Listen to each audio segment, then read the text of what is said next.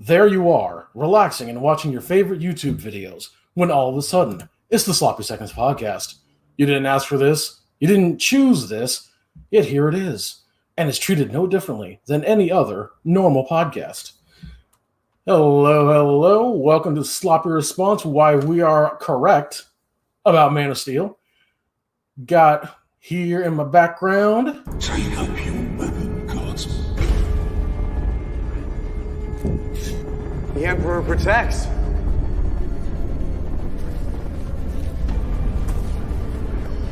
Yes, he does. Wow, that's my intro now? Goddamn. Yeah, boy. All right, and next up. Fuck you! I fuck your mother! That's so What up, good. Alexis? So Well, fucking good. hello there. Thank you for having me on. Yep. And our special guest.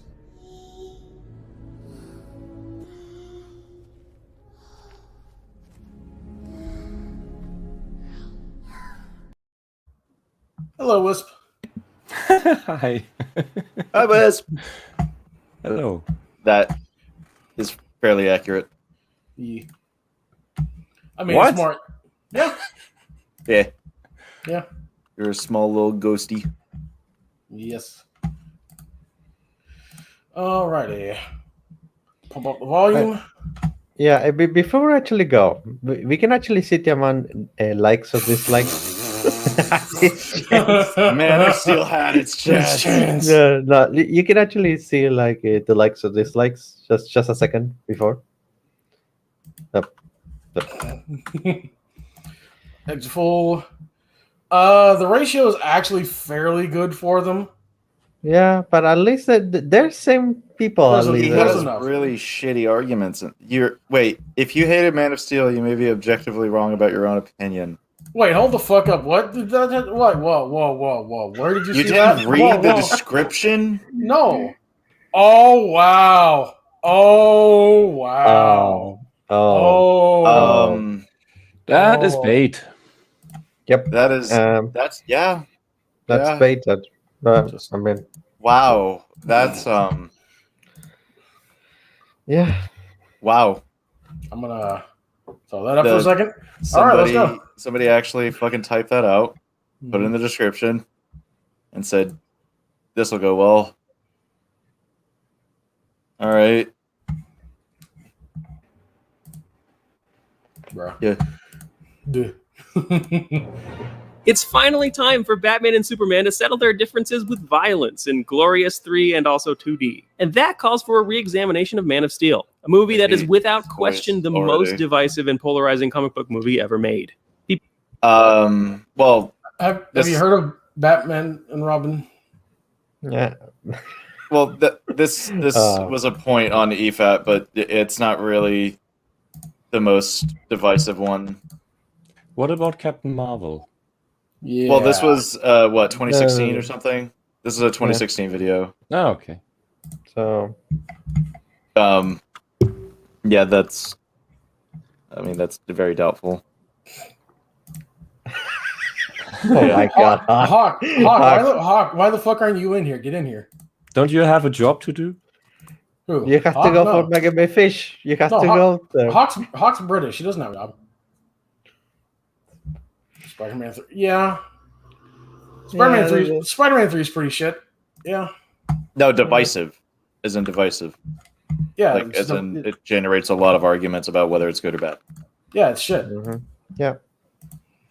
So People either really Spider-Man love it 3 or wouldn't. So Spider-Man 3 wouldn't be divisive because it's agreed upon that it's shit. Yes. So Spider-Man 3 is not divisive. No. Okay. I agree. All right. All right. really hate it, or they liked it except for that one part they hated, but otherwise it was good. We think Which the level one of hate part? Okay, Mitch Hedberg. Jesus Christ. People either loved us or they hated us or they thought we were okay. If you know zero about Superman and expect nothing, it's a popcorn flick. Yeah. Okay, But yeah, that's that's kind of that's 100% then- the but book that there's the a book that- but. There's And a then- but. Let him know. Going on. Wisp. What? There's a bat. I mean, so like go on. Wisp. Stop talking about Wisp butt, man. That's Dude, fucking rude, sir. I don't understand what you're saying. I'm sorry. I can't wait for Alexis to speak English one day.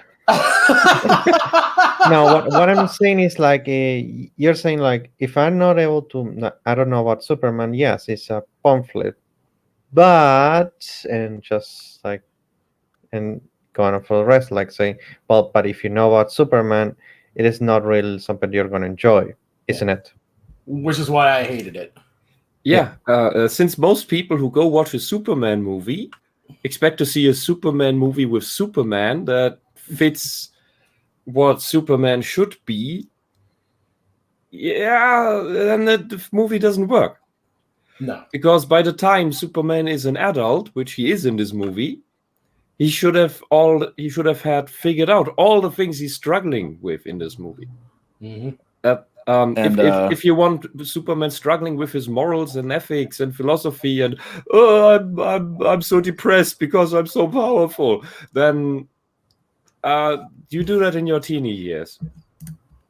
Mm-hmm. That's why I have a more like relaxed stance on Smallville, because it was an entire series devoted to Clark Kent becoming Superman eventually. Yeah, and that fits. That makes it.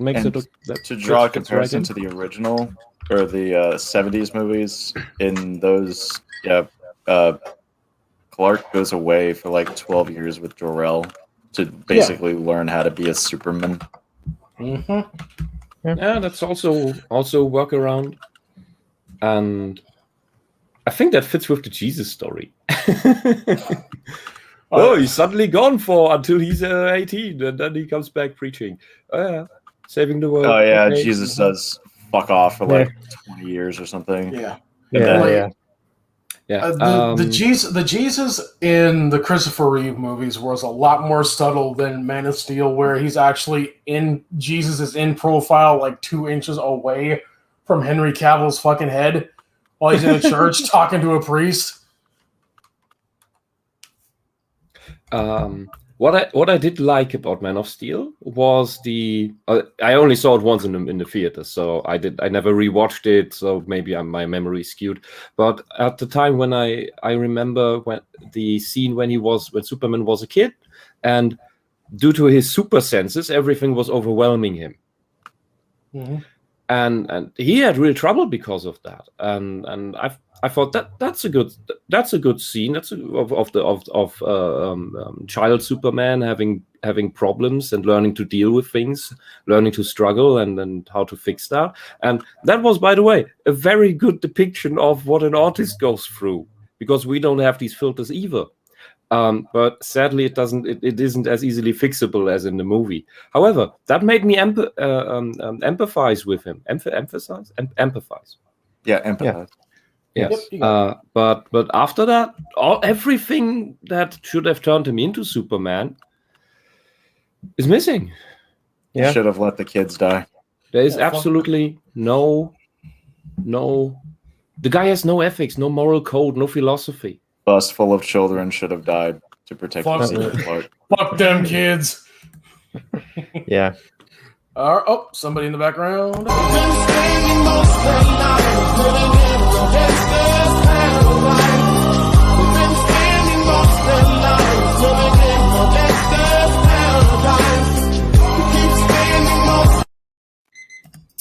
What up, Crow? Hello. Hello there. Good morning. Hello, Wisp. It's good to finally actually talk to you. Is it? No. Oh, well. Hatred for Man of Steel is totally unreasonable, and we wanted to address some of its criticism so that. Yeah, no. Unreasonable. No, but this movie hatred is unreasonable. This movie trips over the first fucking hurdle of getting off of Krypton. Like, it fucked it up. Yeah. Unreasonable. I just love my movies to be completely dark, except for the scenes where are so bright that lens flares block everything on the screen anyway. Special guest star J.J. Abrams, or still guest director. Now, But Also, if he's it's talking not about- dark enough, if it's not he's- dark hold on, enough, you hold can't on, see the sky laser.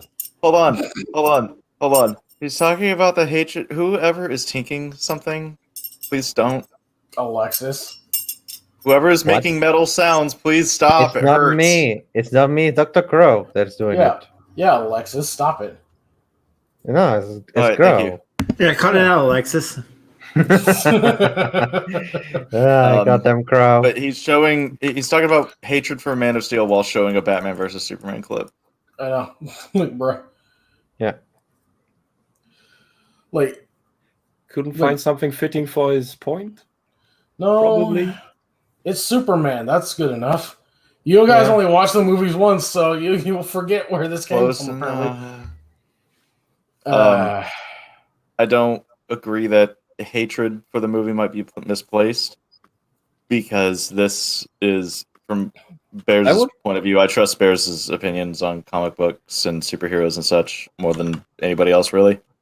And this isn't Superman. No. So if somebody's favorite superhero is Superman, they're going to be very upset. Yes. Yeah, but I don't think hatred is the right word, because these kinds of video essayists of this particular political persuasion only think in extremes. It's either love or hate. It's absolute blinding lens flare light or absolute darkness where you can't see anything. There's nothing in between. I think the reaction most people have with these movies is rather apathetic frustration, disappointment. You see, Well, you that's see my the opinion movie. with most movies. Yeah, you see the movie, you see, oh, that's crap. Oh, they fucked it up.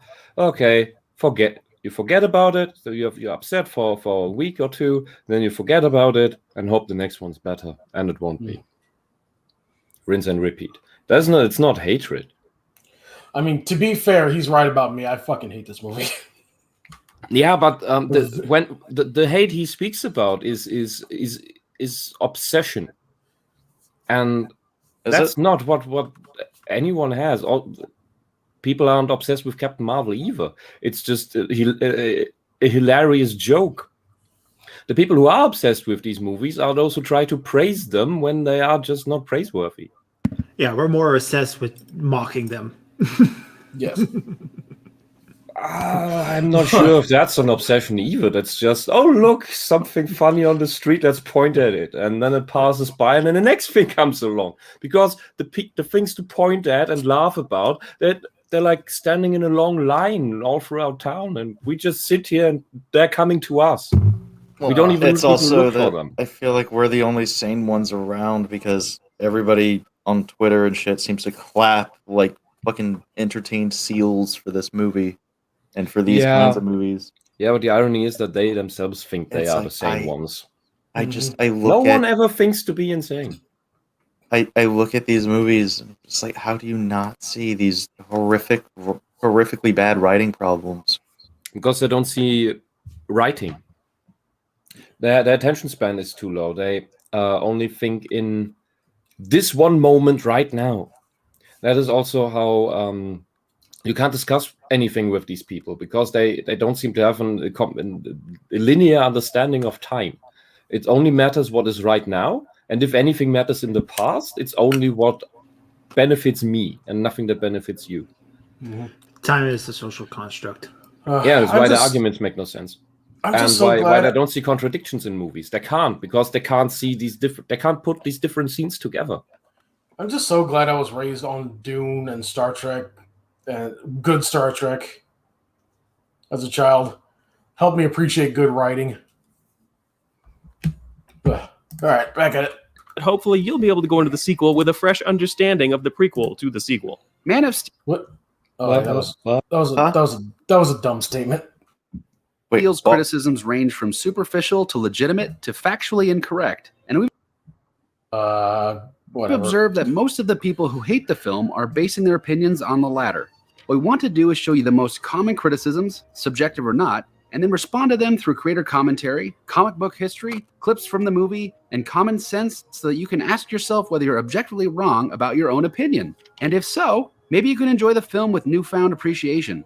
But first, we got to talk about some trivial nonsense that barely counts as... Okay, so He said he said comic book. I think I haven't seen which era. Because this character has a long trail of development behind it. Hold on, Wes. I think he might end up bringing up. There was a story by Alan Moore where Superman did end up killing Kryptonians. He doesn't bring that up. Oh, well, what I was going to say is like that was going to be like when. Okay, what happened in the comic book was that Superman killed 2 Kryptonians with kryptonite because they were just forcing him. There was nothing he could do. He tried to reason with them, didn't work, so he had to put them down because they're Kryptonians, right? But then Superman, exposed himself to gold kryptonite, and that took away his powers permanently because Superman does not kill.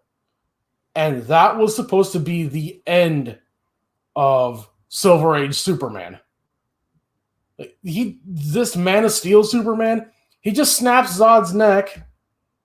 Without a second thought. Yeah.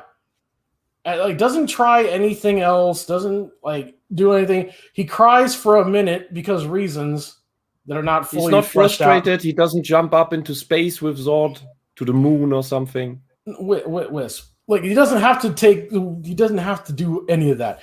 They were already in space. He didn't even attempt to keep Zod in space. Or even land anywhere else. When we're just talking about this, okay, we're fighting now. Okay, I'm destroying the town because I'm an idiot. I'm Titan. This is Titan from Megamind. This is not Superman. This movie shit. I'm honestly fine. At that moment, you should have just taken him away because that is what the actual character would do to uphold his code. Yeah. This guy doesn't have a code. I'm honestly fine. If Zod managed to force Superman down onto ground in spite of Superman's best efforts, and Superman's trying to, you can explain it away that Superman's trying to fly up, but Zod's flying down. They're canceling each other out, and they're just on the ground. I'm fine with that. Yep. But it's just the not even attempting to stay in space, to go in the ocean, to go in any one of the many deserts on this planet. He just goes right back to the city that's nearly destroyed to continue destroying the rest of it. Yeah, that's because they wanted to have good shots instead of... I think Dragon Ball does this better. Yeah. Yeah. Goku, sub 60 IQ Goku. Goku who Chi-Chi sends a shopping list with pictures drawn on it because this nigga can't read destroys less shit than Superman in this movie. Yeah, because Goku has an actual pure and golden heart. Yes. And this Superman does not. No. And even Goku, although he has to kill once in a while, he still tries not to. He still tries to reason. Goku is the better Superman compared to this guy. Yeah, fucking Frieza. How many Frieza killed his best friend right in front of him? He still spared Frieza. He still tried, and only when Frieza threw Goku's kindness back in his face did he actually finish the job. Bruh. Legitimate criticism, such as there is too much product placement. Product placement is not allowed in movies. Irrelevant. Okay, that's not a criticism. That may be annoying, but it's irrelevant. Yeah. I absolutely found it annoying. Well, yeah, you kept on harping on it. I know. Yeah, I was about to say Zach can attest to that during our watch through of Man of Steel, but that. Even I understand that's not an actual problem with the. It's annoying, like you guys said, it's annoying, but it's not a problem with the story. Yeah, I can tell you a funny thing about this. I'm in Germany, and when I see these movies here, most of these brands I don't know, so I don't even notice them. I notice when, I don't notice as product placement. So now that I'm older, I know, okay, this is how the shot is made and everything. I know, okay, you want me to see the logo here. Okay, This is an advertisement thing to fund the movie. Okay. I notice it when it's an Audi driving around the corner that they want me to see, because for some reason this movie character has this specific car that has to look awesome now. That's the only reason he has this fancy car. Otherwise, I've noticed only later on in about sitcoms, for example, like Friends. Friends has product placement, very blatant one. But I only saw that when I saw episodes of that in the original online, because in Germany we have these dubbed. The dubs are relatively good, the 90s dubs and the early 2000s, but it's the time that they got really shit.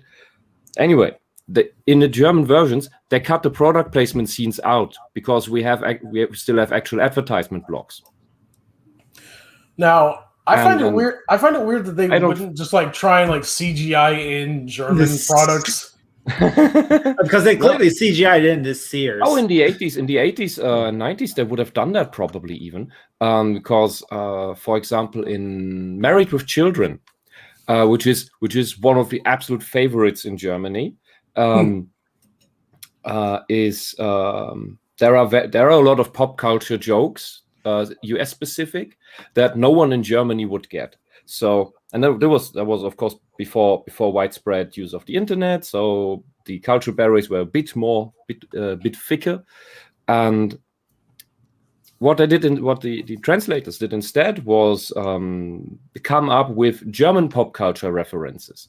And strangely enough, they were so good it did not rip the immersion of the series.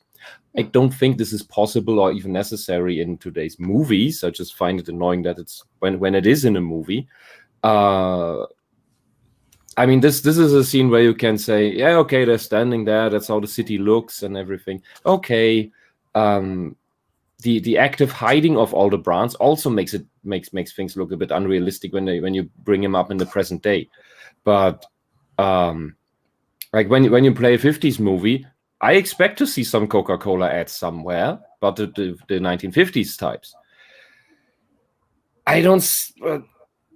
Product placement is annoying. This is a non-point. This is a non-issue.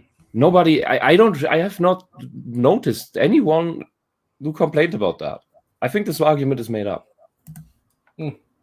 Ever. Ever. How dare they put common products and businesses from our everyday lives in movies? There's no business. Fucking God. Well, good straw man there, guy. Yeah. This is so I'm not familiar with this guy.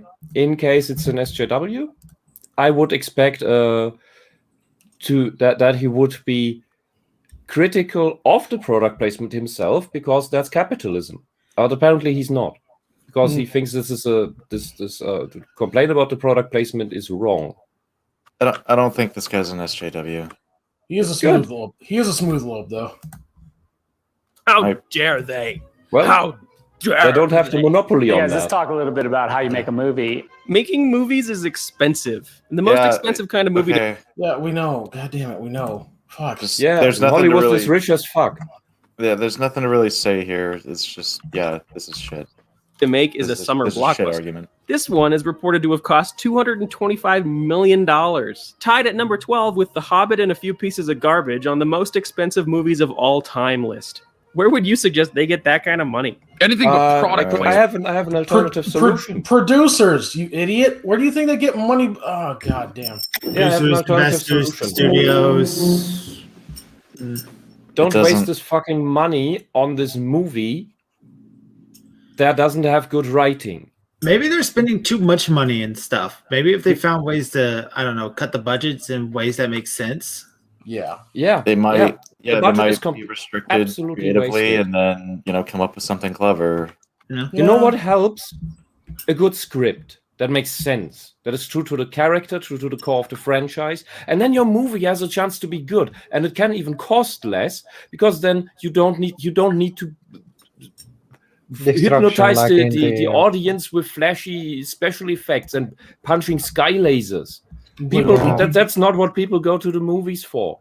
Bleepy bloopy, like you could have saved a lot of you could have saved a lot of money without the dubstep cannon. Yeah, like you could. Yeah. So like the last part of the movie, they kind of have cut it off if they decide when Superman is going off to Earth rather than to go for the city. is go for a desert. If you were to go that, you save your budget a lot, and it's more simple. Just like that, and it's in character. For some reason, apparently in this movie, an army of Kryptonians was not a big enough threat. Ow! We gotta have the dubstep cannon with the Dr. Octopus arms in it. Wait, what? What? Yeah. You're not wrong. Yeah. That is not a list. Where would you suggest they get that kind of money? Anything but product placement. That is not allowed. I don't know what IHOP is. This is a worthless argument. It's just a random logo to Product me. placement paid for over 70% of the film's budget. Yeah, this is I guess this the is a argument. worthless argument. Oh, Yeah. what? 70% of the film's budget? Yeah, It looks like it. It's this is just a worthless argument. Yeah, because I don't know why I don't know is- why he's wasting our time spending time on this fucking bullshit argument. Because he's got a straw man. He's got a straw man our actual arguments. I'm more upset about the marketing team for these product placements. Like, where are you guys going? and What would the be why, that like Okay, we get it. Product placement necessary. Move on. Also, beautiful lens flare off of her hair for some reason. I have another idea. I have another idea that it's not the dude. Can you please stop? It hurts in my ear, really. I'm not a scroll. Like it's really I don't gross. care who does it. It's piercing. The high frequency is piercing into my skull. I'm a pussy. Okay. What did I want to say? Right. Look, I have a malicious allegation that this movie didn't need to have to be so expensive. No, wait. They didn't need all this money to make it. It's rather that they got all the sponsors into the boat to get all that money, and then they needed reasons to somehow justify spending it. Because Hollywood, in the end, is a giant money laundering scheme to get money into your pocket. We've seen this with what's his name? The fart comedian. That one. I'm bad with names right now. The guy with the boring comedies who made Jack and Jill. Adam Sandler. Yes. It's just in my book that's money laundering, and maybe you just want to get a lot of money and need a reason to spend it somehow. Like Red Letter Media did a completely like subjective like breakdown. Like they're like, okay, well, I mean objective. No, they said that it's like we can't back this up, but and then they did a complete breakdown of all of it. Like everything, they said everything looks cheap in Jack and Jill, and it does. Like, and they just have all their friends. Adam Sandler just has all his friends in all the major roles. Like, okay, and then and everyone says a line. Yeah, Johnny Depp walks through, says a line, is gone. Here's a couple $1 million. Which, if I was Adam Sandler and I had a bunch of friends and I could make them some easy money, fuck yeah, I'd do that. It's like, hey guys, you want to be in my movie for like 5 minutes and you can get $20 million and we can just hang out and have some craft services? Like, yeah, why the fuck not? Pump out this shitty movie. I know it's gonna fail, but we can get some money on the back end, call it good. But this is supposed to be like a major, like triple, like big Hollywood summer blockbuster that leads into an entire like superhero franchise, and we got this scene right here that's straight out of the Wayne's World movie. Like that one like 10-second clip where they purposefully were making fun of product placement, and then there was no other product placement in the rest of the movie. Yep. But product placement paid for over 70% of the film's budget. I guess the argument would be that since there's too much CG and too much action, if they cut some of that out, the movie wouldn't have cost so much. And I just said that. Dude, you are spending so much time on this fucking argument that nobody cares about. And I just tried to reason it out. It's not that I made the argument because I didn't care about the product placement because I didn't even notice most of it. Oh my god. But like the argument that like they're wasting too much money on CG is correct because you can like save a lot of money we're getting rid of the dubstep cannon. That makes no sense. That stuff's expensive. You got 7 Kryptonians against 1 Kryptonian. That is a big enough threat for Superman to deal with. Deadliest game, Superman. Go for it. Although you can still say that Superman had his powers his entire life and time to train with them, and these guys just show up and notice, oh, well, we are here, we have superpowers. If we get out of the hazmat suit that protects us from getting superpowers. Yeah. And they suddenly are able to beat Superman. That is a criticism, because that's bad writing. Yeah. Yeah. It should be like just raw. The Kryptonians that are there should have raw power, and Superman should have power and training. Yeah. Yeah, but that should be his like advantage. Militaristic Kryptonian, so they got that on their edge too. That's where all the conflict should have been. That's a good give and take though. But Superman knows his powers; they know how to fight. Like Superman knows the territory and the terrain and whatnot, but they have the numbers advantage. They have the numbers. They have technological bonuses. Mm-hmm.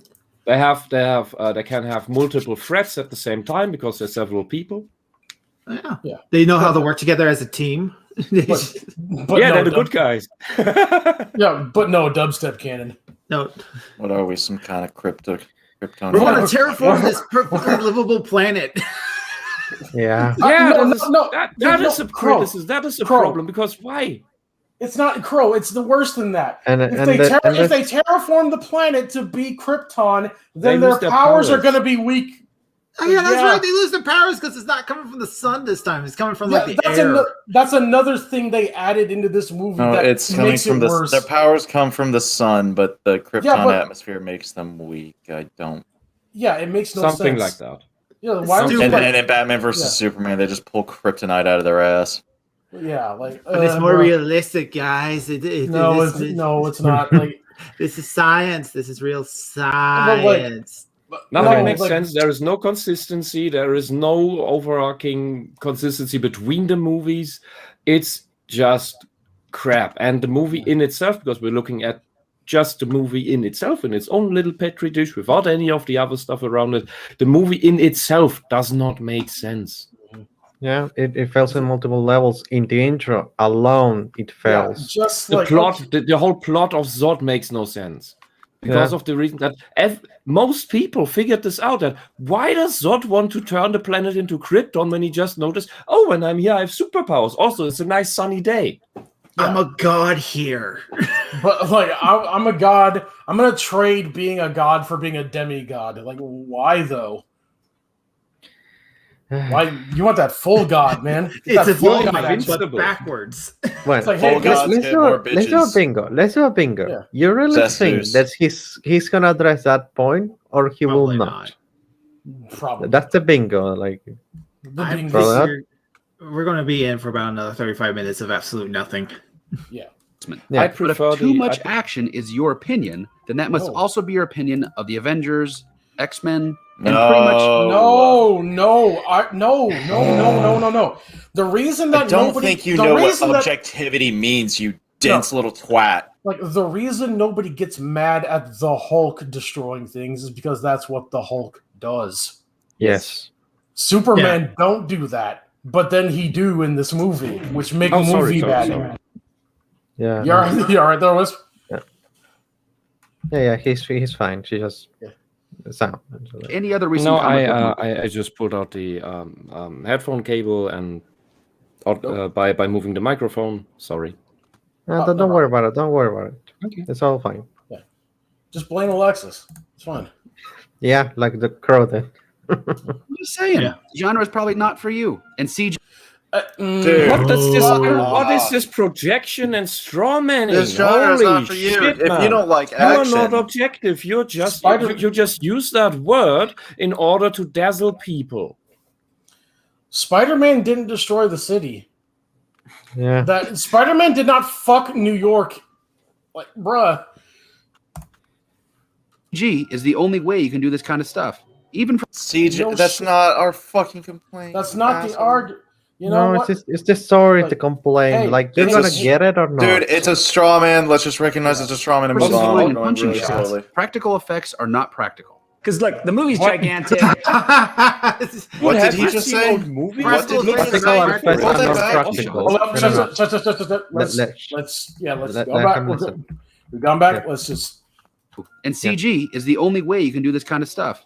Even Wrong. for some flying and punching shots, practical effects are not practical. Because look, the movie's gigantic. Of course, we have spaceships. Of course, we have planets. How do you make Superman be super? What do you do from a visual effects standpoint? The idea was that if Superman does anything, it's going to have to be a visual effect, whether it's what? Flying, lifting, anything, really, punching. Some of the proving ground for that was even... Zach, there's a man by the name of Richard Donner. 40 years ago, he did all this with a lot more practical effects, and by more I mean completely, because it was the 70s and their computers weren't as good. Yeah, you don't have an excuse. You don't have an excuse to do this. So I I get that they want it to look better, but practical effects are. I've been saying this for a while. I want more practical effects in movies because practical effects do look better. Yes. Your CG use should be when necessary, because practical effects are more natural if done well. Yeah. I mean, the biggest thing I can point at is the difference between Lord of the Rings and the Hobbit movies. All of the orcs in the Hobbit movies are CGI. All of the orcs in Lord of the Rings are practical effects. Which looks better? Lord of the Rings. Oh my god. Yeah, with CGI, there's limits with CGI that you have to be aware of. When you know the limits, you know when to use it. Practical effects, there go for CGI. Yes, it helps. CGI, there's a lot of effects in CGI that you know to know some movies, but they use it correctly when it needs to be there. In this scene, you really think they really need to know to put the CGI, or they can just go Superman with the cape, just like with a snow element, and that's it. Yeah, they could have put the cape on him here. Yeah. And then like blow it with a fan. Simple. Yeah. But no, they had to CGI. I mean, the set he's standing on is a practical effect.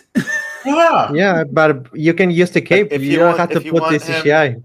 If you want his flying to look all magicism or whatever, and have the little rocks floating around his hand, yeah, you can do some CGI for that, because there's no real way to actually make rocks float around your hand. Yeah, that's fine. Something like that. That would be a nice little touch. But he's not wearing a cape. Yeah, that's a problem in this one. It's very odd that he's not wearing a cape. Yeah.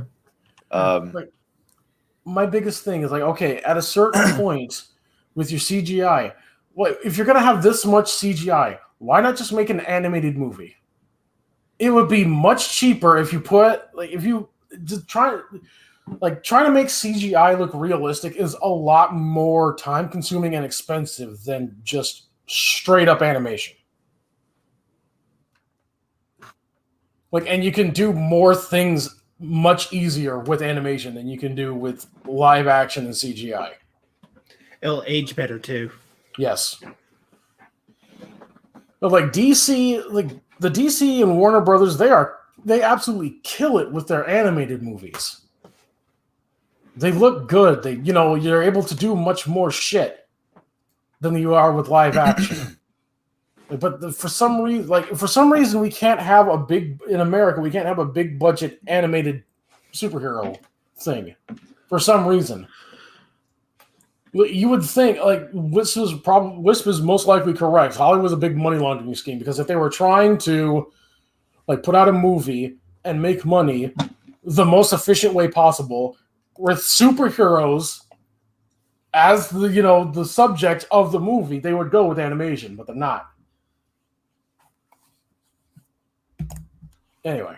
In First Flight, I think a lot of the stuff he did in his training facility to do his stunt viz did have the wires, right? Because he wanted to show, here's the body language and all that stuff, and then you'd approve that, and then Damon and I would go back through it and go, let's not do that. That's a superhuman hit right there. Let's switch out there. Another way to look at this is that all this product placement stands in as a representative of capitalism. I know it's not. Oh, He said it. We need a bingo card, for fuck's sake. Dude, this fucking guy, just drop the point already. Stop it. Stop you it, have Tommy. spent so much time on this worthless fucking argument that nobody's actually making.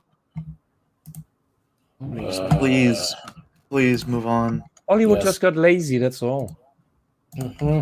Oh my Fashionable god. to admit this product placement stands in as a representative of capitalism. I know it's not fashionable to admit this anymore, but Superman stands for truth, justice, and the American way that we're not supposed to talk about anymore. Politics, does he still stand for truth, justice? What? I'm sorry to have to tell you this, but all that stuff is capitalism.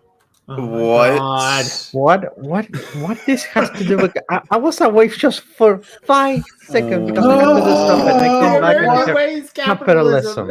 Well, only aspect of American way, everybody. Capitalism is based in red pilled, yeah, but like there's more to America than just capitalism. Yeah, freedom, truth, justice.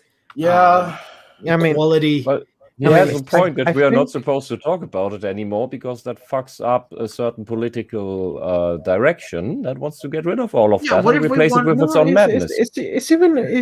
This is actually pretty bad because this is not what we think about Americans. When I just think about Americans, I don't think about product of American. I think about the flag of America, the culture there is in, the different things that do between the states. I don't think about product that is there, like from the con. I don't think about that. Why are you pulling this? Why he's pulling this argument? Russian way.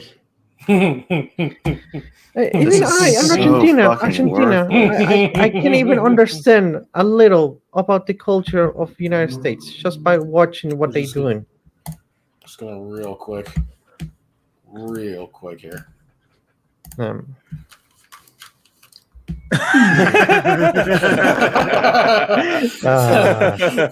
Thank you, Flink Lockwood. Very cool. I have to search something. Let me see if I found it. I gotta search for my phone. I know that I have something. I have something. All right, moving on. Or should I say capitalism is all that stuff? So if you don't like product placement, then I guess you just don't like what Superman stands for. No, it's just not. What? No, God, you are spending so much time on this. You're still going. I'm too tired. I don't remember what that fallacy is called, but this guy's shooting them in rapid fire. It's not that Superman stands for capitalism. Superman stands for true and justice. Like, yeah, Superman doesn't give a shit about capitalism. Truth, justice, and the American way. Alexis, as a foreigner, what is the American way? American dream or something. Yeah, being able to raise a family, you know. Yeah, the American dream, able to live your life, able to get your own home, able to live your life in peace, freedom, and happiness. Yes. Yeah, freedom as well. Able to express yourself, able to own a gun even if you want. Able to say whatever you want in the street without no have worries. And to be able to pull yourself up from the dredges of the street up to the highest tower. Yeah.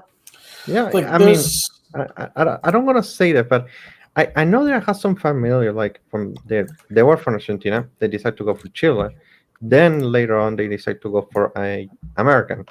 They managed to get in there. They were pretty low. They were in the 90s.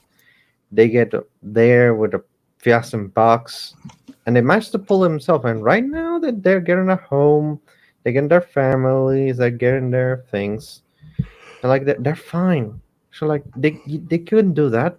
You can do that with American Dream because American able to do that. Truth is, game was ripped. The game was ripped. Yeah. So if Superman gives a shit about anything, it's that you are a good person. That doesn't have any attachment to what products you consume, what your monetary value is in the on your bank account. He doesn't care. He doesn't care about any of that. No, Wisp, you don't get it. That one time when Superman floated in front of a girl that was going to jump to her death to commit suicide, and he talked her down from doing it. That was all for capitalism. He wanted her to consume a product. I know. Exceptions always count when it's for the idiot's argument. Then the exception always counts. The exception one of the is comics, everything. like The standard doesn't count. Oh, in one of the comics, like I think I remember that there was a scientist that built a jetpack and stole a bank, and Superman managed to catch him. And so, like, and later on, he learned, yeah, I built this jetpack, and like, you really do that? You know that you could have, go there, planted that. Should like to say, well, you did that.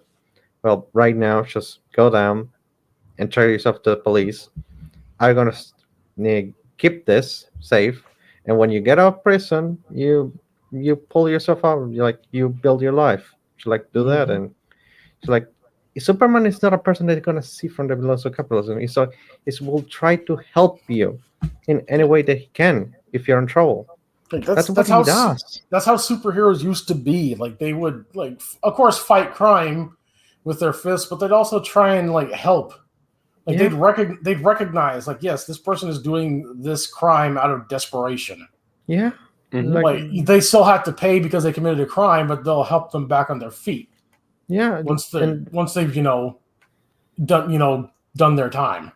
Yeah, and there's such a few comics that are able to do that anymore. Like I know that Invincible do that one scene with that, and like but it's very rare right now. Like everything is a deconstruction. Like nobody's building anything. You're all just like just deconstructing. Like sick of it. Oh, Stop. destroying everything. Like it could be more accurate. So like that's so on. This is a pointless argument. Oh wow, we don't really see a reason that product placement should ruin a movie. This movie actually contains at least one reason to appreciate it. How often do movies give you the opportunity to say something like, "Now I know what it's like to watch someone throw a train through a Sears appliance department"? That could have been literally any building. What are you talking about? The general notion of throwing a big thing into a building is almost every action movie these days. Yeah. Especially superhero shit. That is just pointless. That is Your this arguments isn't even are worth poor. addressing further. Yeah. You don't understand why Superman is Superman. It's like, and you just focus on useless garbage. The only thing I can take from that is that he hates Sears. Why does the movie spend so much time on Krypton, and what's with the dumb alien creatures? I mean, if he said no, if he said he deflects the criticism that's on the intro, that there's a lot of criticism just in the few minutes, and he's never known to even understand what that criticism is. I should gonna say, you're dumb. The criticism of... also, I don't believe anyone seriously makes this point, because that's the awesome, cool space shit that we want to see. I would be fine with a movie that is 80% on Krypton. I'm sick of seeing every fucking action movie with gods from outer space and all of this shit, like Thor, and 90% of the movie is on Earth with some irrelevant, boring girlfriend relationship and absolutely nothing of interest. No superhero, supervillain plot, nothing, no world building, just 5 minutes of, oh, look here, CGI Asgard shot, and then just nothing. I want to see more of the interesting stuff. I'm bored by Earth. Give me cool space shit. Give me more Krypton. This is a made-up argument. And to add to his argument of Wisp, I do not mind if you do a movie about Earth or Krypton, as long as there is, without not plot holes, criticism, like I can find just by looking at the first time watch, like, and it's pretty good, all things considered, with everything. Like, yes, do it. But on this, there's a lot of criticism, and even on this, like, he's not able to tackle that. What is like the criticism that actually people have? So let's just see this if he's able to grasp it at least. That's what at least I'm hoping for. I remember correctly. I see there are problems with the Krypton plot, but I like that I try to elaborate on it at least. For me, I'm not like you're like, you know that how many fuck ups like in the Krypton, like just in the 5 minutes, like there's a lot. Like there's a lot. If we're able to elaborate there's it, spacefaring civilization that doesn't go to space. Yeah. They're the most about incompetent spacefaring civilization that has ever been, and through their decisions, the only survivors are the criminals. That's just retarded. Yeah. So let's see if we to grasp. If I remember correctly, from the first Richard Donner Superman, it took the movie a solid half an hour to get off of Krypton. Yeah. Nobody complained about Krypton. The problem is not Krypton. The problem is this version of Krypton. Yeah. And as good. Yeah, and that's what I meant to say. I like the attempt in general to do more on the outer space stuff, on the real origin stuff, that background, that world building. I do not like the execution, but I do like, because his point is that people complain about Krypton. It's not the time. It's just as everything else in this movie, the writing. Yeah, I agree with that. Like right now, the simple, like Zach pointed out, their spacefaring race for 100,000 years, but they all die because they stayed on Krypton because of reasons, and the only planets they went to, everyone here is already dead. Barren husks. Everyone here is already dead. Like, think of it like this.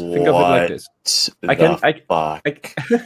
can give you a movie consistent interpretation of why that is.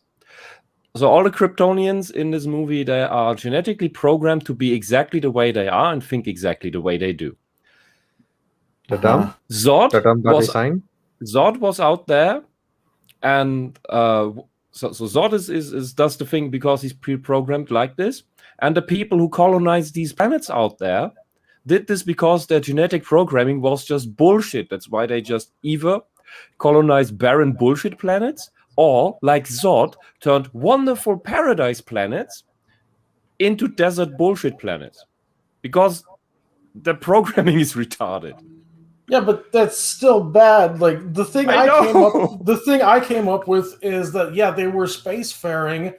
The Kryptonians were spacefaring. They found like, oh hey, yellow stars. We can do this. We gain superpowers. That's how Jor-El knew to send baby Kal-El to Earth.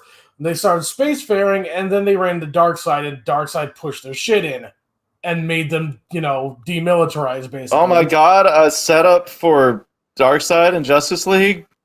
What? Yeah, what? Oh no. Oh my god. Oh my god. That would have been a thing to plan, but they didn't plan nothing. Almost like we're building up to a big event later down the road that will cap off the entire franchise. Like, Hey Hollywood, could you, of the 220 million bucks you spent on this bullshit movie, could you spend at least one of those millions on a good writer who writes you a script that makes sense and fits with the characters? I think at this point, writers would be fine with just one. Why would we spend all that money on a writer when there are a dime a dozen on the street? Yeah. Yeah, but the joke is, if you spend that 1 million on a good writer, people might come in the second weekend, and maybe the third weekend, and maybe buy the DVD or Blu-ray or whatever Tesa film or whatever it is today. Yeah. USB stick, SD card, weird crystal thing. Digital download. Oh god, the worst of all. The Krypton crystals. Anyway. So much time on Krypton, and what's was that robots? Oh, that's the him. dumb alien creatures. Throughout the various continuities, comic books, and animated films, Krypton has tons of life forms that. Yeah, that's not the problem. That's okay. Let's see if we want to. Alien planet. They're gonna have alien shit. Time out. No. No. I'm saying I agree with this. Like the entire Doomsday, the thing that came to Earth and beat Superman nigh unto death. That thing was raised on prehistoric Krypton. That is how fucking terrible Krypton is. That's why Kryptonians, as a species, even though they look like humans, are hardier than humans. because like Krypton is a very, very horrible place to live. There's no problem with alien creatures on Krypton. It's the fact that it's like seeing like me. I work over in Portland. We have fucking mounted police for some fucking reason. We got people on horses in Portland, Oregon.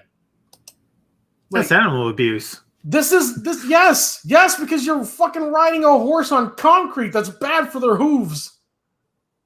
Like, you're wasting time and money and resources on an animal that is far inferior to just buying some beat up shitty car and using that instead. That is what Jor-El was doing. He was flying a giant dragonfly when we could see people on sky bikes and future helicopters and all kinds of spaceships and shit.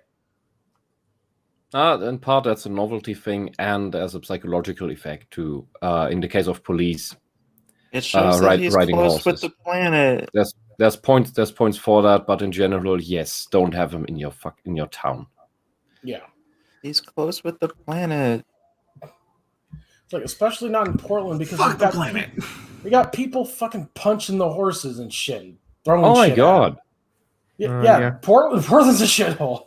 Then that means that the horse intimidation doesn't work anymore. And you should get the horses out. Yeah, horses are expensive to take care of. Yeah, because and we have them here too, and it's usually just to have an imposing presence. That's what they're there for, and to have an elevated position to look over the crowd. Mm-hmm. Yeah, we have APCs though. Yeah, and a much better thing that That also sounds more fitting for Portland. Yeah, you can't stab an APC in the neck. Like, just saying. That exists on the planet. Over 51 different species. Acid-dwelling crocodile, battlebug, balloony, butterfly fish, gristlebird. The movie includes these creatures because this is the comic book Krypton, not the Richard Donner Krypton everyone is used to. As for my god. Oh, that don't matter. This is worthless. Also, that was one place on Richard Donner's Krypton. That could have been, like, bruh, there aren't a whole lot of animals on Antarctica, but there are still people there. Antarctica, yeah. Yeah. Yes. Penguins and seals. Yeah, there's only and tardigrades. Well, I mean, we can't see the tardigrades. But that's lots of them. Tardigrade. Also ferroelectric ice. Yeah. Although that's not an animal. Yes. But it's awesome. Yeah. Like, that could be like where Richard Donner's Superman was taking place. That could be that could be their Antarctica. Like, we didn't see anything else of Krypton because it was about the characters, right? Yeah, I think it's totally fine to make an establishing shot with, here, look, this planet is somewhat alive. Yeah. It's okay. Like, no problem there. Well, the problem is that there's a whole lot of world without the building. Mm-hmm. Yeah. And honestly, it makes more sense. Like, if Baron Rock, okay, it makes more sense in Richard Donner's Superman because their son was about to go Nova. Yeah, different reason why Krypton was dying. Yeah. Oh. What? You all right, Zach? You said son. Oh, you thought S-O-N, didn't you? Yeah. Why they spend so much time on the planet? The filmmakers were trying to play up the fact that Superman is an alien as part of the narrative. We know. They did a shit job of it. Move on. We already know Superman. Oh, hey, did you guys hear that Spider-Man? Bro, did you guys? Did you know Doctor Who is an alien? Did you guys know that Spider-Man's uncle? Did you guys know that Spider-Man's uncle died? Did you know that? Did you know that with great power comes great response? Did you know that? Like, yes, did you know that Black Panther is black? Yeah. Of course we know that. Yeah. Yeah. Did you know that Darling was bad? We were highlighting Superman's alien nature. I wanted to spend a great did a bad time. job. Zert. Sultan, bony tea plants, anthin trees, wedding bell bush. Why did the people of Krypton bother to imprison Zod in the Phantom Zone when the Yeah, planet that's is about to stupid. explode anyway? No, not even that. Why did Zod stage a coup on a planet that was 45 minutes away from exploding? Oh, yeah, that is that is a more reasonable so question. here's the thing. Here's the thing. What would happen on Earth if you got told, "Hey, in 2 weeks the planet's going to blow up"? What would happen on Earth? Everybody on planet Earth has it in their head, "Hey, the Earth's going to blow up in 2 weeks." Yeah, you're not gonna overthrow the government. What would happen? I'm gonna try to get out. I mean, me specifically, I'm gonna find Bill Gates. Find Bill Gates, become his best friend. No, yeah, sure. Exactly. No, it would be absolute chaos. Yeah. War does not describe what would happen on Earth. Yeah, because there is just no reason to hold back anything. And the thing with Krypton, as it was depicted, was the point that the Kryptonians are so stuck in their bureaucracy that they couldn't move in any way. And that's why even in the face of absolute destruction, yeah, we're still going to do the bureaucratically correct thing because that's what we do.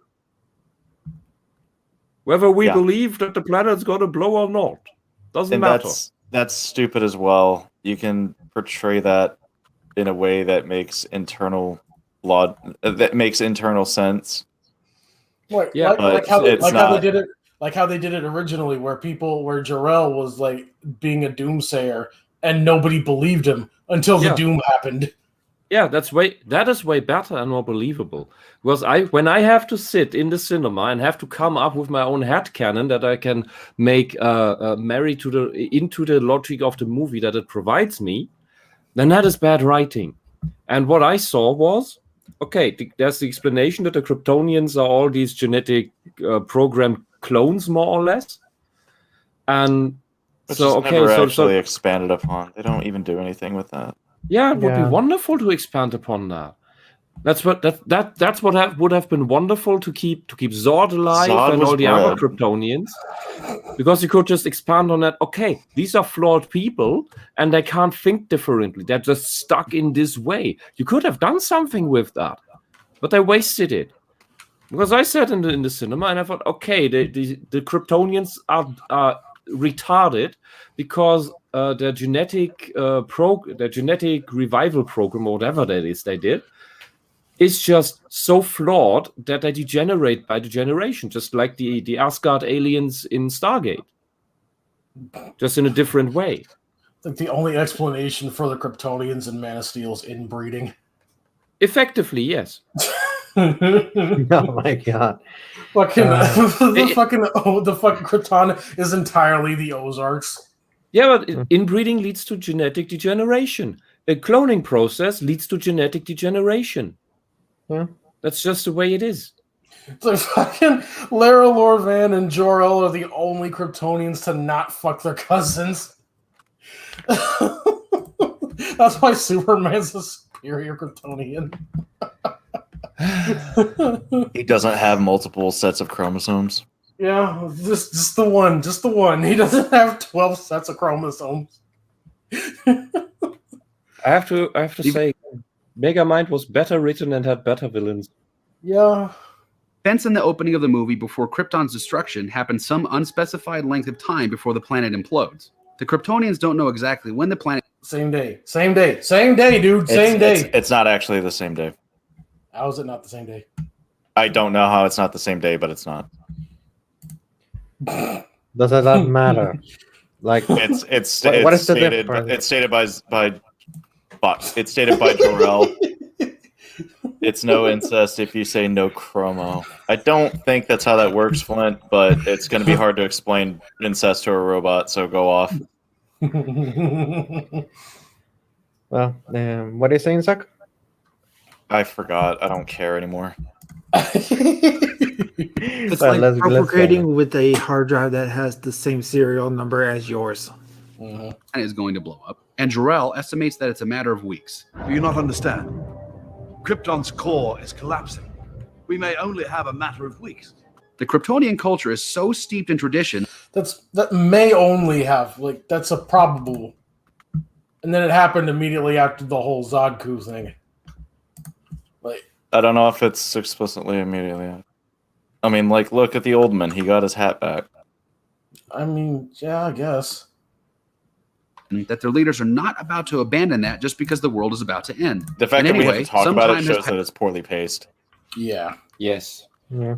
But that's a pretty dress. Yeah.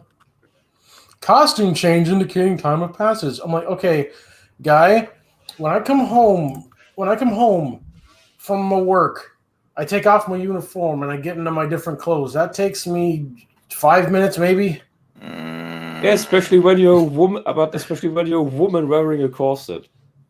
Yeah. Well, it's a time change. They can be comfortable, but it's also comfortable to get out of them. It's fine. This is fine. But like, he's not even specifying like how much time this is supposed to take. Like, yeah, it takes time. That's a flaw to change. with the movie. That's a flaw with the movie. But this guy's trying to defend it, and it's bad. Yes. Yeah. Pass between the Z-Team imprisonment and Krypton's destruction. It wasn't right after. This movie. How do you know that? She took her corset off and she let her hair down. Like, well, just like I'm gonna say, like the guys just completely avoid every issue that there's some danger. So like, yeah, I should like gonna doubt everything else he said, but. My God, how the hell are you gonna? Has no character development.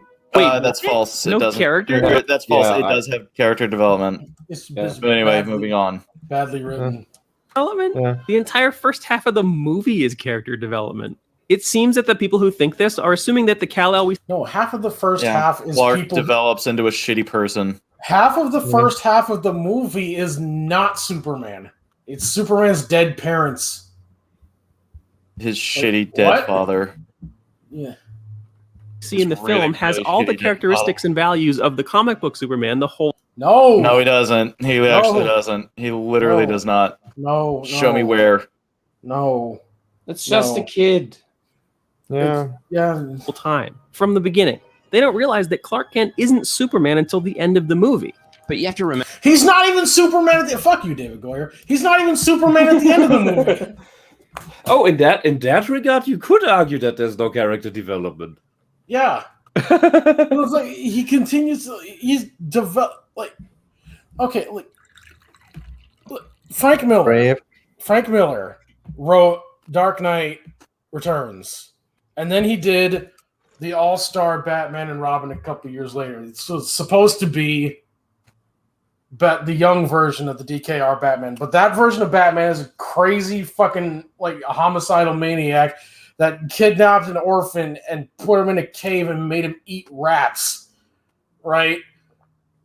That is like this Man of Steel is the crazy All-Star Batman and Robin like version of Superman, where he just goes along and he like breaks people's necks and he like knocks niggas into exploding things just to do it. Right? This is like this. I hate. Okay, tell me, Goyer, what are you gonna Remember, say? this is sort of. They don't realize that Clark Kent isn't Superman until the end of the movie. But you have to remember, this is sort of Superman Begins. This is a movie where the world learns that he exists, and he decides to assume the mantle. You failed to tell the story. You You failed know- to tell a Superman story. You fuck. One of the best on-screen adaptations of Superman was the 90s animated Superman. And you want to know how Superman introduced himself in that?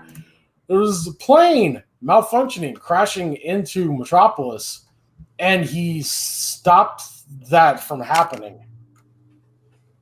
He did a saving thing, not a murder thing, not a He did a destroying the Superman fucking city thing. City destruction thing. Yeah. He acted like a superhero. Yeah, Because he- all I would all I have would see, known. all I would see after the destruction of Metropolis from that fight is that there are two aliens fighting in our city and they're fucking dangerous. We should kill both of them. Yeah, like honestly, all we have information is like Zod came on, he told humanity that the aliens exist, and one of ours has been living among you, and then cut to them having a grudge match in our city and killing everybody and breaking all of our shit. How are we supposed to know that Superman's the good guy? Because he's the one who survived, obviously. Yeah, okay. Yeah, okay. I'll bow down. Just don't laser eye me, please. Yeah, Stalin survived World War II. That makes him the good guy, right? Yes. Oh, wait.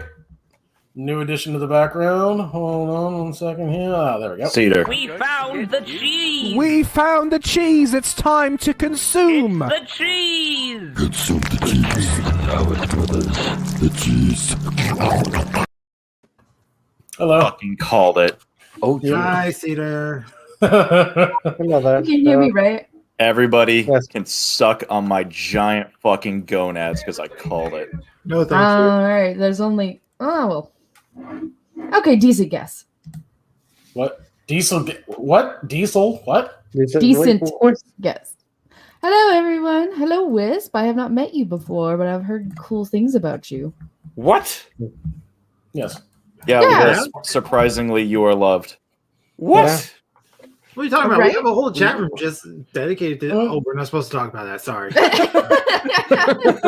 Listen, you already have plus points with me for being German, so. It's You German. helped to eliminate my enemies. Well done. Wait, you invited a real woman? Mm-hmm. Yeah, thanks for showing 5 up, seconds Alexis. in, and the new man already starts with the fucking sexist jokes. I love it. I'll fit right in. It's funny because Cedar's not a real woman. Yes, I have a bigger penis than everyone else in this room. Probably. I beg to contest that. I haven't been a real man since I got married. Yep. What? I am the Vin Diesel. No. I am all the Sith. Now you should spell that with a W, Flint, but I go. Mind vis. Superman. It just sounds like Through the course of the learns that he learns that super. Fucking vocal Fucking fry, hate goddamn. vocal fry dudes. It's not sexy. Stop it. He learns It literally damages your voice. Vocal fry on anybody is fucking annoying. Yeah. Like, stop it. Just don't. Also, this man has a dick nose. Moving on. That's what noses are for. he decides to assume the mantle of Superman. That's Through a the weird course way of the to say film, dick Clark- splash. That's true. Develops from a man that is unsure of his place in the world, trying to understand who he is. I have so many questions. Where do I come from? Why do you need to hitchhike? You're Superman. Just run. Where do I come from? Where do I go? No, seriously, no. Why was he hitchhiking? He's Superman. He can run. Because, I mean, do you want to run everywhere? But you If want it's to be dry a real or- boy. Run faster than literally any other mode of transportation on planet Earth. You goddamn right, I am running everywhere I go. Also, But he yeah, wants to be dick- a oh my real God. boy. If I was able to run faster than the guy who's known for running really fast, I would run. Yes. Wait, Wait, what's Flint- the line? Flint's cracked the code. Jumps over Flint buildings. leaps tall buildings in a single bound. But the- there's like the a thing whole here- slew. But Faster than a speeding bullet. More powerful than a locomotive. Can leap tall buildings in a single bound. Yeah, the way I remember the movie. Oh, dude, sick. Hadrian's is- Wall. Is that Superman rejected all his super thingy stuff and wanted to be normal? Or he resented it for some reason that is not really explained, at least I don't remember it. It's And because his dad told him to, or something stupid. and then his awakening moment is on when he's working on that oil rig. Where he accepts that, oh, these powers can save people.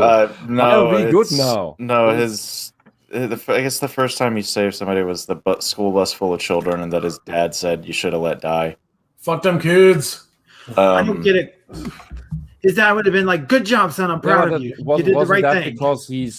because his dad was afraid that he's seen as being different and therefore then bullied to death or something? Oh my God, Fuck them kids. I mean, it's more like the setup why he resents the shit. But on the oil rig, that's his awakening moment of No, I accept that these was powers just the first after time all. we see him in the movie. We see him save people. Yeah. Okay. Well, I don't remember. It's too much of it, implied and that I don't he's intend to been doing rewatch the this whole shit. thing. But yeah, the main problem is simply that could have been the whole first half of the movie, Superman's hero's journey of accepting this shit properly and writing that part properly. You can't hide yourself anymore. You have responsibility. The Spider-Man thing. You have this power. You have the responsibility. Could have been the entire to help movie. People. Yeah. Yeah. Could have been the entire movie. And yeah, if yet, it's set up for Superman, yeah. Yeah. And yet, we got Krypton had his chance. Yeah, and at the end, he's still not Superman. He's the worst. He's not even a version of it. He's not even the worst version of Superman. He's just not Superman. Superman, more He's like just a guy with Stupid Man. powers. Oh, I got him. Supergirl. At least they didn't ruin Supergirl. You Yeah, say they did. that. You say that. Yeah, they did. Biggest Supergirl's bro. dead. Not the same continuity. Supergirl is fucking dead. No, like No, here's the in the thing. DCEU, Supergirl is fucking dead. They just casted the way she should. They just casted Stay. They just casted Supergirl to appear in The Flash for some reason. No, Let me guess, she she's gonna be is black. fucking dead. She was the corpse in the ship. That's canon. Like, that is canon. Oh god, they're gonna. Fuck. Well, then why the fuck did they cast Supergirl for the next Flash? It's going to be part of the Only DC. because they forgot. God damn it! Of Oh, course they're they did. probably gonna reckon that. Like they're gonna Look, say, no, she's It's alive. another. No, People she's kind alive. of forgot that their major character. It's had like you a giant already dick. said she was fucking dead. Like, what the hell? And you put a reverse suit and say, no, she's alive. Supergirl that's like a shapeshifter, actually, and not actually Kryptonian. Okay, so she's going to be a Martian then? What? I don't know. Yeah, in the Supergirl CW show, she can, like, shapeshift or something. Why though? She That's turns a- a dragon into, like, a lizard. That's What? That's a Martian power though. What? She all kept right. changing. Also, in the EW show, she's stronger than Superman. I knew. yeah, don't I make me knew. remember I that. knew. I knew that. We Don't had make me remember that. Zach and I did a whole fucking like thing about why that isn't on his Twitch channel, about why that's not true. What you say? Into a man who is ready to accept the responsibility of being a superhero. If there's a chance, Yeah, there it is. There's that subtlety right there. I can This save her shot by should be turning shown in myself. every film school. Of what not to do. Also, like this, This fucking shot. this entire thing, like, okay, I have 24 hours to figure out what to do with these Kryptonians. Should I talk to Space Dad robot technology guy, or should I go to random priestman? Random Priestman. He's a okay. Jeebus boy, okay? See? Guidance. They didn't imply the whole Jesus thing. The Jeebus, yeah. Tell him it's like pro.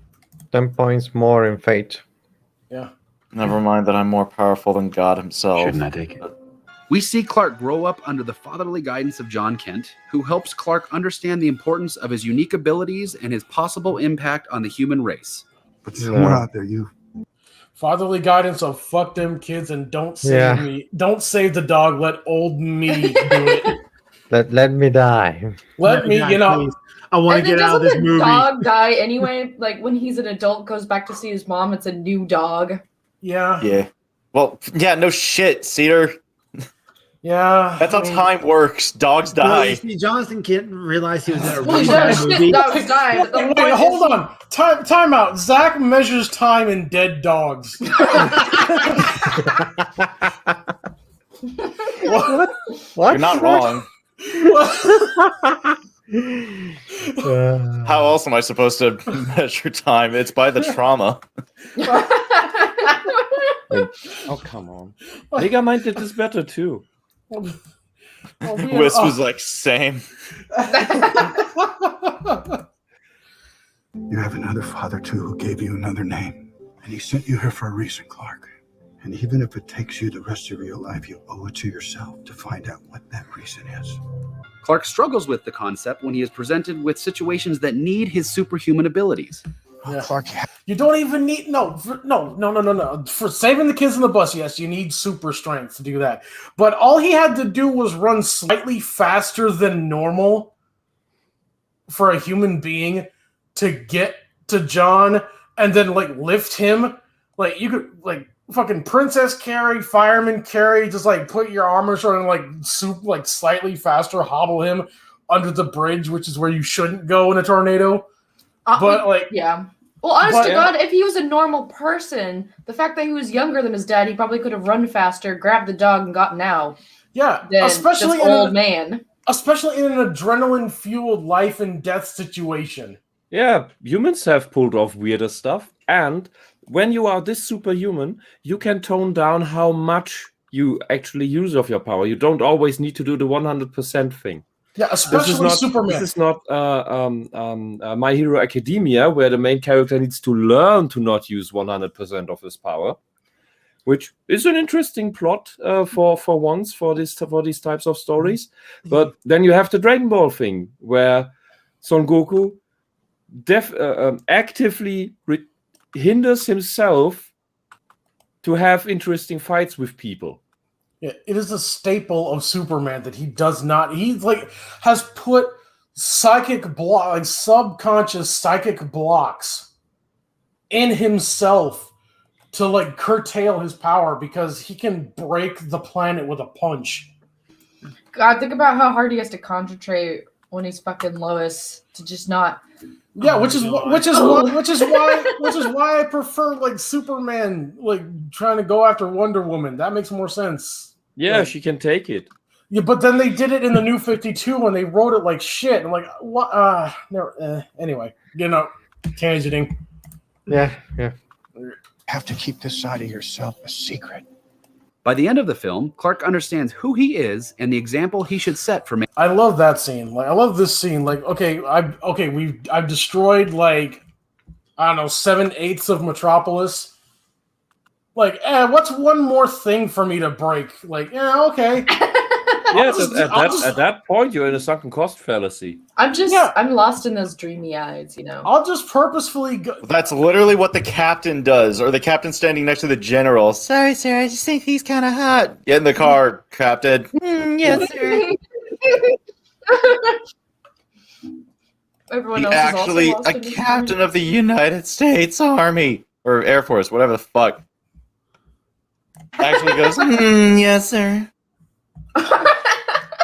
It's fucking despicable. Mankind. I'm here to help. I'm here to help, and I demonstrate this by breaking shit. Like, I don't want your help, sir. Please go away. But it has to be on my own terms. At that, it's like Superman's like the fucking United States government. Like, oh, I'm here to help break shit. Like, oh, okay, thanks. I was in a better situation before you got here. Please leave. Point, he becomes more like the comic book Superman that people expect. Not exactly like, but weuld get to that. To say that there's no from it. No.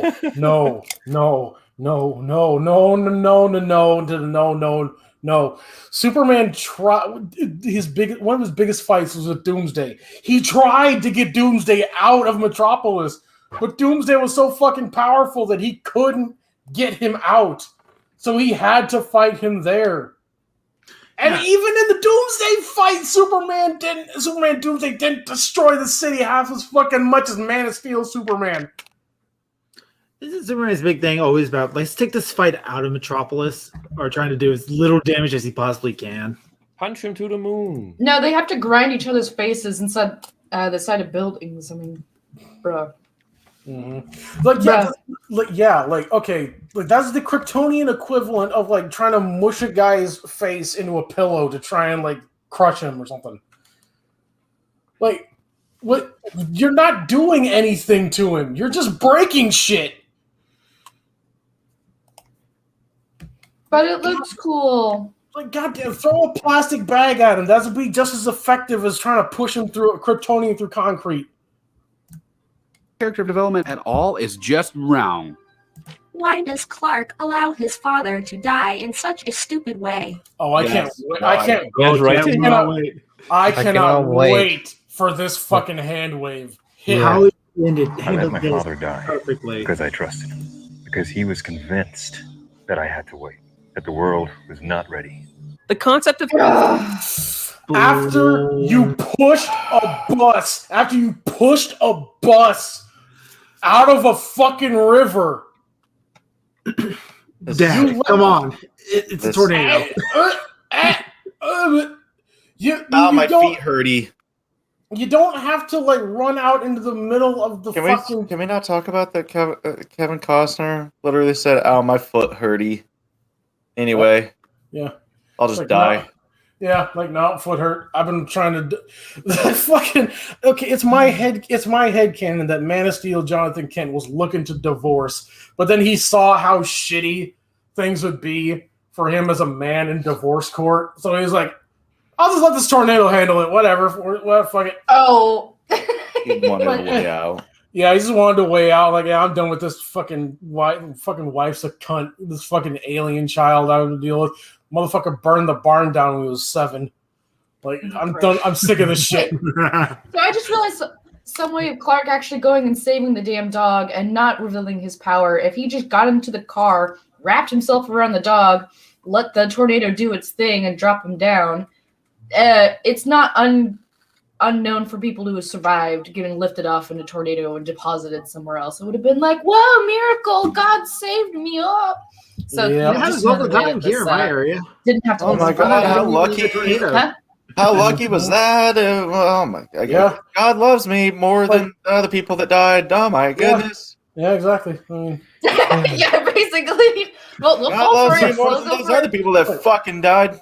it was like, fuck them kids in that third world country that have the parasites in their fucking eyeballs. Yeah, God saved me from a tornado, but whatever. Man, I must have great things I'm gonna do. Anyway, I'm gonna go play Assassin's Creed Valhalla. That shit's lit. Yeah, this is all Superman saying this. It was like, what? Assassin's Creed haven't even come out. New thing. Oh, wait. Shut the fuck up, Cedar. It's like we're only on the first Assassin's. We're only on the first Assassin's Creed. Don't ruin the goddamn joke. Just like a woman to ruin anything, literally anything, really.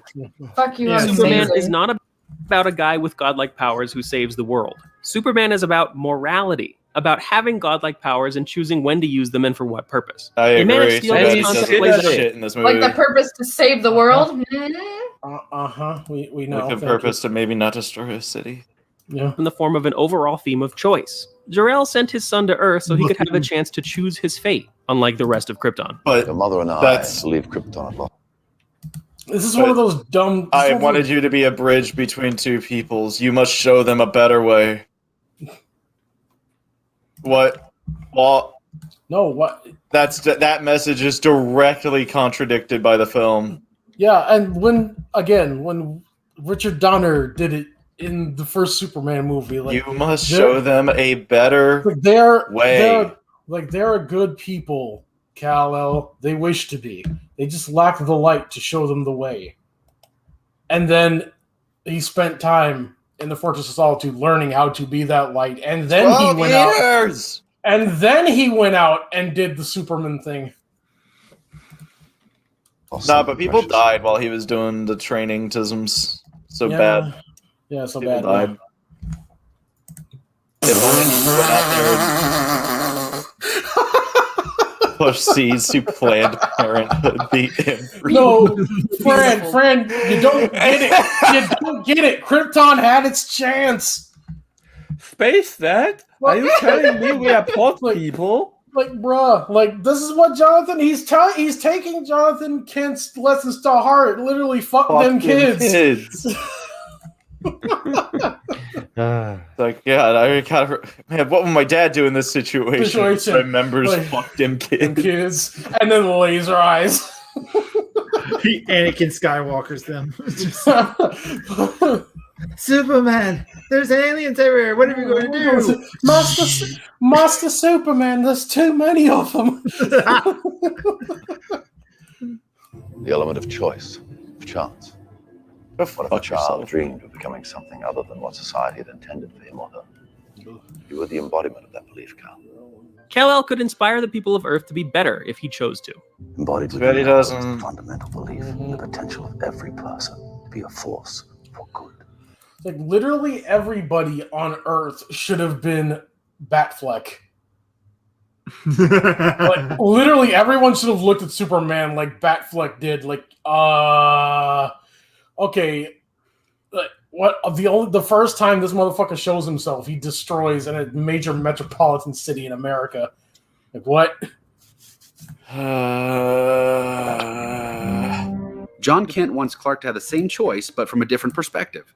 All these changes that you're going through, one day you're going to think of them as a blessing. And when that day comes, you're going to have to make a choice. A choice of whether to stand proud in front of the human race or not. Above all else, John wants a good life for his son. And if people knew what he was and what he could do, he would be an outcast from society. The choice of a normal... Or he could be a god. Instead of building him up, outcast. his father has only put pressure on him. That's all, and that doesn't work. So in that sense, okay, yeah, he's a fucked up person. But to then solve all this with just another exposition piece by Space Dad, that's bad writing. That's not fun. That's not. He didn't go through anything. No, guys, you don't get it. Like, when you're a 6'5", like, handsome man with a big dick and a rock hard abs and superpowers. When you're Henry Cavill. When you're Henry Cavill with superpowers, you're an outcast. Everybody's gonna look at you like you're a freak, like you're fucking Quasimodo, right? That's how real life works, right? Dude. Superman in the Fortress of Solitude, sanctuary. Sanctuary. Fucking ringing the crystal Krypton bell for no reason. This is the dumbest argument. The fuck? Who the hell is Frollo in this analogy? Zod? Zod's a simp? She's a simp. Well, that would be more his dad, because he's the one going around going, "You are deformed, you're ugly." Zod's a simp for Krypton, so maybe. Yeah, yes, I did just compare Krypton to Esmeralda. Moving on. Normal life would be taken away. Right. When the world finds out what you can do, it's going to change everything. Our beliefs, our notions of what it means to be human, everything. People are afraid of what they don't understand. This is also the answer to another popular... You know what else they're afraid of? When the thing they don't understand destroys a major metropolitan city. What? Yeah. Bruh. Zaz is simp for bread. You're not wrong. Zod was bread. Popular question. Why does Clark's father tell him that he should have let the kids on the bus drown? He's not telling Clark, yes, you should let all children die just to selfishly protect yourself. No, Yes, the problem is that Jonathan Kent, in any fucking adaptation besides this one, if posed with the question, should I have just let them drown, he would have said, of course not. Yeah. That's not what I'm saying, but, and then go into the whole, like, when people find out you're an alien, blah, blah, whatever. But he said maybe. Like, yeah, probably, you probably should have done that. You maybe should have let these children drown. That is a choice in Jonathan Kent's head that could have been, like, a thing that Clark should have done. Like, this is TLJ all over again. Like, oh, he didn't actually murder Ben in his sleep. Like, yeah, but it's a big enough problem that he went into the room with his weapon drawn and thought about it. Yeah. I have a question. Yes.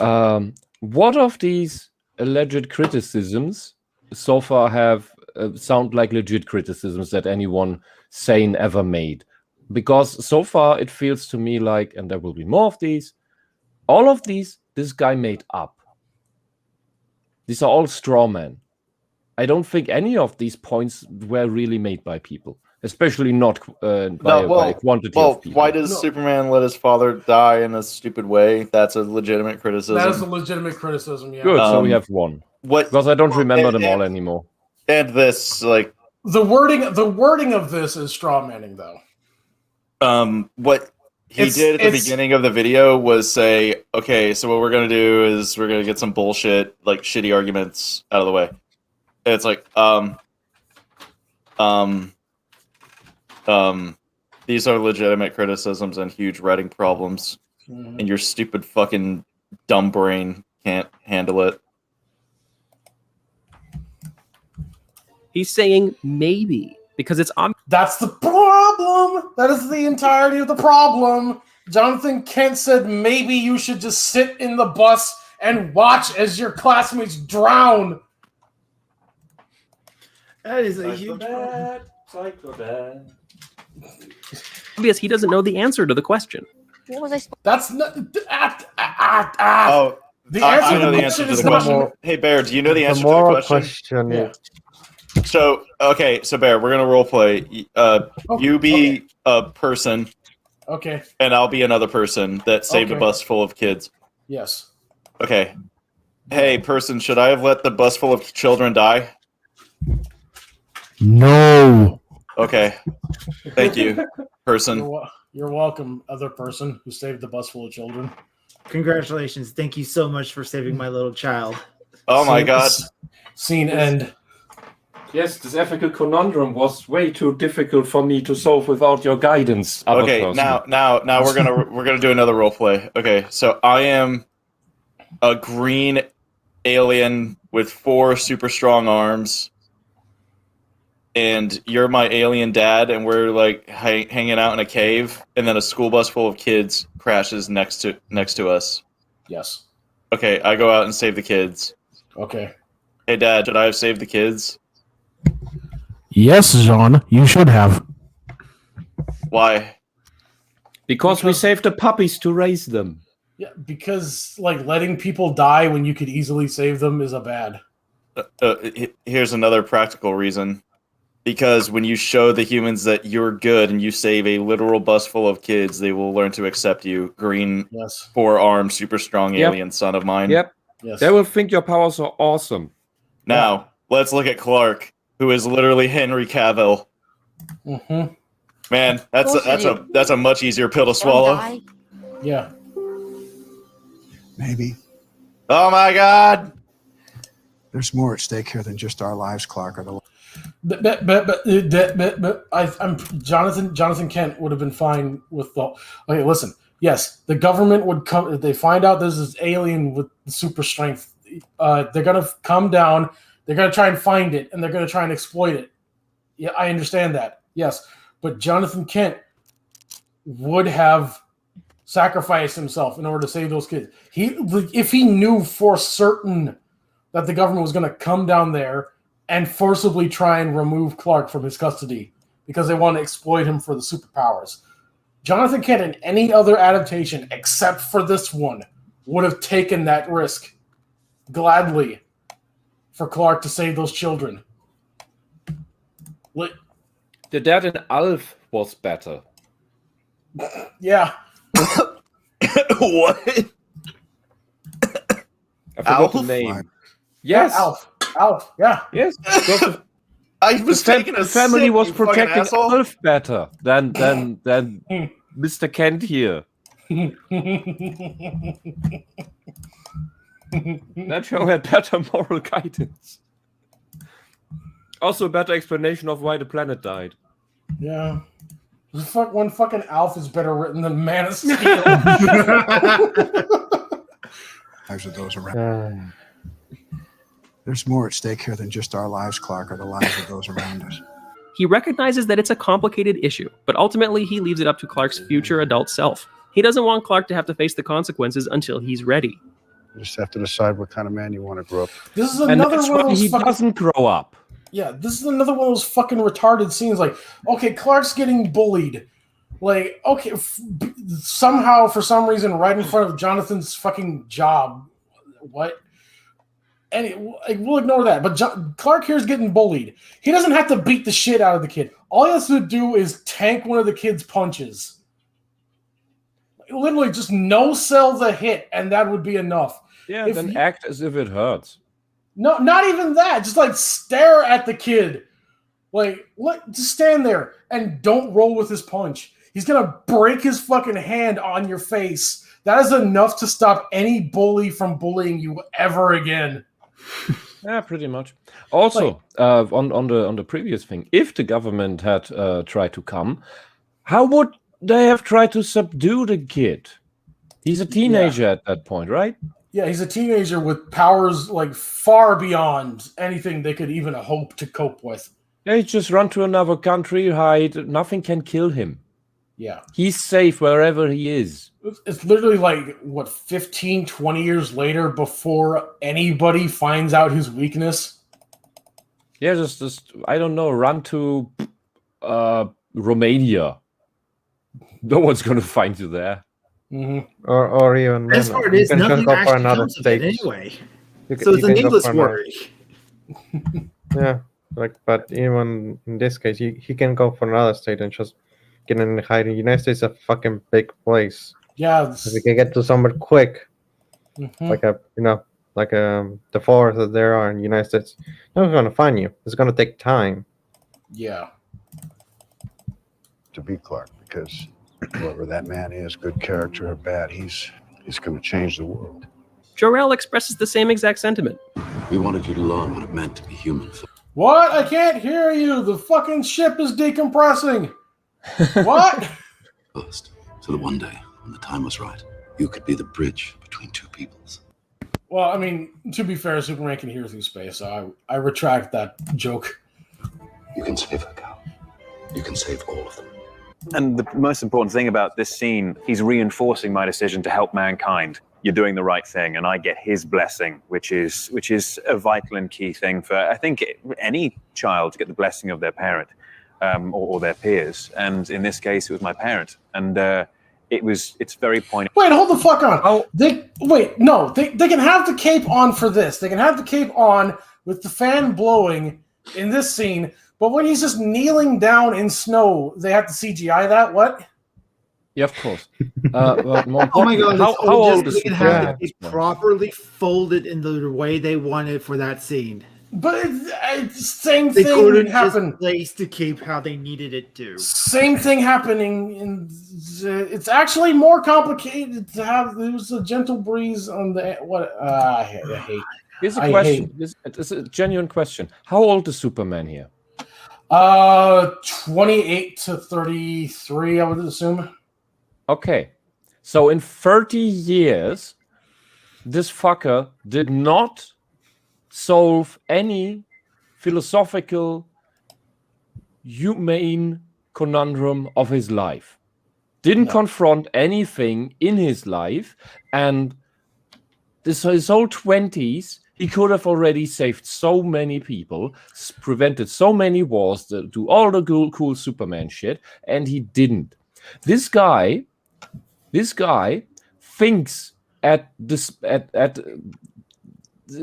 a similar speed as the Flash, or more. I don't know. Well, but it's up there. There's these scenes where this famous scene where they play chess at regularly at the super speeds. I mean, Flash and Superman have conversations at super speed all the goddamn time. Yeah, and that means he is also he also thinks super fast. Mm-hmm. He could read all the philosophy that he can get his hands on, all the science, absolutely everything. And Superman, he has perfect memory too, so he won't forget any of it. Yes. So I just got back, Yes. but He is- looking at Jor-El in that scene right there, just that little frame at the bottom, it looks like he's just wearing like a biker leather jacket. yeah. But the point is, Anyway, please go on. It kind of makes it Superman, look like he's CG, this but- being, because he's not human, he's a god. This being is the most intelligent thing that this planet has ever seen, and the solar system, and probably this edge of the galaxy. And this guy didn't figure out the most basic shit. Come on, that makes absolutely no sense. Worse than that, Wisp, when he fought, when Smudboy's evil twin poured the beer on him, right? Like, he went out and destroyed that man's livelihood by impaling the truck on telephone poles. So in that instance, he ruined, he cut off electricity and communications for dozens of people in that town.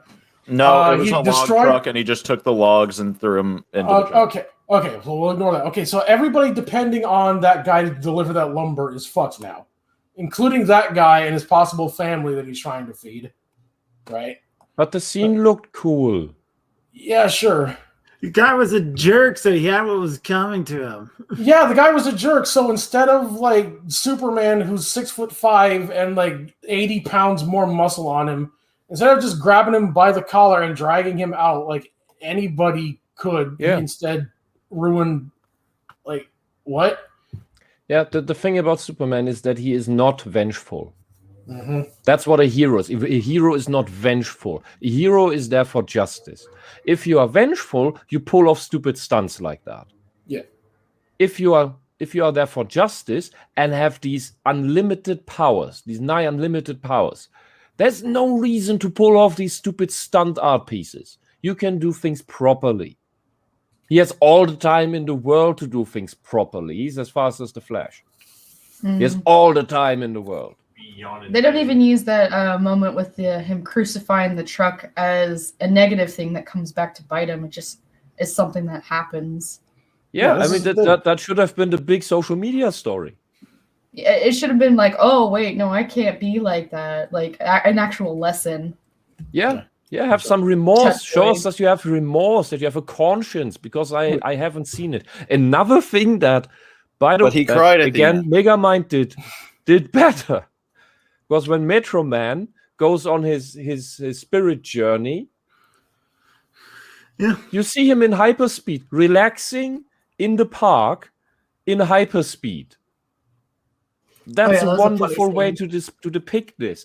Superman would do his philosophical self-reflection journey. He would do that in hyperspeed as well. And we can show that. And thanks to BVS, we know that Superman can do that. Or I mean, not BVS, Justice League. Yeah, we know Superman can do that. So why never ever did he? Hey, Superman, just and so this is you wouldn't copy Megamind because Megamind is inspired by Superman. So you can do these things. You're not bound by this was stolen from Metro Man. No, wrong. What Man of Steel could have done is Superman has his weird moment where, I need to think about this. And then at hyperspeed, runs around the whole world and watches all the atrocities that happen in just 1 second on the whole planet. All the slavery we have this day, the child abuse, the sex trafficking, the drug cartels, the cannibalism, the child mines in the Congo, all of it. Everything. And he could then sit on a mountain and think, this is kind of shit. Maybe I should do something because I can. I actually can. Maybe he fucks up at first, but then gets better.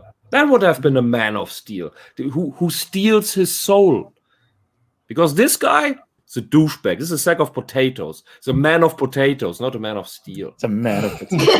Man, that's an insult against potatoes. What you got against the Irish? I love that he's a man Boil of 'em, you potatoes. can fry them, you can put them in a pie. I am completely eligible to make potato jokes. Others call us Kartoffeln after all. Well, Flynn got a new meme, I guess. I'm gonna go ahead and just real quick change the title of the stream. There we go. All right. I just love that he's a man. The of tornado potatoes. hits, John Kent recognizes that Clark is being forced into a situation where saving his father would expose him before. No. Like we said this earlier, all he has to do is go slightly faster than human norm. Yeah. And he would have done it. Before he was even ready. His son's free choice to accept the responsibility of his origin and power. All he needed is a slightly not elevated. It's a slightly faster paced walk. Mm-hmm. Yeah. Powers is more important to him than his own life. Why? Or not even that. Just like Clark was already at the cars. Like they're like Jonathan had the kid. Just like, okay, why is Jonathan handing the kid off to younger son? The scene makes no sense. even it like we'll just go on the let's just go with the premise. Let's go see with the if we are- premise. I'm saying let's go with the premise that Clark has no superpowers. He's just a human man. Okay? Yeah, but even then, this is still his father still wants him to hide his powers. You could still have said, "No, I can carry you both," and then we just say it's an adrenaline rush. People have pulled this off. Again, Superman is like 230 pounds of solid muscle. Yeah. Right? Look Or at like- that hung. He can carry both. Yeah. You know, in a high moment of distress like that, most people probably wouldn't even notice. Yeah. People will not looking at the guy that's running to the tornado. They're like just running away. So it's like you're not gonna pay attention to that. It's like you have like MMA fighters, like they'll do like a shin check to like try and block a kick. They won't realize that they've broken their fucking legs until they try and put weight on it and fall in their faces. Right? Adrenaline is a hell of a drug. Yeah. Yeah. You're not gonna realize your injuries until everything is over.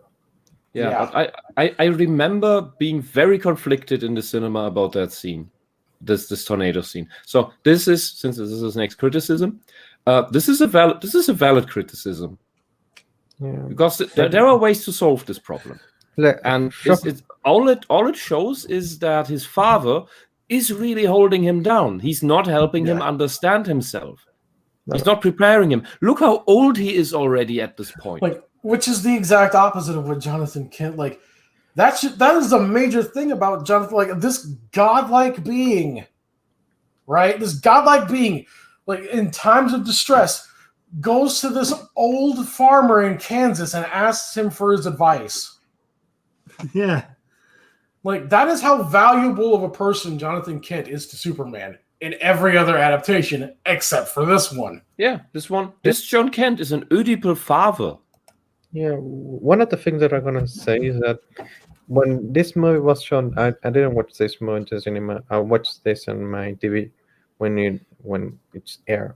And when it happened this scene, I was just like, I was watching it and I was like, I was done. After that, I didn't know watch the movie anymore. So like, let's see if we actually tackle it or even. I don't trust this guy. So like, I'm gonna be honest anymore. But yeah, and because in that scene is both a betrayal. You could say what it is Superman and what is like, what is the father of Superman. It's like it's like you character assassination for me. It's like it's not able to handle it correctly. Like, and this is gonna be like he's gonna probably go into some shit with this fucking question that legitimately nobody has ever asked. He's probably gonna say some shit like, well, people would have questions how Jonathan Kent got from over there to over here in a blink. Like, no, nobody's saying that. All he said is just save him. Yeah. So like, is that what he will have to do? Like, go save him. Mm-hmm. Why doesn't Clark use his super speed to save his father from the tornado without anyone seeing? Are we talking about Clark moving so quickly that everyone who's currently watching John Kent would see him blinking out of Fucking called it! Nobody said this! Nobody's... Show me the one person. I will pay you 20 the fucking... receipts. Faster pace. It's like jog. $20. I'll PayPal you $20 to show me the person that asked this question. existence? Aside from taking away the important life lesson we just learned from John Kent, Clark can't do that at this point in the movie. Nope. The better life. Where? What? Why? What? Why How? would you? What? Why would you say that How? he can't do that at this point? How? He's what? He's what? What? Why he can't? Why he can't? He's Superman. Why he can't? Okay. Show me You where. could just tell everyone, don't look, go and hide. There's this big fucking tornado.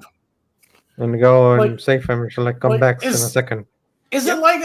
Is he trying to say that Superman's powers are like a fucking RPG? It's like super speed is unlocked at level 25 and he's only at level 24. What? No. It's that he already has the levels, but he didn't spend any skill points yet. He waits until he's with Space Dad. Okay. You can typically unlock in a moment of great need and stress, like, you know, a moment like this, where he's like, oh, I gotta get to him as fast as I can, and he just naturally uses the abilities. Yeah. I'm just gonna like Goku. Real quick.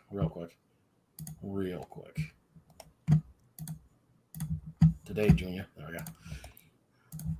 Goku doesn't give a crap if anyone sees him doing godlike shit. I call it. I fucking call it. Like Lockwood, you're amazing. That's pretty great. So as Flint hears man of potatoes, it shall be done, my lord. I call it. Oh, God. As far as the audience knows, the only superpowers Clark has discovered at the time of the tornado are X-ray vision. Fuck off. He is saying it! Holy shit, he hasn't unlocked super speed yet! He's what the fuck? Super speed, the easiest, most natural thing to run into. Pun not intended. Here's the thing. If you have super strength, you have super speed. Because your legs have super strength. Hey, Clark, I forgot to buy eggs at the store. Can you get some? Yeah. Okay. Yeah. Whoosh. And super strength. And in fact, at no point in the movie do we ever see Superman with ridiculous speed. Fuck off. It doesn't matter. Except when he's flying. Except when he's flying. He says, except when he's flying.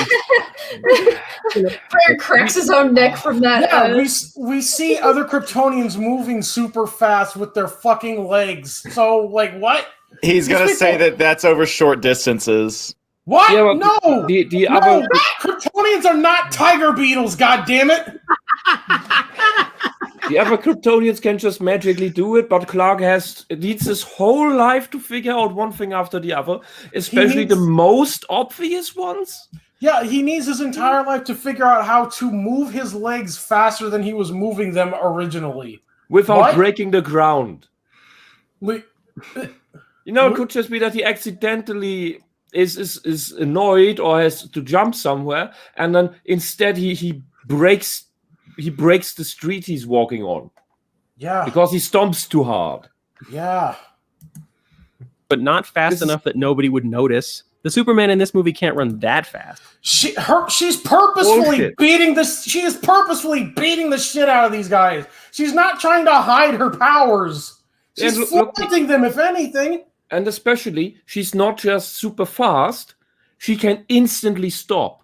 It's not that she has to decelerate. If there would be a learning process in this that you would have to do, you would have to learn to lower your momentum. Otherwise, you would just fling yourself into walls all the time, like My Hero Academia.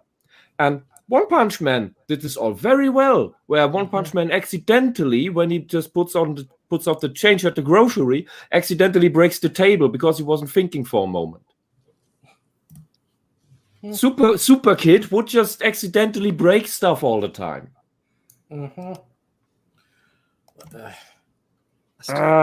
How does Superman's suit magically end up on the scout ship? That ship has been there for 20,000 years.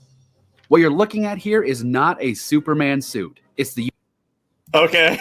What? Okay. The red cape. Irrelevant. Red. No other Kryptonians that we saw on Krypton wore any red anything aside from Lara's lipstick. Nobody was wearing red clothes. Clothing is a social construct. It was all like muted gold and blues and blacks and earth tones. Like, nobody wore that bright red shit. Nobody wore the House of... We're seeing the House of L on the fucking screen right now. It is not red and gold like it is on Superman's costume. Also, how do we know that the House of L is 20,000 years old? Yeah. Like, pay attention, Bear. Houses rise and fall all the goddamn time. There are countries that existed that we don't even know about because they fell and there was no record of them. Like, the human history is not as long as Kryptonian history, in theory, according to this movie. Yeah, for example, it's not that long ago until we found proper records of the Hittite Empire. It was referenced here and there, but we are rather archaeologists, because we as humanity, most people don't know what the Hittites were. And that there was a speculation that they existed until relatively recently, and now we found out. Oh yeah, they had this nice empire. This is how their religion worked. That was very pragmatic, and yeah, they mainly just then disappeared more or less overnight. Partially because they built their wonderful city-state with a giant wall all around the fucking thing on a fault line. Also, they were the Californians of the ancient times. I see a major flop with their I'm city. not so sure. I don't know about that, but I love their religious ideas. Thank you, Cedar. also, look at the difference between English now and English in Shakespeare's day. How in the absolute fuck, if the House of L is like hundreds of thousands of years old, how the absolute fuck is the signifier for their house never changed in that time? My home city has changed its coat of arms more often, and the current one is absolute shit because it's modern art crap. Believe me. A modern art coat of arms. Oh my god. Wisp, I will bet you. I don't know if coat of arms is the right word. Wait, yeah, coat of arms is the right translation. Oh god, is that pathetic? Wisp, $10. Sorry, yeah. $10, like my city. What represents my city is worse than yours. Mine looks like it was made in paint. Okay, Discord standoff. I'll look mine up and I'll show you mine.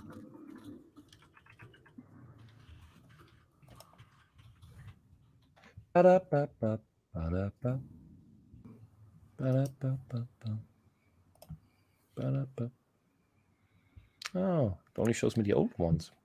Yeah, that is the Ches flag. Oh god. Where is it? Here. This is the new coat of arms of my hometown. Where we got? All right, let's see this. Boop, boop. Go away, man. Potato. Fucking Botan drew a happy face on it. I love it. That was beautiful. You know, really like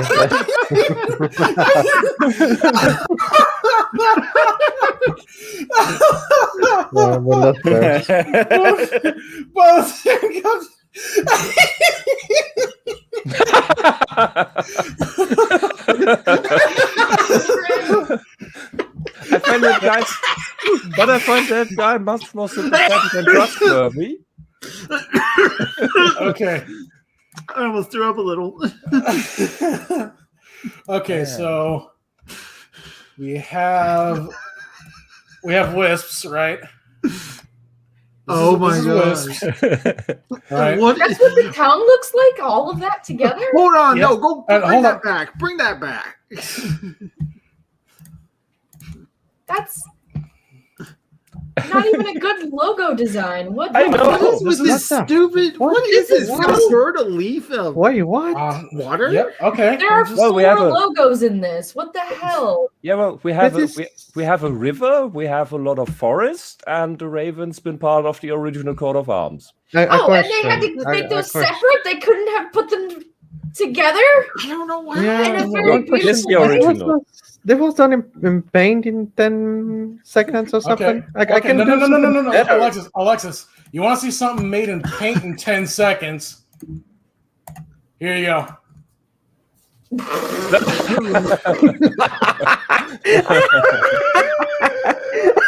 Oh, you have to look at some of the African constituencies of some places. That's a, Oh my god, those that's are a brilliant. Those are Like, real paint jobs. Our fucking city bird is the fucking trash seagull. The trash It doesn't seagull, appear a bird, Like to be literally, honest. the Columbia River is made out of grape drink. Like, I don't know where the sun rays are. That they're so. I don't know what the fuck that yellow thing is. It's definitely not the sun. It's not even symmetrical. What the fuck? Oh my god! It's like slightly lopsided. Yes. Yeah, this is Awesome. pointy This is really just painted paint. Wow. You can see the pixels. Yeah. Wow. Yeah. I can do something better. I pay Yeah. for free. Why is the curve not perfect? Yeah, like we have like one of the biggest landmarks we have in this city is Fort Vancouver, right? Why don't you have your There's fort the on that? The fort, yeah, Wisp, yeah. We have a seagull in Purple Drank River. I mean, I can tell what is bad because all of them are bad. The wooden fort that has been up and still maintained since the 1600s is nowhere on this. Well, it's a sign of colonialism. That's why. What is this? This purple with this green, with this yellow, with this blue. Like, what the fuck? That's like a child. Sugar water purple, yeah. That's what our fucking that's what the Columbia River's made out of, apparently. Cocaine. Yeah. Cocaine. No. Sugar. It's made a grape sun kiss. Like, bruh. I pasted you the original coat of arms of my hometown too. Let's see. Yes, I would actually like to see the decent one. The one that actually looks fucking cool. There's someone that put effort onto it. So I want to see that. It's a couple hundred years old. My hometown's over 700 years old. Let me see. Yes, that's a coat of arms. That has a style. That has a symbol. Yeah, it's a lot better. I love the Raven. It's awesome. Yeah. Well, no bias whatsoever. Yeah, and the trees also. Once upon a midnight, very well I pondered, weakened, weary over many acquainting, curious volume of forgotten lore. While I nodded, nearly napping, suddenly there came a tapping as of someone gently rapping at my chamber door. 'Tis some visitor, I muttered, rapping at my chamber door. Only this and nothing more. My place tomorrow at 7. Well, but really, props to that guy. Like whatever who did it. Yeah. If you're in heaven, you did a good design. The point is, symbols change over time. How did the House of El not change over fucking 20,000 years? Yeah. Because that's this in the society. Yeah. Also, why is all this shit made out of carbon fiber? Worn by every Kryptonian, and this one happens to have this. No, not every We see Zod's symbol is fucking different. You retard. God damn. It's not even managed to correctly. We see the symbols are different. We see the symbols are different. How? We're wrong. All caps about Man of Steel. Everybody. This man. Have you actually seen the movie? Your hate makes you powerful. I think he's see it. It's just that he's like he doesn't need to care. So like he has to do video just because. How do you do? House of El. Don't worry about Since it. the House of El is made up of scientists, it makes sense they would be involved in Krypton space exploration and expansion missions. This is the uniform of one of Superman's ancestors, and it's blue instead of black because that was probably the style back then. Probably the style back. Fuck off. I like how he maybe gloves up. I like it's how the he Tinsel gloves. uniform. Fair. I literally gave a better reason. It like on the spot live when we were watching this. Do you remember what it was? Recite for the audience, please. All right. It's not unreasonable to assume that they could just 3D print that shit. Yeah. And like he already uploaded Jor-El in there, and Jor-El's in the ship. It's not unreasonable. Yeah, he just made him a suit real quick. Here you go. Have fun. Mm-hmm. I really like. Also, he sent them there to be a symbol for hope. It would make sense. Here's blue and red and bright colors, and that makes more sense than whatever bullshit you're trying to spout there, fucking retard. It's a plot hole. It's a plot hole that the Kryptonian language doesn't change because human language changes like over the course of 100 years. Yeah, like he's bringing up more problems than just Jor-El made him a suit real quick. Yeah, literally. And you know one other thing that he completely glossed over the fact that hey, the Kryptonians were in space, they were on another planet as well. He completely glossed over to the fact that hey, we could have been in another planet, maintain our survival. I think he brings that up. Yeah, it's like the Kryptonians go to all the planets that have they have no young stars and no habitable planets. What a coincidence. Not even like bruh, like the human beings in Dead Space are better at space travel than Kryptonians. They're Yeah. cracking entire planets open to get at the Yeah. resources if they can't live there. Like what? That's Yeah. only like 100-something years from where we are right now in Dead Space world. But these motherfuckers have been out in space for 100,000 years, and they keep going to shit they can't use, and then they die. What? Yeah. Like, if you want to like present the fall of an empire, this ain't it. Yeah. Yeah, you know, when you play a game like Master of Orion 2 or Stellaris or some shit like that, and you're new to the game, or you get and you don't really know what you do, and eventually, you get somewhere, and you expand a little, and then you just completely fuck up because you don't really understand the game after all, because it's your first playthrough. That's the Kryptonians. But with their entire fucking civilization. Yeah, they got far in the research tree, but didn't really know what to do with it. So it's just I don't know what to click here. Let's make a new playthrough. Let's start on It's pretty impressive. 63. Pretty impressive how many times they can actually fuck up. Yeah. And every time we look at it, it gets worse. Yeah. Ugh, it's so 20,000 years ago. Why doesn't off. Lois Lane recognize Clark Kent She as does. Superman? All right, end of argument. She Please, does. just skip What? this. What? Just How? skip this. She smart. Just What? skip this. Just She skip it, smiles please. at him. She smiles. Oh, I At the hate. end of the film, Please does. just skip this. She all but winks at him. Lois Lane. Welcome to the planet.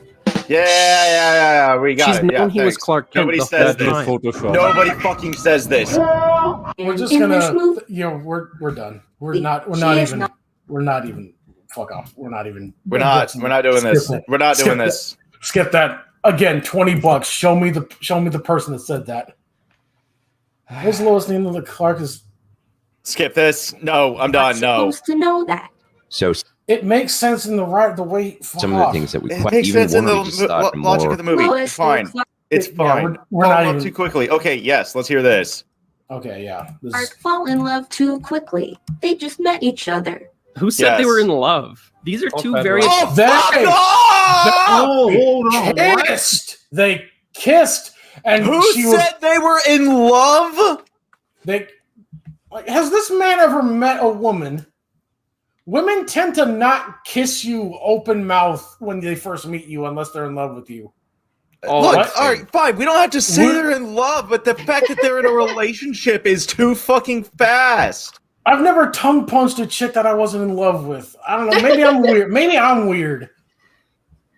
I have. I'm also a whore, so don't listen to me. That's true. Oh my god. I'm not the best person to take advice from. We already don't. The knife block has entered the chat. Attractive single people who have shared a few intense experiences. Of course, a bit of physical attraction would be expected. And since when is one kiss a Yeah, relationship? they're both attractive people. We get it, but the question is, where does this come from?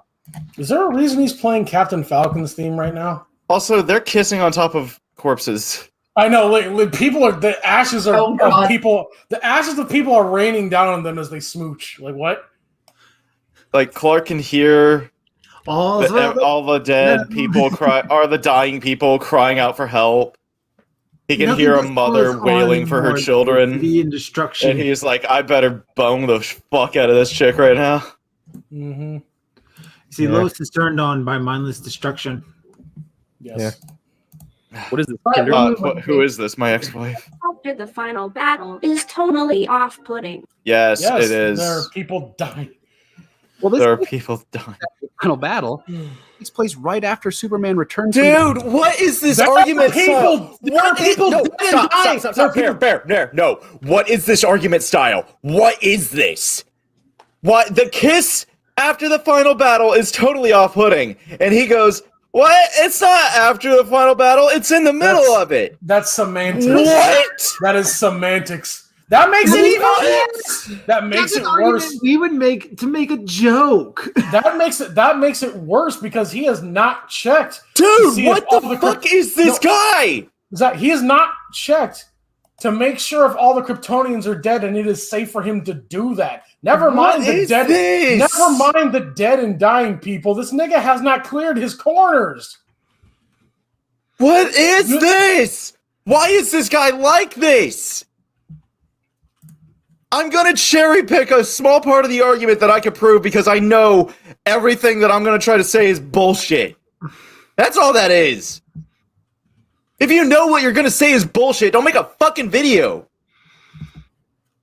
God damn it. But the ad revenue, Zach, he needs it. Fuck your ad revenue. God. We needs it. Destroying the world engine and saves Lois from her fall. From a filmmaking standpoint, this kiss is right where it needs to be. No, it's not. Yeah, on top of the corpses of a city. Yeah. People are dead and dying. Only 5,000 people died. People are dead and dying. He hasn't checked to see if all the Kryptonians are dead. Like, I mean, if you want to know exactly what is wrong, Superman has super hearing. He can know exactly the guy that is pretty much 5 meters on the rubble with his arm chopped off, blood enough, just screaming for help. And what he's doing is, rather than go to find safe people, someone is there kissing someone. So, like, I have to explain exactly why it's wrong. This is not Superman. mm-hmm. There you go, Wisp. Moment of triumph. You know they say it's all downhill. He hasn't triumphed yet. He's got another fight. What? You can't triumph. Dubstep cannon. You can't triumph if you're in the middle of triumphing. Like, you gotta do the triumph before you triumph. God damn it! What? After the first kiss. You should have Who aimed for the says head. it's all downhill after the first kiss? Nobody says that. Lou Reed says That's it. not the problem I What? have with that scene. Why are we?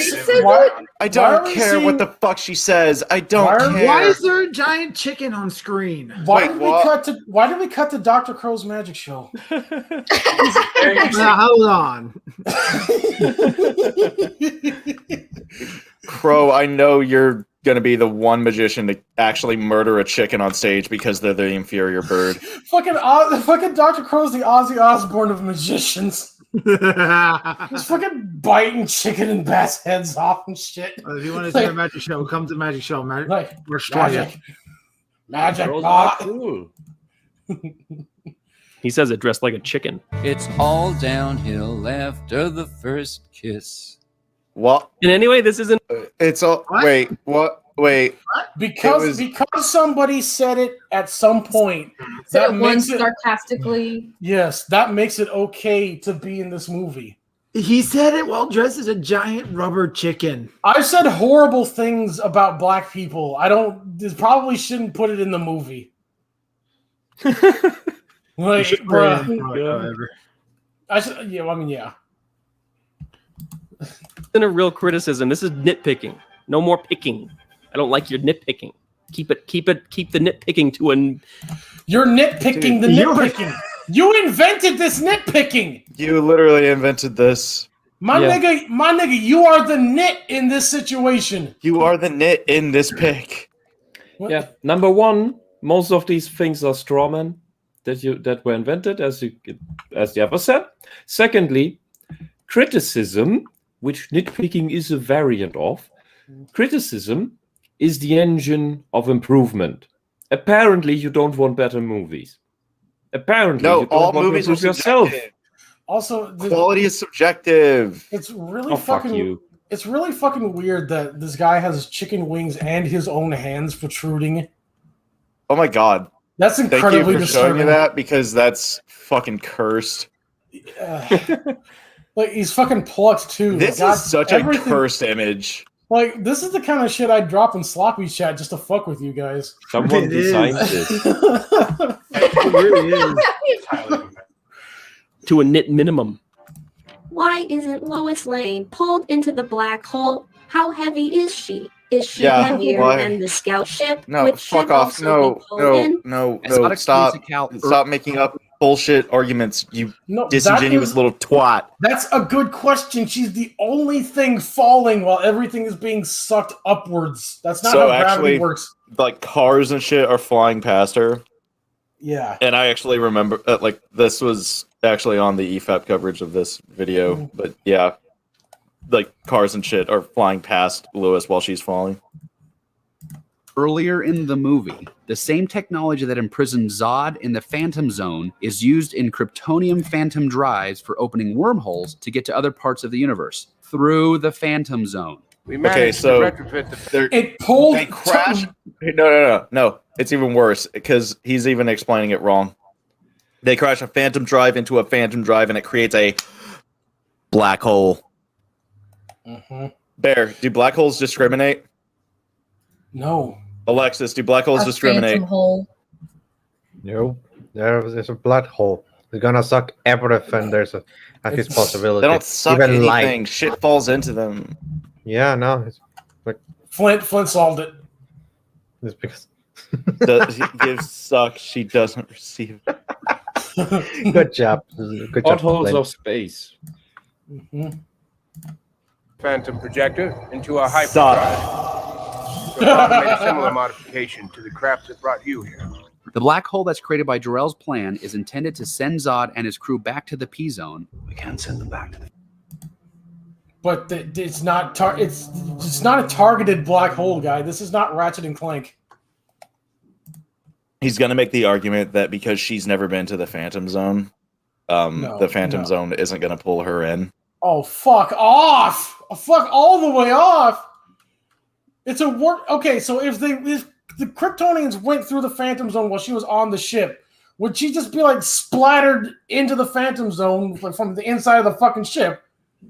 Would the ship just teleport around her and leave her in empty space? I guess. What? That's not. I hate Phantom Zone. And evidently only affects things that have already been through the P-Zone, such as Zod, his Why crew. is he calling it the P-Zone? Okay, so how does anything work? How does anything go into the Phantom Zone? If you have already had to be in the Phantom Zone to go into the Phantom Zone, then how did anything go into the Phantom Zone in the first place?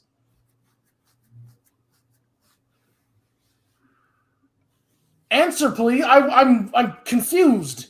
Explain it to me like I'm a fucking idiot, because apparently I am. Wait, if it's not native to the Phantom Zone, how did it get in there if you have to be in the Phantom Zone to go into the Phantom Zone? Wait, apparently everything works on vampire rules, I guess. You have to be invited in or some shit.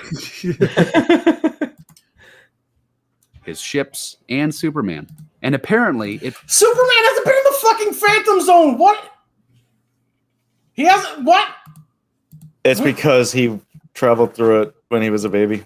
Fuck off. Bits of rubble and junk that were hit Look by at the this. Black Zero. Look at all this. Look at all None... That building's been in the Phantom Zone, everybody. All this rubble, that was in the Phantom Zone. And everyone who's left in it. on screen! Of that includes Lois All or the of this. scout ship, which traveled legit style without a wormhole. While Bruh, like... The question crew here was is in rather, hypers- why does she fall down, but they Why have the does rocks fall Zod- up? How did... Okay, if this rule is accurate, how did nothing hit her?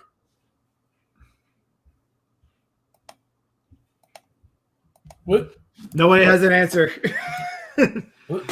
That was actually my first question. And then I was like, wait, why isn't she falling into the black hole?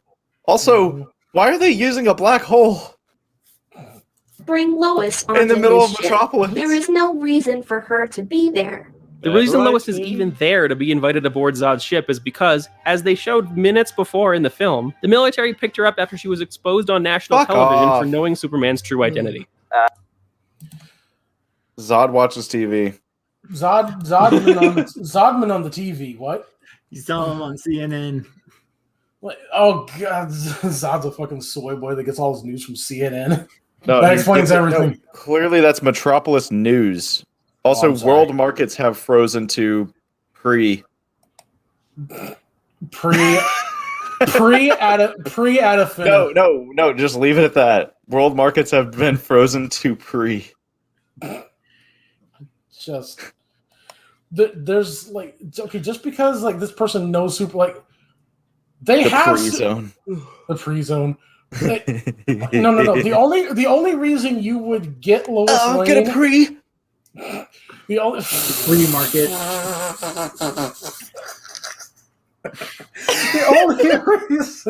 The only reason that the Kryptonians would have to get Lois Lane is that they didn't know where Superman is, but he's right fucking there. There is no reason to get Lois. Like, why do they care? If they didn't know where Superman was, yeah, pick her up. She might know where he is, but he's right there. Like, and if you want to say, oh, it's because she's a valuable person to Superman. No! He just met this bitch. What? But his The lasers have Daily been Planet's inside her. Lois Lane knows who this guy is. They don't know exactly what. He said the name Lois Lane, but they never Colored showed people it. behind the line. They never showed. They they didn't show a picture of Lois Lane. They don't know that that's Lois Lane. That is just some. This is just random woman to them. Are you Lois Lane? No. Like, She knows about the aliens or I'm- how useful she could be, so they're keeping her close by on any alien-related matters. The same could be said for General Zod. He obviously saw the same broadcast, and he wants Lois on board for the same broadcast where they didn't show a picture of Lois Lane. So he recognizes who Lois Lane is because a wizard did it. Sounds good. Yep, nothing wrong there. In Delaware, why would they hold Lois in a desert on the other side of the country? Yeah, that's a good question. Moving on. mind-reading intel and leverage in case they need to use her against Superman. She is nobody to Superman. She is nobody to Superman at this point. How is she, like? And they want to know where the Codex is, and she knows Superman, so that she might know where the Codex is. So they're going to read her mind. But they have Superman. They find out that Superman has the Codex in him by taking his blood, not by reading Lois's mind. Like, Superman's got the monkey in him. They don't need Lois. Lois doesn't even know Superman's got the monkey in him. What? Come on. I didn't want to tell them anything about you, but they did something to me. They looked inside my mind. Okay, Lois. Superman should not react that way when Zod threatens his mother. He destroys a bunch of property unnecessarily. Yes, and he also knocks Zod miles away from his mother while his mother's surrounded by 6 other Kryptonians. Mm-hmm. He didn't tackle, oh, you're going to threaten my mother? I'm like, nigga, the threat is still back there. What are you doing? What? This is so dumb. And they all have speed. Yeah, we'll give it to you. That wasn't a good thing, but that's kind of the point of the scene. That's kind of the point. Your That's the Honor, my point. client is insane. It's the point of the scene that Superman's an idiot. Your This- Honor, my this client Superman- insane. This Superman is literally dumber than Goku. Yes. And Goku is And- deliberately dumb. Like, Yeah. Goku is bruh. dumb. He's written to be dumb. But he's smarter than this guy. Like, Yeah, tells you everything. y'all remember that one time when Vegeta and Nappa landed at Goku's house and Goku tackled Vegeta away from Chi-Chi and left Nappa the fuck over there with his wife and child unprotected? No, because Goku was smart enough to not do that. Yeah. Goku. Goku is an idiot. He's really, really dumb. But he knows but he knows strategy and threat analysis. Goku was literally dropped on his head as a child. Hey, Vegeta, I got Goku's wife. Vegeta. For a fucking canyon of all things. For a fucking canyon of all things. Any dark shonen hero is better than this guy. Yes. Like, how the hell you can feel it? That's just like, you can write a character smart enough. Who wrote this? Nobody who wrote this and greenlit this should get it at any big movie ever again. Well, bad luck. You're probably gonna do another one at some point. A big part of this film is the exploration of Superman's humanity. And in this scene, we get to see what happens when Humanity. Christ. Okay. Seeing that again is just horrific. Zach. How many people died here? Zach, Yeah, what's up, Zach. man? You have a mom, right? You have a mother, yes? Last time I checked, yes. Yeah. Okay. Tentatively, yeah. Okay. So if your mom was threatened by 5 different people, would you put one guy in a car and drive him to a field and then fight him in that field and leave 4 other people behind him? You as a human being, answer me this, please. Generally, no. I would need a very, very good reason to do exactly that. I would need a few good reasons to do exactly that, but generally, no. Oh, I think this is magical girl or super mecha logic, where while you do your super mega awesome transformation stuff and load your super mega power beam for 5 minutes, the enemies are just in awe and just waiting for you to finish. But even in the magical girl things that happens in the span of a fraction of a second. Yeah. That's slowed down so the audience can see it. Yeah. It's literally used so they can cut out time. But yeah. Yeah, in Power Rangers, you can when they we've seen them take off their helmets and then you had Jason yell back into action and then cut to they have their helmets back on and they're there. They didn't have to go through the whole transformation. It's just for show. Yeah. What? This is Man of Steel functions. Man of Steel functions on the whole magical girl transformations happening in real time logic. Everybody's just there fucking twiddling their thumbs instead of fucking drawn quartering his mother while he's off way the fuck somewhere else. It's the one thing in the anime where all the guys are just watching the 2 of them fight instead of the whole group fighting multiple people at once. But that's an honor thing. Between warriors, these people don't have honor. They're fucking murking people that have no chance of fighting them for their own fucking gratification. I didn't say the director would be able to think like that, but okay. Yeah, there was the original what was it, Mech Warrior stuff, where they have their giant mechs. They stand around all in their giant mechs, 20, so 3 against 20. But they have this code of honor thing where, it's not just 1 against 1, and it's always a 1-on-1 fight. And the hero manages to kill all the 20 clan mechs alone, but it's always 1-on-1 fights because they're honorable fights. But this is not what these guys are doing here. There's no code here. But the bigger question is, Superman kicked Zod away. How many people died now? To save his mother that is left with the other villains. Let's just say that nobody died. How many people's property and jobs got ruined? More than you can encounter. And it's Smallville, a really tiny town. Yes, 15 to 20,000 people max. It's I don't know, the word that's coming to mind is small. I mean, even on this scene, imagine how many things you have ruined. Here, you run the station, you burn on the whole thing, so it's probably damaged on the ground, so it has to be rebuilt. The car is damaged, so mostly everything has to be rebuilt because there's damage to the structure and everything. So yeah, this is and all the superhero anime manga that deals with this, they all think about the collateral damage. They all think about the infrastructure damage. Even One Punch Man, where the damage is really excessive, but that is due to the insane levels of threats. Yeah. Where people have just adapted to, okay, city got destroyed. We just name our cities after letters at this point because it doesn't make it doesn't. It doesn't there's no matter. point. It's like There's no it's point gonna in get giving it destroyed. names. It's gonna get destroyed. The only people I think that even the only superheroes that even like halfway don't give a shit are the Marvel superheroes. But that's because there's an entire organization called the Cleanup Crew, like specifically designed to clean up after their fucking battles and rebuild the city.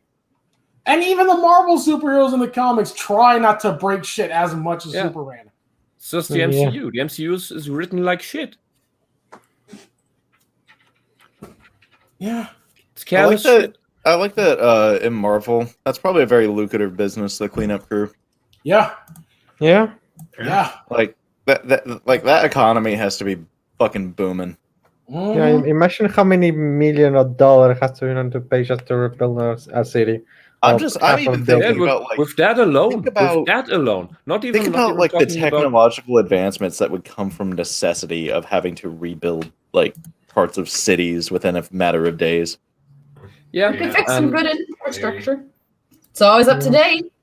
Yeah, and that level of collateral, not even talking human lives, but lives in general, because there's a lot of pets dying here too, and a lot of livestock, is just for all these reasons. Yeah, you would want to regulate superheroes just because of the impact on the economy, not just because of So we're life. starting with Iron Man in the Civil War. I'm going to be honest with you. I'm not telling superheroes what they can and can't do. I'm going to keep it a buck.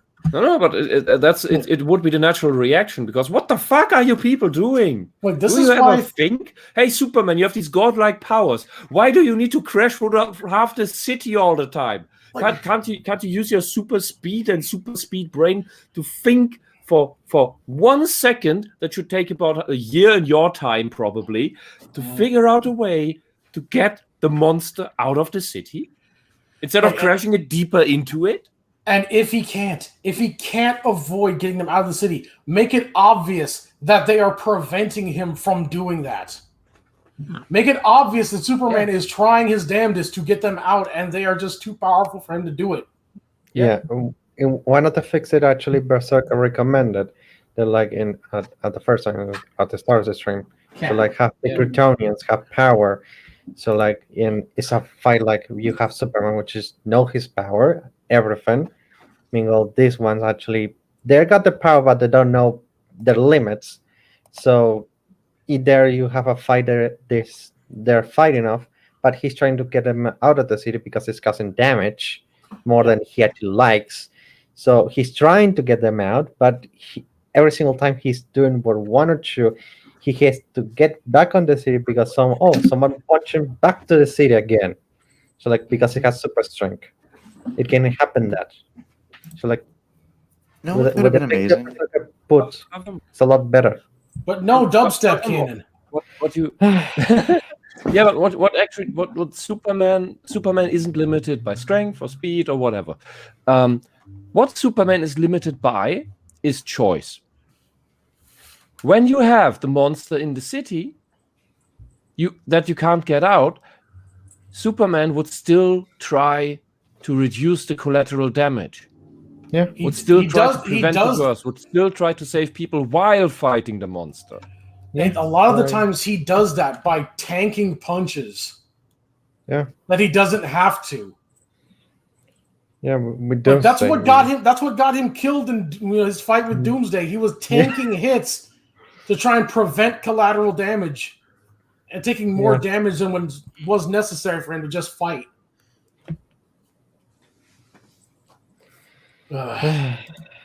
When he gives way to that part of himself and loses composure. But again, you'll always have in the back of your mind this little thing of like, how far can you push him? Like if he sees Lois get hurt or his mother get killed or something, like you just made like a really mad Superman that we. No, but that's just they just threatened him and he went off the handle and made the situation worse. But he took a possible threat to an actual threat because he attacked their leader and then left his mother defenseless. Is capable of some really horrible stuff if he wants to be. My thoughts after seeing it was he's only human. And then I went, nope, he is not. Yeah, but that's the thing that's cool about him, I think, in some ways. The idea that he has the frailties of a human, sort of emotionally, but you don't want to get that guy mad because he's a bit. Yeah, no shit. It's been around for like hundreds of years. Like, beware the fury of a patient man. Yeah, we get it. Like, but he's not patient in this. He's an emotional child. What could have been fucking amazing is instead of destroying Metropolis, you have Zod basically be like, okay, you and me are going to 1v1 for the fate of the Earth.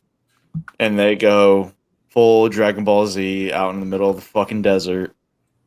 And they like state no flying, no powers, just an all-out brawl. Yeah, it's literally just super strength. Like, Just we're just going to wail on each other until one of us can no longer move.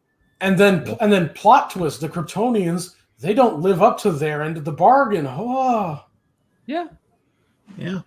Good old stuff.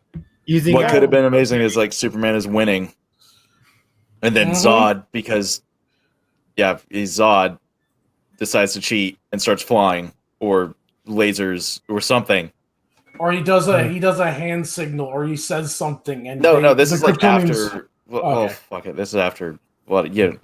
That's a great Okay. idea. Do it in the Yeah, there's desert, so and then much- the so- laser eyes glass the desert, and then you have this cool battlefield afterwards, where before it was sand, afterwards it looks fucked up and weird, and they throw around shit and Like you could it's have great. some like cool effects But- with like the laser eyes and the like basically glassing sand and stuff like that. Yeah. You But could. one There's a problem lot here. of cool shit that you can do with a fight in the desert. Like I know it sounds boring, but there's a lot of cool shit you can do, Zack Snyder. Yeah. Mm-hmm. Oh, there are a few mountain parts, rock parts that even in the Rockies probably you can cut down these. You have these great landscapes, and then you laser around, and then things fall. You can some have things them fall down. crash together, create a huge fucking shockwave that shatters windows in the next town over, but it's like makes a crater in the middle of this desert. Yeah, you can go. You can go relatively all out, and it's cool. There's one problem, however. So we already came up with cool ideas here that Hollywood couldn't, and the problem with that kind of fight scene is that you would have to write an actual fight scene, as we see in Japanese media. They know how to write interesting fight scenes, at least some of them, and Hollywood can't do that. Hollywood wants the things that all an action movie needs, or rather that an action movie can't go without, is the big city falling apart, the big buildings falling apart, stuff breaking, people screaming. They can't write fight scenes. They can't focus on the fight scene. A good fight scene is creative, is strategic, has things going on. It's not just blurry, shaky cam bullshit. I mean, look at Dragon Ball. And just the original, not Dragon Ball Z. Look at the original Dragon Ball. The fights in whether it was in any kind of tournament or pre-tournament scenario, every time there's a villain and you have a big fight, they were always creative. There was also always some strategy involved, some rethinking, some technique someone had to come up with on the fly, or had prepared in advance. That was interesting. Hollywood can't write that. Well, fights themselves should be miniature stories with like 3-act structures with the rising action, low point, and the triumph at the end, or a failure depending on the end of it. Like they're stories in themselves of how people interact with violence, because it's a really intimate thing, people going in with violence. So just to have them slapping each other around a bit is boring. Yeah, perfect, wonderful, thank you. Yeah, I mean, like we've as a race has perfected fighting. We have constantly come up with things. Why are these Kryptonians, who are supposed to be like military masterminds and soldiers of all sorts, why are they just like running around like big old burly brutes? Why aren't they using actual tactics on Superman? Zod was bred for military. Yes, he was. Yeah, fighting great should point. be in his genes. Fighting should be in his genes. You should know this shit. Environment to their advantage, their weaponry, their advanced tactics, their superior numbers. Yeah, Superman may be stronger and faster and more capable with his powers because he knows what's going on with them in terms of this movie. But they have the know-how on how to fight. Surely this isn't the first creature of this sort they've fought. Like, yeah, there's weird stuff in the DC universe, in the galaxy. Oh yeah, there's all sorts of things. Other races that are just as capable military-wise. Whole races that are superhuman in comparison to others. Oh, hey, callback. If they had gone with my idea of introducing the Kryptonians to Darkseid and then him basically putting the boot down on them, like easily they could have knowledge about like parademons and all the evil new gods that they had to face, and they used that. The Kryptonians were making that the Kryptonians were trying to rise again. You know, like, hey, we're going to use this complacency the Darkseid has to try and build each other up. Like, program them, the military, with knowledge on how to fight these otherworldly new god beings, and have them use that knowledge against Superman. Unfortunately, I'm going to have to get going, guys. No problem, man. Thanks for showing up. Thanks. It was good to see you, Wes. See ya. Yeah, thank you. Bye. Later. All right, try not to go too crazy, guys. Night. Night. They got. This isn't Superman doing this in his official superhero capacity. It's Clark Kent protecting his mom. By leaving her by alone. killing other people's mothers. Yeah. Is the Kirby music coming from him? Yes. You've threatened my mother! This scene is an illustration of one of the challenges Superman has to face as part of being godly powerful. He has to restrain himself at all times. He doesn't have the luxury of getting angry like other superheroes. Batman gets mad at that you. he didn't. He is showing a still from the Injustice universe. This is the universe where Superman lost his shit and became a totalitarian dictator. How do you do this? What? Oh my god. I'm pretty sure this is right before he... Oh god. See, Superman banes Batman.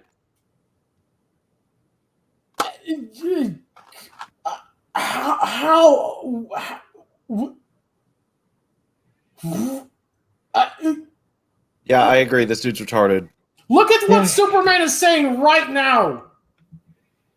Look at what he's saying right there.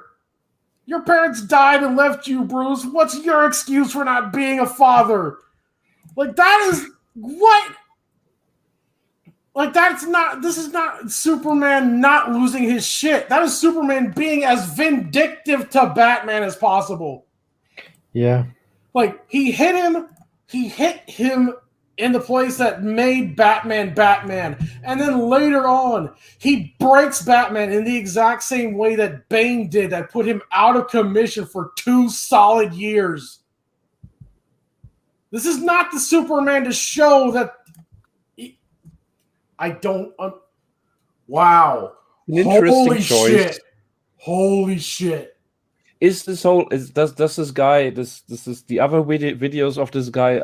Are they equally as confused and nonsensical? This is my first experience with this guy. Like, holy shit. Because this is so much know crap. that- This looks like bait. One thing that I have to face. One thing that we have to keep in mind is that he made a Batman versus Superman, the movie, like defending it. So when we get there, we can see if this video was bait or not. But the problem is that with the amount of effort, like you put a lot of effort of something on here, too much more than a bait. Yeah, I'm very much in agreement with Wisp that this feels like bait, and that's why I've kind of just quieted down because I don't think this dude believes what he's saying anymore, and The problem is like it's 40 minutes of just just only Bates. That's listen, for me. It's a He little. wanted to odd. get on EFAP. We know that there are people on the internet that believe this kind of thing. Yeah, I mean, I know I've been long enough. Maggie May Fish exists and says what she says unironically. Well, And she says yeah, it with conviction and joy. Yeah. But I don't feel the joy and conviction here. But this dude is just being like, lol, you mad, bro? I mean, he's like figuring out how to be Superman. Like, what do you want? Like, you know what, dude, I just you are see a little exactly the kind of person that I hate. This guy's never read a good story. No. Or he would know the difference. Like this dude triggers me in every possible way like that he can. Like it's exactly the type of response that that just sets me over the edge of just like, what, man? Like he's trying to figure out how to be a Superman. Like, what do you want? Like, oh, he's be a modicum god, of common didn't you? sense. No, motherfucker. A modicum of common sense. That's all. Like, listen. It's exactly what I hate, and that's why I know it's bait. I wouldn't take my AR, right? If someone's threatening my family members, I don't take my AR and just spray. I don't just fucking like in any random fucking direction, including the direction where my family is, because somebody threatened them. That's like basic shit. Now extrapolate that to superpowers. Yeah, you have guns. You're a commie. You're a fascist. Yeah, and you hate God. Yes. You hate gays. You hate women. That's true. Because you have gun. Disrespect to women! Subjugate those hoes! All right, moving on. Punched in the face. Superman gets mad at you, you get punched into space. Why does Okay. But that's the point I make. He didn't punch him when he could have and should have. Punch him into other people and other things. was end up on You the get punched military into a plane family.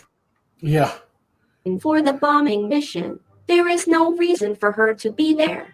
She's on the plane because Jor-El's hologram gave her the plan. We can't send them back to the Phantom Zone.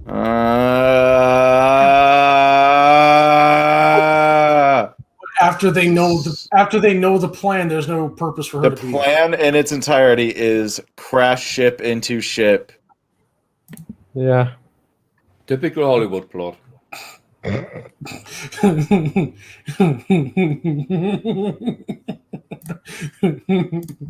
Okay, I don't understand the Zod bread thing, but Zod was bread. Yeah, we like a couple weeks ago, Zach, one of Zach's buddies, and I believe Alexis, you were there, and Cedar were there too for part of it.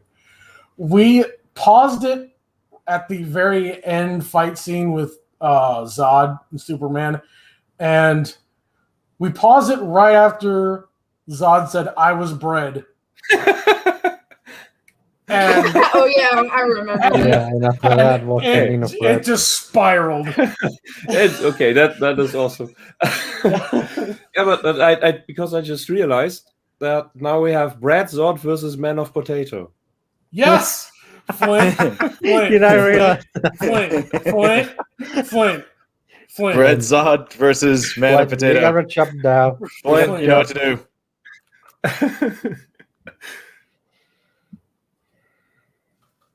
Just waiting. I'm watching the chat. This Superman is a useless farm boy. What? He's 30 and he's a useless farm boy. Where did you learn how to farm potatoes in a fight? On a farm? Oh. Just want to real quick. Wait, this is how I request memes from Flint. Brad Zod, Conquest of Potato. Yeah.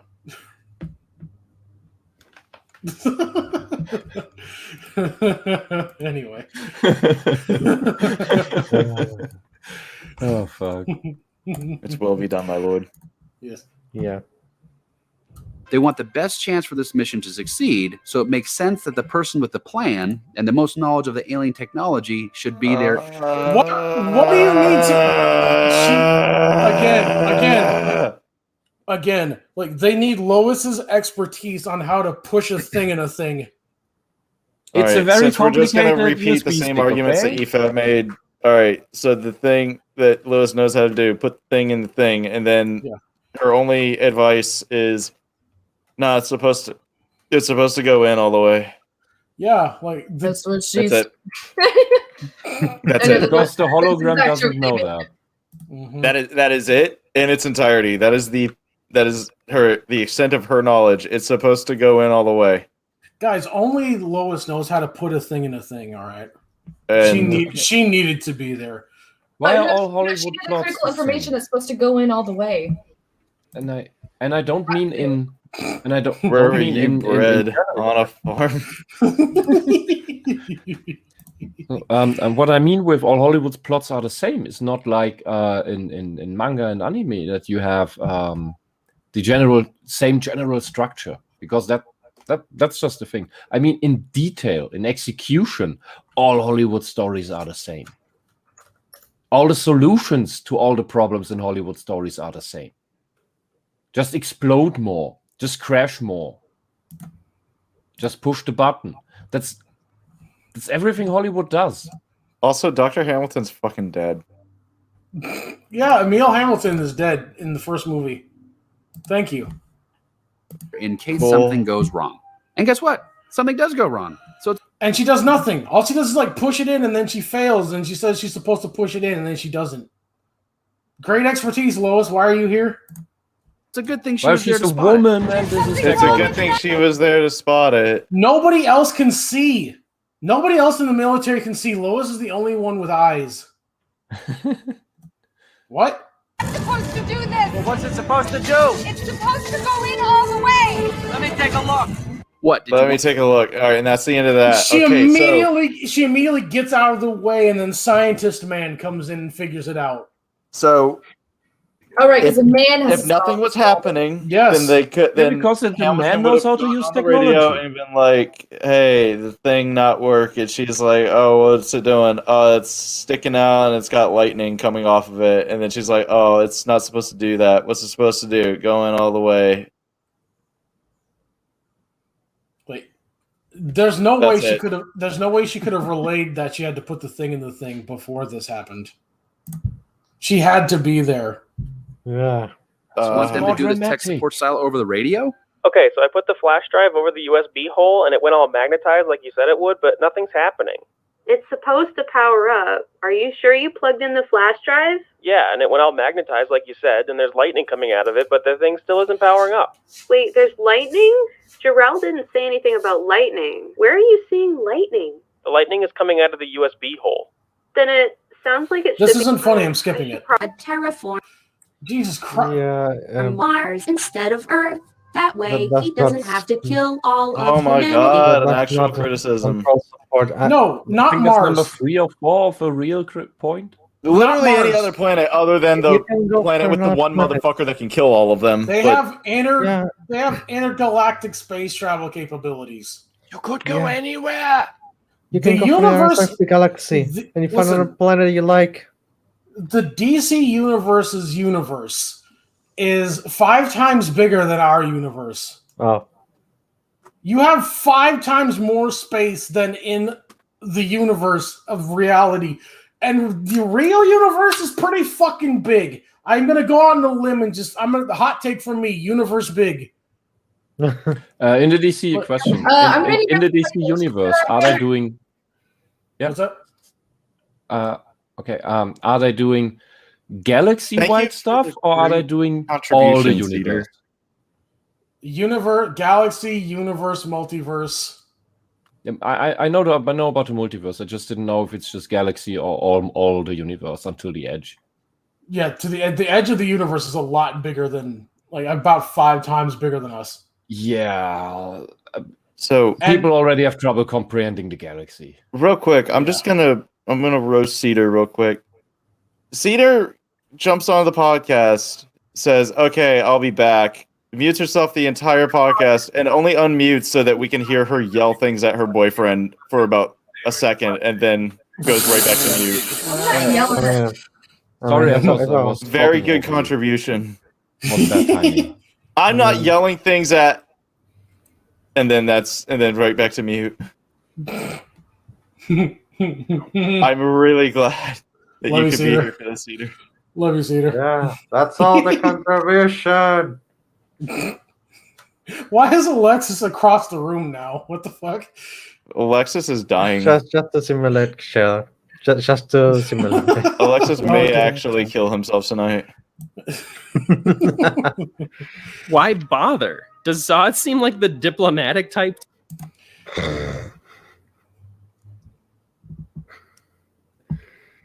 Really? I hurt myself today to see if I could feel Oh my or god. focus on the pain. The only thing that's real. Why are we here? God, look at the amount of smoke and just death. Like, also, why did the ray gun turn her into a mummy instead of just disintegrating her? Because it's cool. It's the mummy cannon. Yeah. What? The dehydration cannon.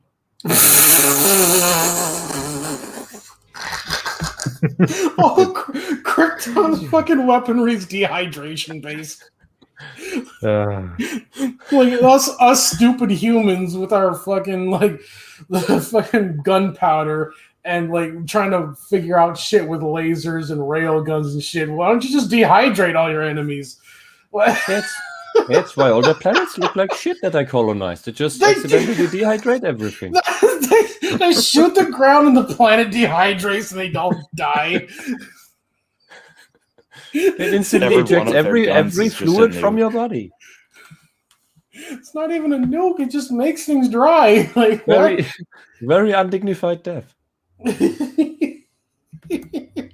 you, Imagine someone Zod has shooting no you with a respect for bowel cannon. The brown note cannon.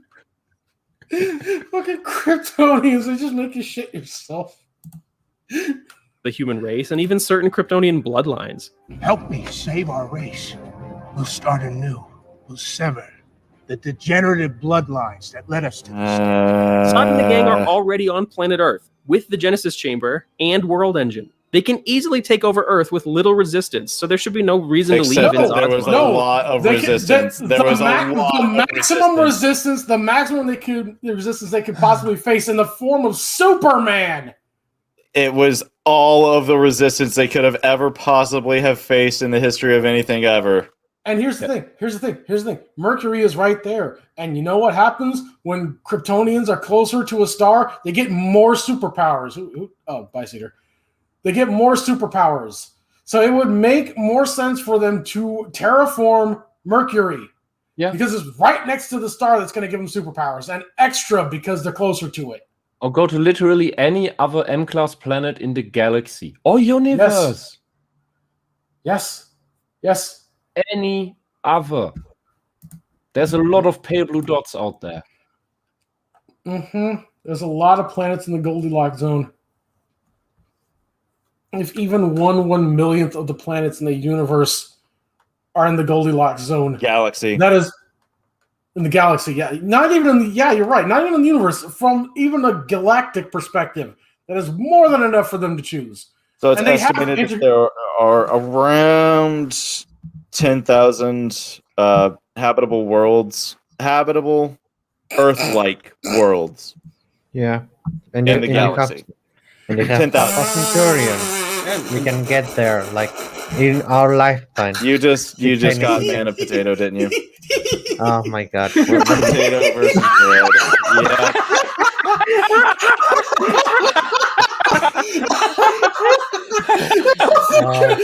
Oh my god! Oh my fucking god! Oh my god!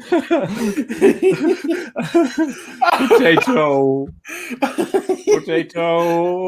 Fucking Flint Dole over Love here. it. Predator sword. I love it. I love that. Coming soon. That's worth everything. Oh my god, this video is That's worth been it just for worth all the that. 60 minutes of the stream. Why does Superman go to the Indian Ocean instead of saving Metropolis? Because he's the only one who can get there fast enough. No, the problem is why dubstep cannon? Yes, that's a bigger question.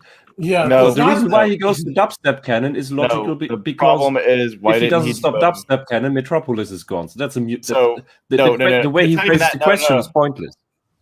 He needs to go to Metropolis first because Yeah. that's a populated area. And that's where all the badmen Unlike the rest are. of the planet? That's where all the badmen are. All Like the badmen. he needs to take all the thing badmen are out there. that's over Metropolis Yes. so that a city full of people don't die, as opposed to the other thing, which is in the Indian Ocean. Yeah, like have the humans that can't fight the badmen go to the place where the badmen are not, and then you go to the place where the badmen are. Whatever. Like, it's simple. Like, And if I don't stop that machine, Like, okay, you got like you're the only man with a gun, and you have to fight off the other men with a gun. So you send yourself off to go flip a switch. You go off to flip a switch in another city, while your friends who are equipped with their hands go to fight the guys with guns. Well, you can make the argument that the men with the guns are just there to stall you while the thing that you don't flip the switch about is gonna do big explodey where everyone dies. Yeah, but then, but there's a switch that the badmen with guns are guarding, so they have to flip that switch too. Oh, okay. As I said, it's too long ago that I watched the movie. Yeah, they're attacking the dubstep cannon is in two spots. All the Kryptonians are in Metropolis trying to protect that one, and there's literally nothing except for the Dr. Octopus arms protecting the one in the Indian Ocean. So Superman attacks that one and leaves the humans to fight off the Kryptonians in the crowded city. of the Indian Ocean, Yeah. the gravity field will continue to expand. The military can handle the conflict in Metropolis. Or No, they can handle. That looks If great. you Excuse want the to fuck tell out me- of you. I hurt If myself. you want to tell me, today. it's like it's in the Also, burst. look Like at that. Look at that. I hate it. The humans can handle the 7 Kryptonians by themselves, while the only good Kryptonian on the planet goes on the literal other side of the planet. Look how many irrelevant explosions that is. Yeah. Like, what was even the point of that? Like, what are they do? Were they trying to avoid, like, okay, maybe the dehydration cannons that are on board the Kryptonian ships are heat-based, so they have to, like, create new sources of heat for the dehydration beam to attack instead of them. at least they think they can. What's What with do the you think they stupid can? robot tentacles defending the world engine? So as you're watching the world engine and you're seeing it unleash its defenses, those defenses are actually the largest scale version of the liquid geo effect. Why didn't Zod just divide his forces then? You know what's better than Dr. Octopus, like, light bright arms? A Yeah. Kryptonian.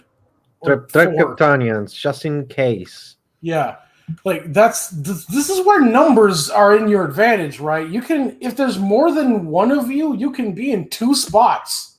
Yeah, and if there were to be that case, they decide to divide their forces, then maybe when the military is attacking, Metropolis, like, it makes sense. They are less numbered. They don't have that giant robot and everything. this So you is could my- say at least they can delay it. This is my analogy. Like, okay, you're the man with the gun. You have to go and flip the other switch, and the only thing guarding the switch is a really angry cat. Like, what? And then Superman goes to the angry cat and then somehow almost loses. Fighting is hard, okay? Not if you're Superman. You got the heat. You got the heat, and you got the laser eyes. Shoot it with the lasers. Like, put the hot on the metal and then melt it, and then you're done. Like, I don't like. This is what gets me with like portrayals of superheroes in general. Like, some writers are just so fucking bad that they cannot tailor their plots to fit with the character's power set. So they just make the character forget they have those abilities. Because they forget they have the abilities for convenience. They don't know what a character sheet looks like.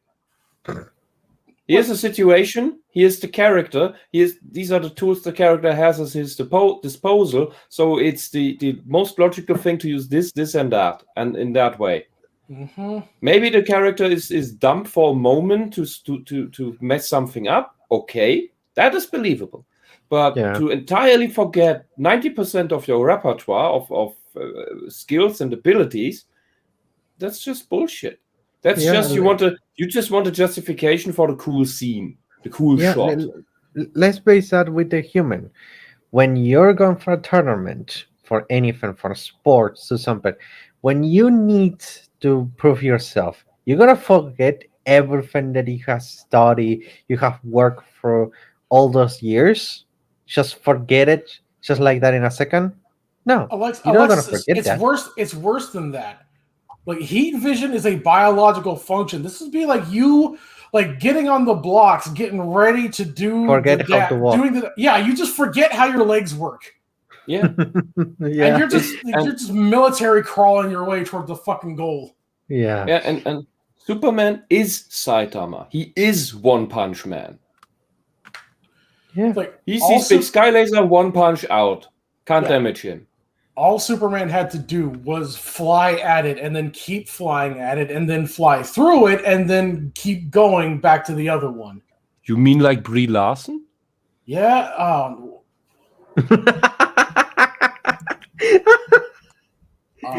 right.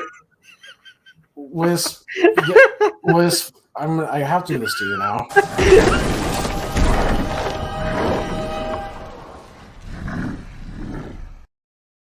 You're in timeout for comparing Superman to Captain Marvel.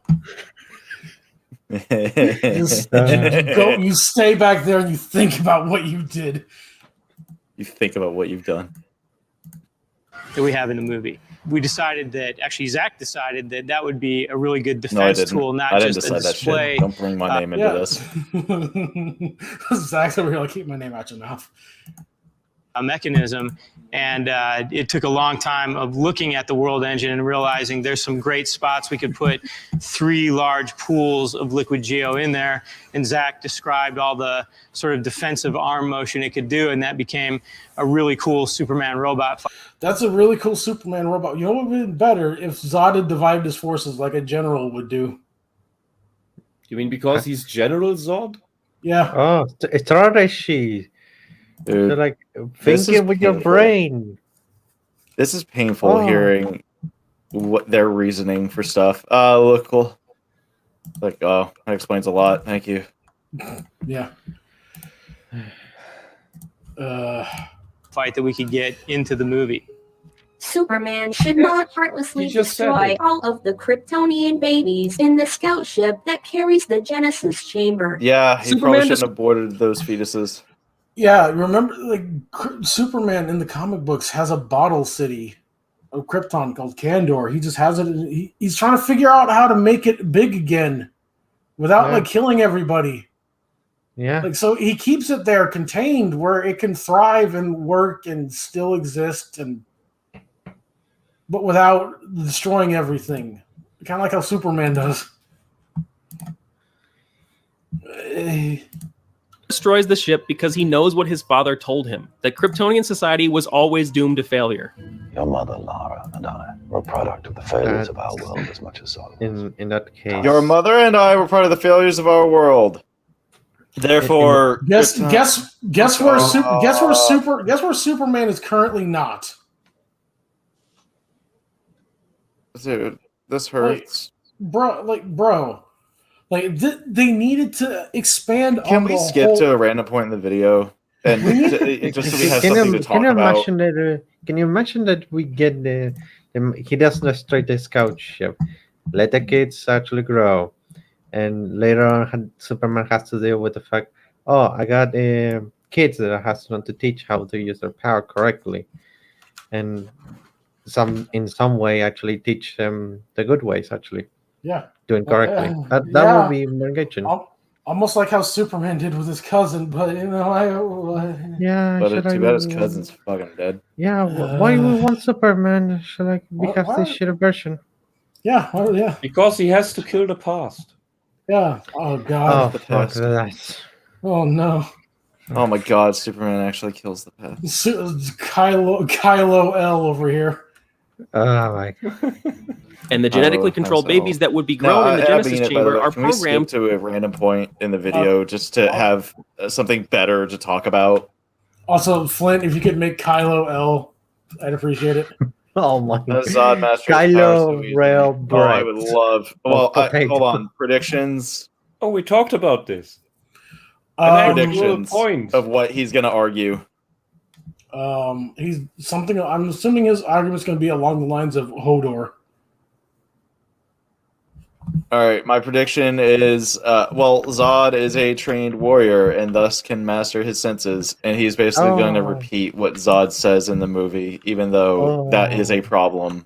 Yeah, I'm a trained warrior. Okay, so what part of your training included laser eyes? Also, just the fact that you adapted to your powers in a matter of minutes, your whole reasoning, your motivation as a character falls apart.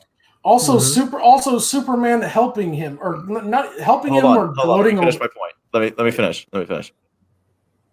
His reason to be a character falls apart because he says to Jor-El, "I will not let my people suffer for years, as your son did." He gets over it in 5 minutes. But even that explanation is stupid. Oh no, okay. Here's the thing: if I had to have a seizure, right? If I had to have a seizure for 5 years, and then I'm an immortal god after those 5 years, I'd take that.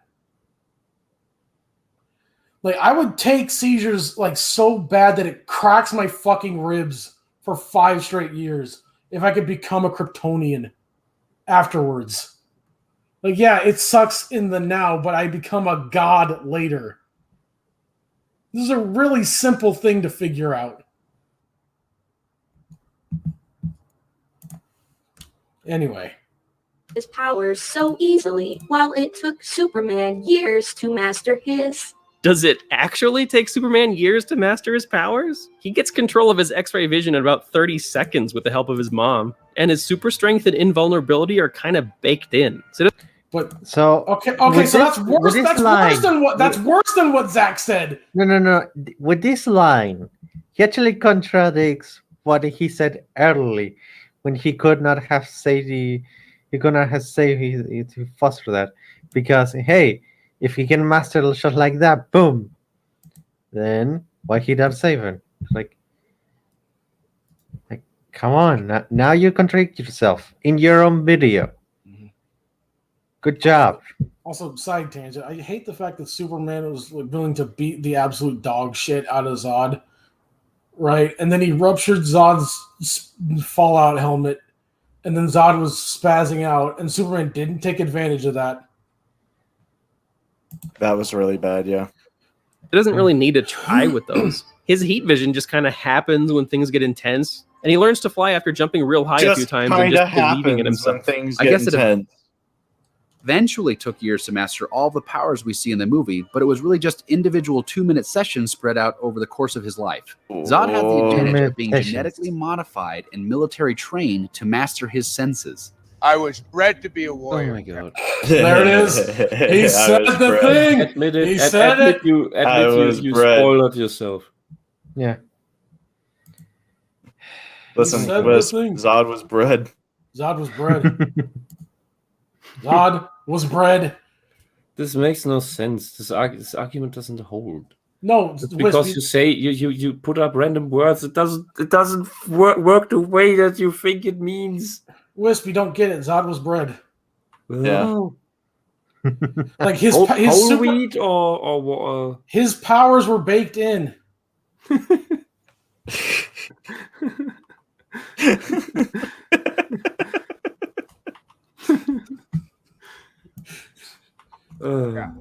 Military trained to master his senses.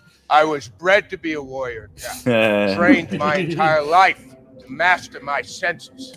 And also the advantage of having seen what he's capable of by watching Superman do it all. It's not really that big a stretch. Yeah, I can figure out, like, I don't, like, just, like, figuring out that you can just defy gravity. You can just, like, oh, I saw it, therefore I can do it. What? Like Ray. So what is this criticism? Superman never saves anyone in this film, and he does! Yeah. It's not the fact that Superman never saves anybody. It's the fact that he genocides a city! Yeah, that's the issue. He cost When people are suffering. He cost more lives than he saved. Yeah. That is a problem. Superman never saves anyone in this film. Show me right now where somebody said this shit. Yes, yeah, again. that's the issue. It's oh my god, you. I bet he couldn't even find tweets if he made them up.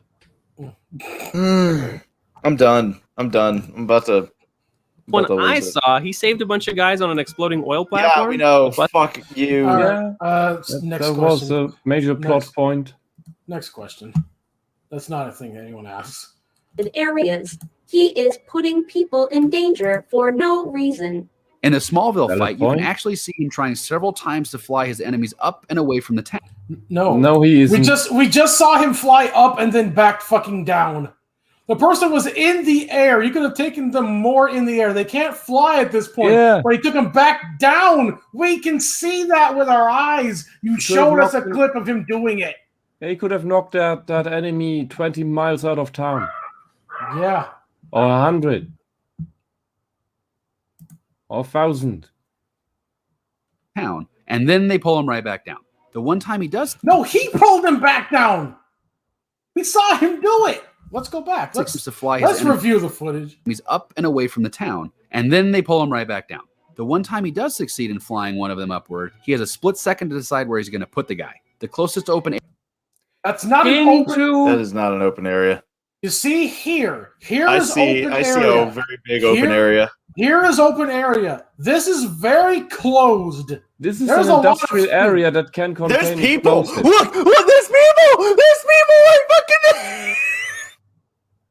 There are people. Awesome. Let's see how big these stick. Okay, let's see if he shows the flames engulfing these two guys right here. Oh my is god, pretty please, far please, away. One please. night, And zoom there's in. still this other Wait, chick wait, fighting wait. There was a frame. No, there was a that, frame that where they explosion was disappear. way bigger. There was a Yeah. frame. If Military you go frame by behind the guy. frame by frame, Closest you to- see the two people disappear. Oh fuck! No way. No. When the camera zooms in. Let's see. All right, so press open area is the pretty period far button. away, and there's still this No, other no, chick no. fighting the Yeah. military Yeah. behind. Go back, press and pause, and press the period button on your keyboard, It goes frame by Okay, frame. no. and you'll go frame by frame. Okay. See. It's See him obviously flying it's one a of little them upward. brackets, He a has a little split second to greater decide than where or he's less going than to put the guy. symbols. The close And stop. All right, and Up. There they are. There they are. And when All right. it starts zooming, click bap, it. Just click it. gone. Just- Boom. Gone. oh my god. Yeah. You don't even see the blur It's of them snapped there. out of existence. How convenient. Oh, no, they come back. Boop. Oh, gone. There. Come back. Not there. Gone. There. Not there. Come There. Gone. Not there. There. Oh my god. Okay. Superman saved them. So, He- the he- hit was so fucking hard that it vaporized them on impact. No, Superman went after them at the speed of light and got them before the explosion. We just don't see it because it's between the frames. area is pretty far away, and there's still this. Not from those two guys that are right Far there. away does not mean open area and not safe. And look, it is actually exploding. Yeah. Yeah, if those Also- guys were to be there, they will be having, their eararms going to be blows up. They probably have internal bleeding. They probably have an organ Shrapnel. that's shrapnel as well. So they were pretty much dead or almost on dying in a couple of seconds. Yeah, this So, is like, not good job. Second to decide where he's going to put the guy. This is not Superman. This is Titan from Megamind. Yeah. Yeah. Also, there's a whole lot of empty space up. Yeah. There's a whole Then you lot of can- nothing. There's a whole lot of nothing in up. So put him up. The closest open area is pretty far away, and there's still this Or you other can go chick fighting for the military the, behind him. Zod's goons are attacking like, everyone in this scene. Okay, if, so you- now if we were to aim just a couple meters more up, like he will have landed in when they plant the crops. So there was no one there. Yeah, So he's- you could he's have a just- boy to kill those people. Just simply enough, just adjusting your aim. Just like that. Also, like, even if we go on the assumption that nobody died, people depend on those trains Yeah. for food. And For if you diesel- wanted to for blow him diesel up, fuel. if you really wanted to try blow him up, he'd throw the Kryptonian into the open field, get the train, and throw the train onto the Kryptonian, because that would be safer. But that's still fucking stupid because I know. Superman knows that steel doesn't hurt him if it hits I him. know. I agree. But it's for the explosion. But anyway, I completely agree. It's just that even though the scene is stupid, you could make the stupid scene a little less stupid, a little less character breaking. I love the idea that Potato Man just wants to see the explosion happen. He knows it's not going to work, but he just wants the explosion. This guy's worse than Homelander. Oh God, you're right. Like Oh my God. Homelander is like more like on target than Superman and Man of Steel. I hate is. that Homelander has actively killed fewer people than Superman has in Man of Steel. Yeah, because Oh my Homelander God. can at least put on the show of he can give the fake impression that he's a good guy. Yeah. I want everybody I to put it on the realize impression he that has to. Homelander in The Boys has killed fewer people than Superman has in Man of Steel. And that tells you everything. Oh my Not God. just Superman, and he has to stick around to make sure they don't hurt anybody. In the case of the And he did a real fucking good job. Yeah. He did a real fucking good job of those 7 guys she landed in the middle of. They all died. Every single one of them is dead. Dude, this is just King of Monsters. With humans are at the mercy of evil monster. There is no hero here. the Metropolis fight, Zod has 2 goals: get revenge on Kal by beating him up, and get revenge on Kal by killing all humans. Zod might be So, okay, even if we grant him the premise that Superman was trying to juggle multiple Kryptonians back then, there's only one here, and he can't fly yet. Like, you have air superiority, and you're not doing it. Yeah. Like, if my opponent can't see, then I'm at an advantage. Or let's put it in movement terms. If my opponent is a paraplegic, I'm at the advantage. Right? Mm-hmm. I probably shouldn't waste a whole lot of fucking time until the paraplegic learns how to walk, and then I lose my advantage. Yeah, until he figures out how to do things. Yeah. You can make the argument that Zod doesn't know how to fly because he doesn't know he could do it. Mm-hmm. Because he hasn't seen Superman do it. Yeah. With the laser eyes. Mm-hmm. focused on Superman during the fight, but his ultimate goal is to take from Kal what Kal took from him. I'm going to make them suffer, Kal. These humans you've adopted. I will take them all from you one by one. And that means Superman should probably stay close by to protect the people of Metropolis. No, that means he should get the man as far away as possible. Yeah. Yeah. Because if you can't remove the city from the threat, you remove the threat from the city. Yeah, if the threat is gone, then the threat is gone. Why is this hard to figure out? if no threat, then no threat. All right. Goku knows how this works. I am done with If he this tries video. to take the battle away from the city, Zod is just going to bring it back. No, Yeah, but okay, no, so Zod, No, Zod doesn't care about he just said that. It's just taunting. Yeah, no, you're trying to justify backgrading. You don't get a scene of Superman managing to get Zod in a desolate area and such as flying to the popular area again. And you Superman should trying not to be fail. You don't get implying that. things or making up headcanons for Yeah, a film. you're just justifying backgrading. Their fight takes them to space, and Superman does not try to keep him in space. Yep. Like how? As he does in the part where Superman takes the fight into the sky, only to have it brought right back down into the city by Zod. The final sequence of the film is the most criticized. Also, again, this is what I was talking about earlier. Superman forgot he has X-ray vision. He lost Zod somehow. Yeah, something that you should know. Like, oh, got this. Unless all of these buildings are made from lead. Everything, including the fucking glass, is made out of lead. Then you should be able to figure out where Zod is. He also forgot how to hear. Yep. Apparently. Yeah, because when you're moving quickly for air, you're gonna hear it. You're able to hear. And Superman, what he got? Super hearing.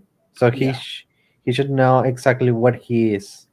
Even if this version of Superman can't hear in space like the comic book version, then this is still in an atmosphere. Yeah, you're in this planet. With people blaming Superman for allowing Metropolis to be destroyed, for destroying it himself, and even for purposefully killing thousands of people. Yes. There's even a stupid BuzzFeed infographic estimating $2 trillion in damages as a result of the fight. That's not okay. Listen, BuzzFeed doesn't get a whole lot of shit right, but this one they are completely accurate.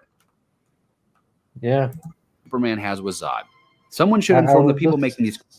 Yeah. Mm-hmm. Yeah, no, criticisms that 99% of the destruction was caused by the Black Zero. 99, and that extra 1% didn't have to happen. Yeah, Superman should not get not even like you could say half of 1%. You could say that just trying not to get them out, but to say that Superman get 1% or 10%, that's really bad. Hey, Fayrod. All of those shots with Superman dragging Zod into buildings and punching him into buildings. I just want to. I just want to see him justify the satellite. It was a conscious fuck. Yeah, the satellite. Yeah, they're in the infinite inky black void of space, and they still managed to find something that belonged to humanity to break. And then just send that satellite into Metropolis, and then when there was no fight happening, he went and found another satellite to break. While Superman was on the literal other opposite side of the planet. Yeah, you know Then good and goddamn Superman well that's not what we're talking about, you disingenuous little fuck. No, it's all the shit that happened after that. Dude, this guy's making me so fucking angry, and like I said, oh my god, this hurts. I know some people are like, oh my god, there's so much destruction. It's not. No, we're talking about oh my fucking god, dude. Everything that happens after this and in Smallville, that is Superman's fault. He just dodges it. He just fucking dodges it. Yeah. Like every time that. How do you fucking do this? Yeah. This is bait.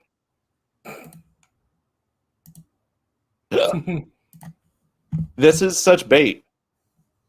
Yeah. Talked about taking. I'm just working on the premise. I'm working on the premise that this guy thinks this because there are people that are this stupid that make videos like this. But no, he's away from Metropolis. No, he's specifically dodging. Yeah, they do that, Zach. The relevant portion.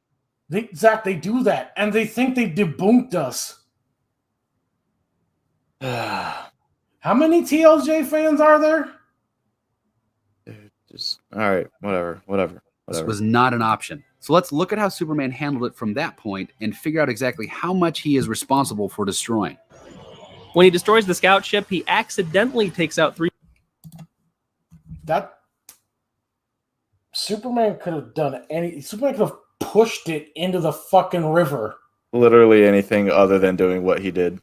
Yeah. Everything is actively slammed into where buildings are instead of away from the buildings. 3 buildings that are directly next to Ground Zero and are already burned out husks, so it's safe to say nobody would. So make it worse. Wait. There are still people. There are people. There are people. Okay, if Ground Zero's over here, right, and then like he knocks the scout ship into more buildings, there are people on the fucking ground that could be killed by that escaped. Oh, look, he even has arrows pointing at people. Yeah, literally. They'll be erased when the frames get closer. Yeah, I love that he has arrows pointing at people. Uh-huh. Yeah. Mm-hmm.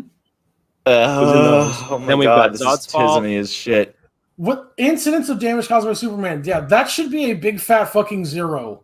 We're already at 3. We're at 3 more than there should be. Zod does this.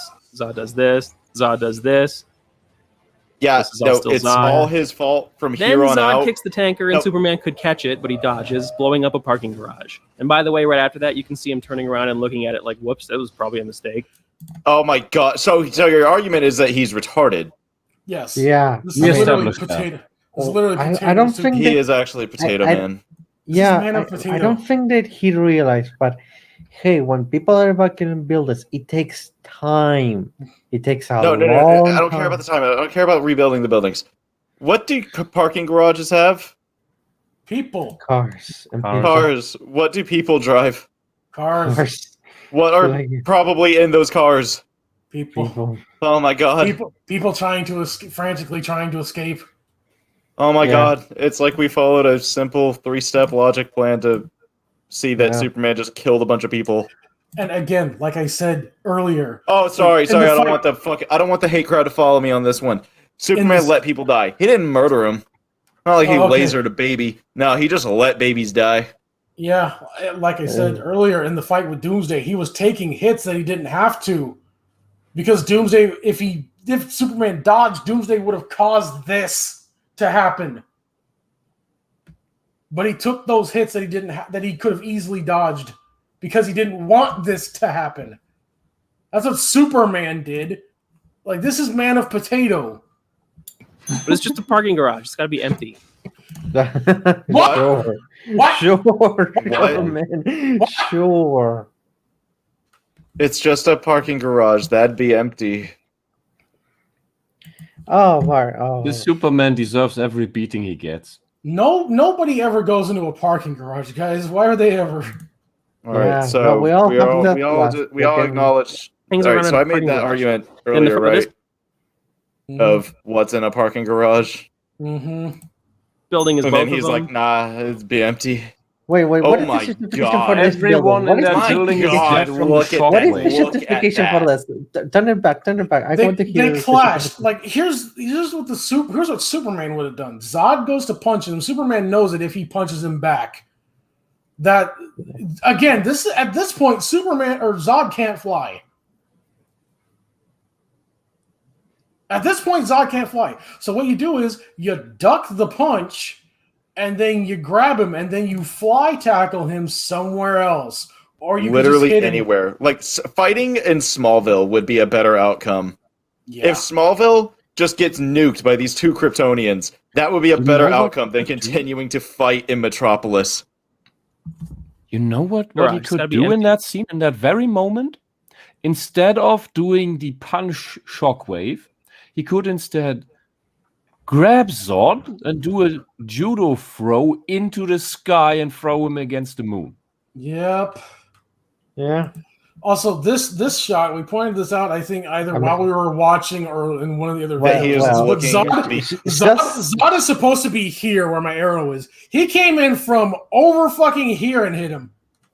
Yeah. Who hangs around and looking at it like, whoops, that was probably a mistake. But it's just a parking garage. It's got to be empty. So who hangs around at a parking garage? There's a car In the flying front out of this of building it. is both. Who hangs around in a parking garage? I don't know, anyone who wants to get their car out so they can drive out of the city that's currently being destroyed. There you go. All right. Of them, as well as an empty construction site. That's both of them. There's still people under that shit, though. Look, there are people behind him. Yeah, right there. Zod does this. Then Zod punches him through this window. Superman revenge drags Zod along this line of windows. Then Revenge drag. So he's already justifying. Yeah, Superman, yes. So Superman is being vindictive for no reason. That is not Yeah. Superman. Yeah, Dude, yeah, you're fuck this letting guy. people kill on this. Yeah. and Zod does this, and all of this. Yeah, Zod breaks the fact that Superman doesn't stop that. The relevant point is what he's making here sounds like whataboutery. And that is irrelevant for Superman because Superman should not let any of this happen. He should do everything in his power to prevent any more damage caused by Zod. And he isn't. Instead, he's letting more things happen. Yeah. It's not Shit about like who that, does Web. it. It's not a big dick size contest about who does more damage. And Hawk, Right on point. Not Right on even point. that. Right now, in the scene we're showing, he's in space.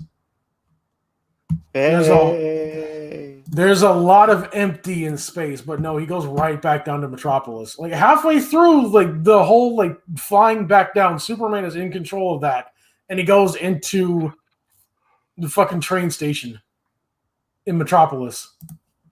Prizes satellite, and then Superman breaks a window and a balcony.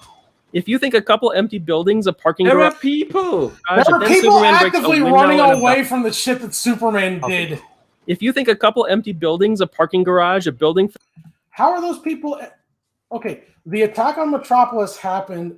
Okay, this is how logistics work. The attack on Metropolis happened without any warning, right?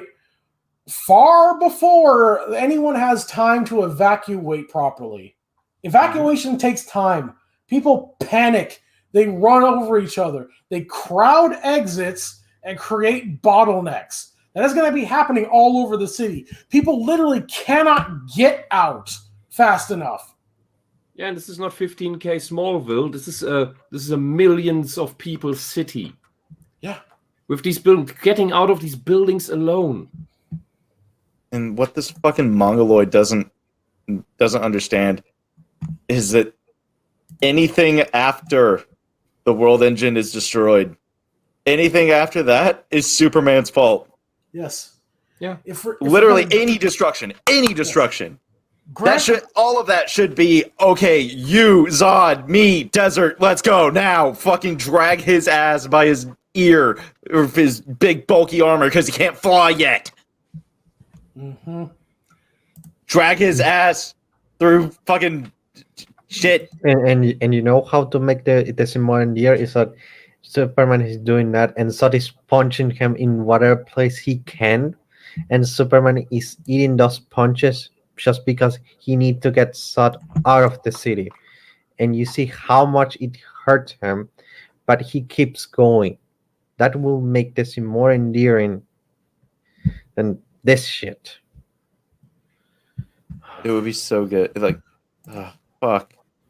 Dude. Facade, a construction site, a line of windows, and a balcony is some There are people. fuck In off, this dude. case, the things are not the unforgivable. problem. All right. There I'm done. people under these things. Under done. them. Do you In know the very phrase- do you know what glass does to flesh when it falls on it? Do you know what stone does to someone's brain when it hits it? Amount of destruction on Superman's part. Maybe you haven't seen a whole lot of what Superman does in other media. That was literally an empty city! No one's living in that yet! That's part of the fucking... God damn it! Lex Luthor created that! Nobody's living in it! Nobody! It's an experiment! I mean, I really like... There's only 2 buildings fell! Only 2 fucking buildings fell! In this motherfucking fight! You fucking idiot! How? How do you do this? How? Oh my god. The only example that you found is this one. Like, come on, man. Come on. I Hold on. I'm laughing at this. I'm laughing at his tribe because it's like you're pathetic, man. I mean, real just quick. This completely dude's a honest. fucking. Yeah. My God. Hold on. I was drawn in by the intoxicating aroma of stale piss and vomit. Hey, Hawk. Hello, Hawk. This guy's a fucking retard. I'm this close to slamming my fucking balls in a waffle iron and screaming racial slurs at the top of my lungs. Yes. Yes. Very. Yes. I was literally watching it.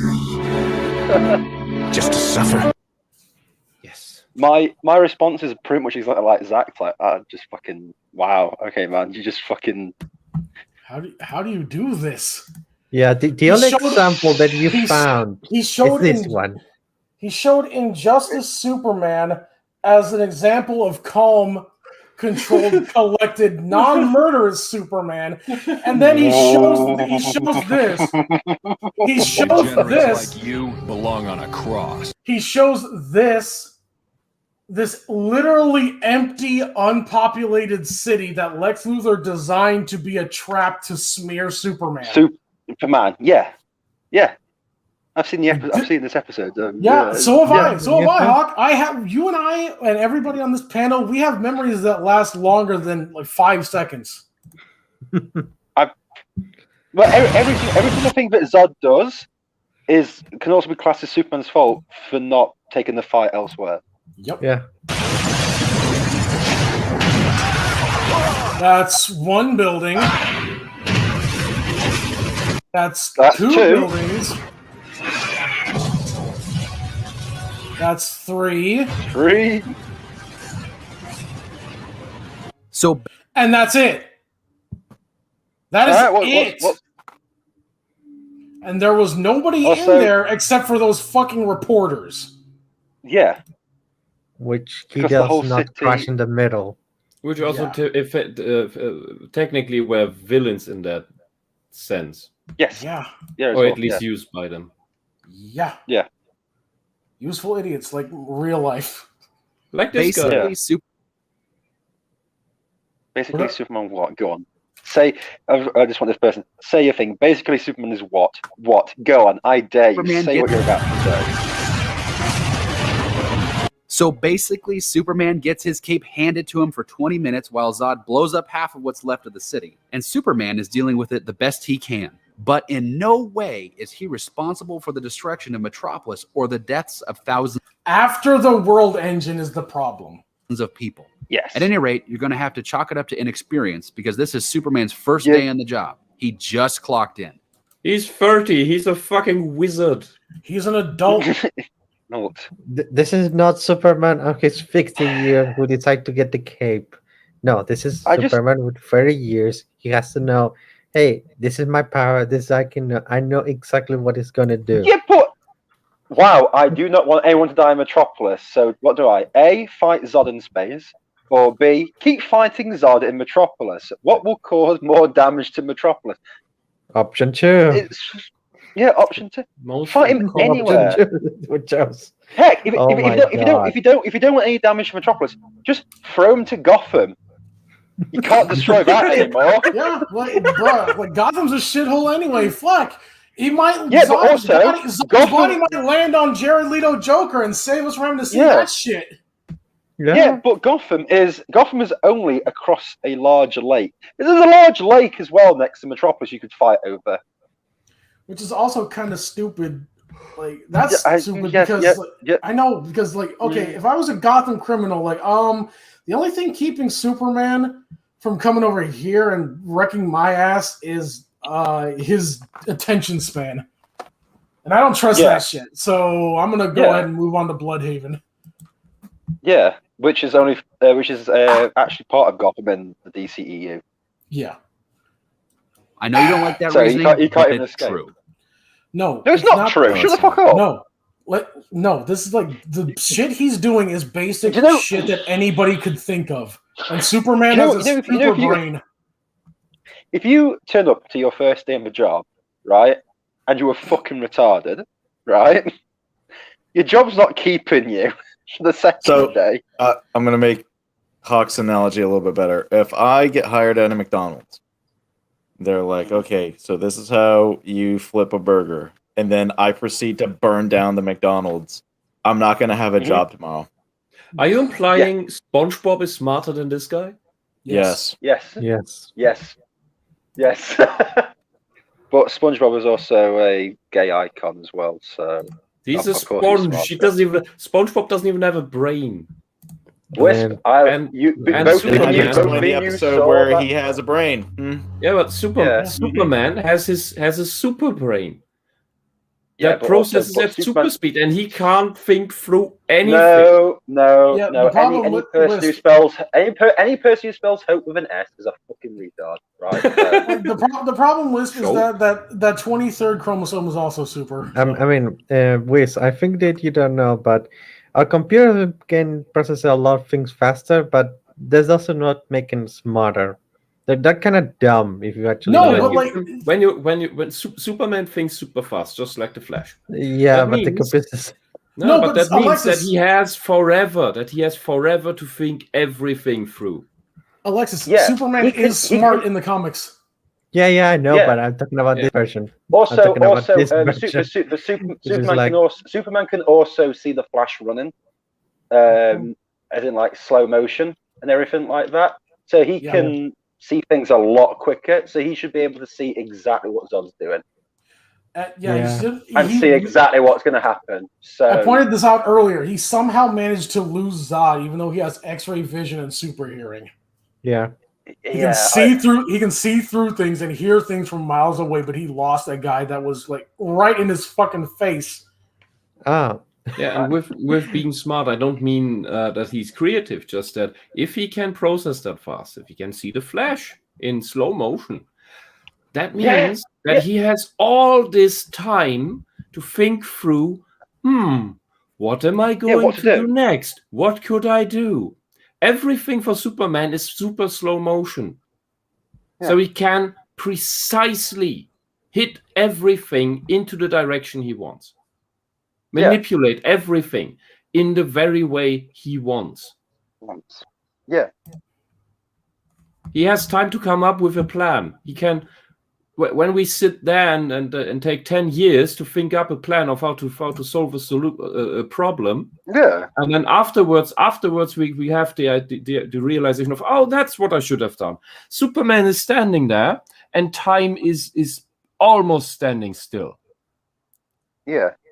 His intelligence simply comes from having enough time. Yeah. There's no way that you can think fighting Zod in Metropolis was not going to cause more damage. And anyone who ever says that is absolutely lying to themselves. And it's like Zach said, oh, I assume there's no one there. Well, you can't just assume no one's going to be in that building. Yeah, he assumed that nobody was there, and then he showed us a thing. People being there, people being there. No. He showed a counter argument of Superman fighting Captain Marvel in a place where nobody was to prove that Superman does this. You need to say Shazam, by the way. Yeah, Shazam. Yeah, he's actually Shazam in that thing as well. Is it? Oh, I can't. You know something? I don't care. He may be Captain Marvel, but nobody's gonna know that. Captain Marvel. Yeah, nobody cares. His name is Captain Marvel. God damn it! I don't give a fuck. No, nobody cares. I don't give a fuck. Anyway, Billy Batson was Captain Marvel first. Fuck off. You know that Captain Marvel is stained, though. I don't care. Captain Marvel is Captain Marvel. God damn it. Okay. I say this guy is Titan from Megamind. I say he's Titan. Yes. But God, this guy's. He just straight up lies, and it's very upsetting. Oh yeah. I was in and out of watching it while I was doing the Smudcast, and I was like, wow, this guy's a fucking liar. Yeah. Well, how was Megami Fish, Hawk? Insane, and also she got downright disgusted. To be honest with you, we were quite horrified with some of the stuff she was saying at the end. That's not horrifying. Oh my god. Did she do some scary cosplay skit? No. She started mentioning people with chemotherapy are just like looking for victimhood and stuff. So what? What? People with literal cancer. Say that one more time. Well, you know, in Fight Club, there's a woman who's got cancer and going through chemotherapy. Yes. Right. Yeah. She was trying to say that Project Mayhem shave their heads so they can take the victimhood of the people with cancer. What? And then she also said that we can't tell what gender the woman with cancer is because she's not portraying herself as a female because she hasn't got hair. What? These people. This is why I hate these SJWs. Oh yeah, These yeah. people Oh, by the are way, completely Smud losses. Right at the end, become- Smud actually absolutely just told her to fuck off right at the end. Literally just told her to fuck off. It was like, wow, okay. Because she started bringing up Trump and the Proud Boys. When you piss off a Canadian, if you don't have any phenotypical sexual signifiers that you style up, not just the normal ones, because if you can't tell a male from a female face simply from the fat distribution. Yeah, she can't tell whether someone's a man or a woman. No. It's not that. It was the fact that she was trying to say that because the person who had cancer had no hair. The person with cancer with no hair was having no hair because she wanted to identify as a male. When in reality, it's the chemotherapy that's causing her to have no hair. It's like, What the right, fuck okay. is that madness? Also, the reason why the woman dies with chemotherapy or is dying is not because of the cancer. It's because she shows emotion. What? In the movie. I'm pretty sure the tumor in her brain is more of a problem. Yeah. No, one of the things I said was, I'm sorry, I'm gonna have to like back up cancer here and say, no, this was cancer's doing. But this is the video. No, she got all these other bread tubers to read lines for her. H Bomber guy and all them lot. Yeah, we're on it. Yeah. Oh my god! And no one questioned. She spent about 5-10 minutes on a pornographic movie from the 70s called Behind the Green Door, because in Fight Club there's a line that says to open a green door. And she made out. Oh yeah, she's gone. She's completely. I lost my rag. I just literally told her to fucking. I'm definitely sure she is. She should be. Yeah, seriously, watch it. You'll be so fucking surprised by some of the things. I'll watch the Smartcast later. Content. Damn, be glad I wasn't on that. I would have shouted at that point. It's hard to get me to that point outside the PTSD, but fucking hell. Yeah, I just done. I was just completely done with it. It was one of those things which was just a bit like. No. And now you get an idea why these people are talking so much absolute bullshit about this trans stuff and spread that, because they don't know anything about reality. There was so much projection going on with her. It was unbelievable. We can't cancel people because of a narrative they say. We've got to be open and start asking questions. I'm like, well, that's exactly the opposite of what you do. Then she was going on about how silly it would be smashing up Starbucks and how silly it would be, violently, going against the system and stuff for a made-up cause. I'm like, what you mean, like BLM and stuff like that, what you support? It's like, fucking hell. This is projection, gaslighting, insanity, schizophrenia, paranoia. It's all wrapped in one, and wow. I suggest if you have the time, there was a very, very elaborate and insightful chat between Peter Boghossian and James Lindsay on Peter Boghossian's channel. Not Boghossian. Benjamin Boyce and James Lindsay. Watch it. It gives you a lot of background about how all of this works, where it comes from, and what these people attract. On my secret podcast that no one knows about, I talked about this 2 years ago with a friend of mine. We just recorded our personal discussions, conversations but we never cut them up to make them ready to get out of give you unlisted mode. permission to shill on our podcast? No, I'm just saying. People, you can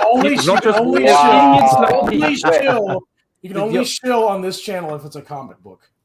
Dude, so make a comic book about your podcast. None of this stuff is public, so you can't watch it anyway. What I'm saying is, even idiots like me figured this shit out years ago. Yeah, and I'm glad that there's more academics who have the substance behind it to give us the background and everything, and give us the acknowledgement that these people are actually crazy, and we shouldn't listen to them. We shouldn't give them the time of day, but in the sense that we don't let them do their shit either. We can't let them get away with it, because all they do is project and gaslight and guilt trip and double bind and all the things in the book of emotional and psychological manipulation. They are the very people who beat you up and keep punching you and keep yelling, "Why are you hitting yourself? Why are you hitting yourself? I'm not hitting you. You are hitting me." While they keep punching down at you, sitting on you and punching your face into the ground. And then maybe, if you're lucky, the teacher or policeman comes by and says, "Hey, don't defend yourself because you don't want to be the bad guy like this guy," right? Yeah, But that authority figure also doesn't help you get this criminal off of you. You're just told don't defend yourself because you don't want to be bad like that, right? Nice ghost tips, by the way, Wisp. Yeah, perfectly. Sorry. All right. That's fine. Yeah. Hold up. We're all about ghost tits here. Yeah, the intro. Before we proceed. My love for you is like a truck, berserker. Do you want to making berserker? Hey, Mark. Hello, Mark. Howdy. Hey, Mark. How are you doing? I needed a break. I had to go to the bathroom, look in the mirror, and like realize that this is real life. This can happen. I had my rant, and I'll take it. Yeah, I listen. Yeah. All right. We always enjoy a whisper rant. It's always fun. Just a personal thing before we proceed. This here Captain Marvel. That Captain Marvel. And that's Plank. This not Captain Marvel. No. No. Is that every time they redo why you shouldn't trust? Every time they redo Brie Larson's character, they make her more and more unappealing and more just. No, there was a comic book. I can't remember which issue it is because I didn't buy it because it's dog shit. But there's an issue where they're making a Captain Marvel TV show within the universe, and they hired a chick that looks good, right? And then they have the actual Captain Marvel look there, and she looks like Ryan Stiles with lipstick. But isn't this Shazam? No, this is Captain Marvel. This is Captain Marvel. Oh, okay. I didn't want to say it. This right here, this guy right here, Captain Marvel. Yes. That other thing, no. All right. Yeah, that was like Bart Simpson. That other thing, yeah, Bart Simpson. That's not Captain Marvel. Bart Simpson. Yeah. Oh my God! Yeah, you're right. Yeah, it did look like Bart Simpson egg. Yeah. Bart Simpson versus the Don. Yeah. Bart Simpson has a better moral compass than Brie Larson's Captain Marvel. Bart Simpson also has a bigger ass. Probably. Bad. So in that instance, bad touch. The voice of David Goya. Oh God, he's fucking vocal. Superman who had only been Superman for like a week. He wasn't Superman as we think of him in the DC comics. Oh my God, I want to stuff him in a locker. Holy shit. Guy doesn't know what he's talking about. I don't look like Has a this- God, I'm gonna shove him in the locker with Bill Gates. Holy shit! This guy doesn't know how humans work, does he? No. Yeah. Does he have a Superman's lifetime? Superman's only been doing Superman things for 1 week. Yes, and well, he wouldn't know that fighting someone in a city would cause immense damage. Quick question: How long did it take for Superman to figure out that when steel or rocks hit him, they don't hurt? That's something you figure out pretty fucking quick. When someone throws a pillow at you, right, it doesn't hurt. Does it hurt? So you probably, if you're trying to hurt somebody, you probably shouldn't throw a pillow at them. Yeah. Just saying. Or the Neil Adam or the Kurt Right, Swan or right. something like that. Or even in a world that conceived of Superman existing. He'd only flown for the first time a few days before that. He'd never fought anyone that had superpowers before. And so he's going up against a guy who not only is superpowered, but who has been training since birth to use But not those with superpowers. Yeah, but not with superpowers. Because in Krypton there weren't superpowers. Zod should be stumbling over his new powers all the time. Yeah, Zod shouldn't know what the fuck he's doing. Okay, so Zach, tomorrow, or Zach, unmute yourself. Participate, goddammit. Fuck it. I don't want it. That was an excellent Zach impression, Hog. It was about as good as our impression of you. Yeah. Who exists as a superhuman killing machine who is No, they're not superhuman on Krypton. No, they're just This guy regular. doesn't know the movie he wrote. Yeah. stated, I will never stop until I destroy all of humanity. And this leads us to the most controversial scene in comic book movie history. I swear to God, if he brings up that Alan Moore story I told you, I swear to God, if he brings that shit up or Injustice again. Let's see. What is gonna be? What is gonna be your portion? Please don't do it.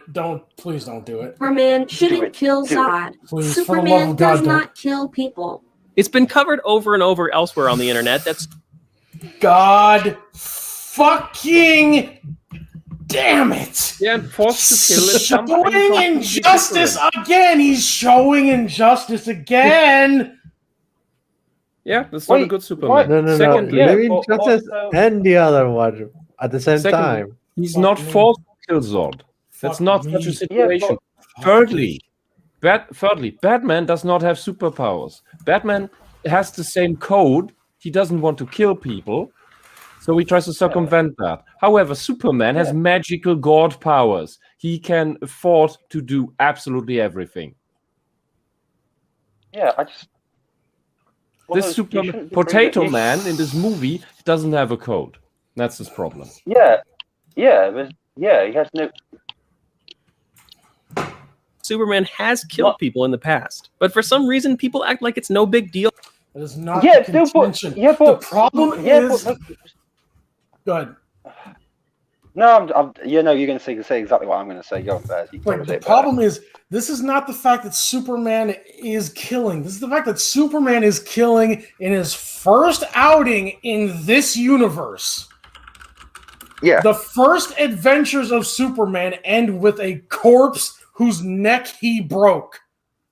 That is a problem. Save it to Zod's snap neck. Yeah. In a town he And, destroyed like Godzilla. So, well, city. Yeah. Not Metropolis. to mention, it's the way that it has to happen as well. It's very contrived. Yes. Yes. Oh, that It's all just for, I want a cool scene. I hear we need this cool scene and this good shot and this and this. We need to justify the plot doing that. So we kill the characters. And there's We don't also no reason for Superman to be sad after this happens. Like, he has no connection to Krypton. He has no connection to Zod. If they had made it to where Zod landed on Earth and was peacefully just befriending Superman, like telling him tales of Jor-El, and Lara when he knew them, when they were friends, like being like an uncle to him, and then he started doing the genocide shit. Yeah. Like, then Superman could be sad after this. Yeah. Because because he was forced to kill what could have been a surrogate father to him, another surrogate father. Yeah, imagine we have a halfway terraformed Mars that's livable, and you are Martian-born. What is your connection to Earth? Nothing at all. Yeah. Yeah. Like I just don't. But the reason why with like Zod and everything, it's like there wasn't. Yeah, tell us Zod great fake.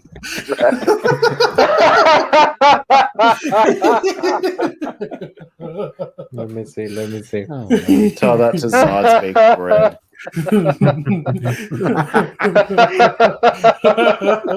Oh my god. Right on point. Oh god. Fucking hell. Oh my god, that was What? I can't. Like, this should have happened in the third, like, Man of Steel DCEU movie. Yeah. Superman being forced to kill somebody because he's not okay.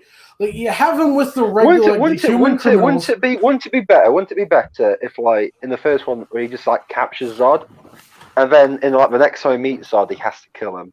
No, not even that. Like, have it be Lex or Toyman or some shit like that, a human that he doesn't have to kill, right? And then in the second one, ramp it up to Metallo or somebody. Yeah, like somebody that has his weakness, like somebody that he has to like think outside the box, and he like has to really struggle with not killing.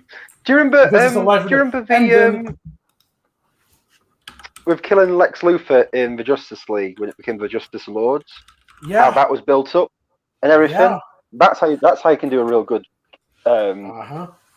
Built up Superman, like Lex Luthor got the presidency. He almost started World War III. Superman is pissed. Like the entire world, like it was built up to that in that fucking few minutes lead up to that other world, this offshoot multiverse.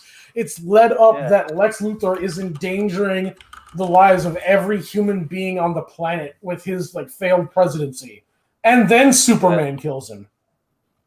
Yeah. Oh. Well, no, we got for Superman to kill Zod in this film. Like he wanted to do it. Don't do this. I can't do it. On the contrary, That was not funny. Stop it. Superman has no choice but to kill Zod. If he, like I said before, the Superman thing to do would be to put his hand in front of Zod's eyes, sacrificing himself and not killing. Also, these people are retarded. These people are fucking retarded. There is all the space for them to not just stand there and wait for it to happen. Oh yeah. They can easily escape, but or get on the ground. you know how to make this scene more. Like, what do you found now? What do you found? Everything is What do you found now? Oh no! Oh my god!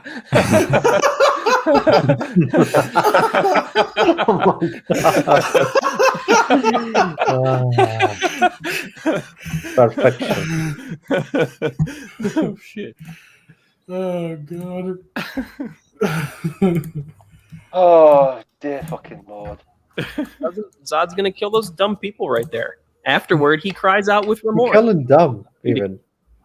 Like, literally, this is like, let them die. Like Superman, let them go. They're too dumb to. If they can't figure out how to walk forward. She's happy. Look how she's smiling. Yeah. Nature has selected them. Yeah. It's like, listen, like we've made this like. There's a comedian named Chad Daniels that said like natural selection used to weed out our idiots, but now like we're in the modern world where parents have leashes to keep their kids from walking off cliffs. right? Yeah. Like, just let these people go, Superman. The world would be better if none of them can figure out how to walk forward. Yeah, I think like the the other wife problem is is just that it's not just that it's the walking off cliffs is prevented. The thing is that just a little bit of hardship or getting into a real fight for once and getting a punch to the head that really hurts, that knocks some maturity into you because you realize, oh, there's boundaries in the world that I should respect. I don't necessarily need to respect the guy who hit me, but I need to respect that he can hurt me, and that others could do that too, and that I can inflict this kind of pain too, and that is what makes people grow up. Mm-hmm. You've been Bro, a year on the street. You grow up. I do. Yeah, I do draw the line at lasers being blasted at me. That is somewhere where I do draw the line of things to grow up, but. I get the point what you're trying to say, Wes. I don't want to. I don't. No. Yeah. I don't say people need to be beaten up, but if you had that kind of bullying in school, you learn that shit. Bullying needs to happen. Bullying needs to happen. Yeah, I agree. To a degree, bullying needs to happen. Oh, I'd rather say the physical stuff. Yeah, the psychological stuff. That's hard to deal with. Especially the stuff that goes through. I think physical scars heal. The emotional trauma is the one that sticks with you. Yeah, so just have like young clones of me in every school there to bully the Bill Gateses of the world. So what Zach is saying, get good at emotionally damaging people before they emotionally damage you. Yeah. We need a fight club. Yes. Emotionally damage your bullies before they have the chance to do it. Yeah, sadly that usually doesn't work because they're already emotionally dead. On the inside. Well, just bully hunters. You can't really help them that way. God damn it, Mark. Bear's got the reference. Fucking zombie unicorn in every school telling people not to bully in between paint tools. Why are you bullying me? Yes! Zaki said it!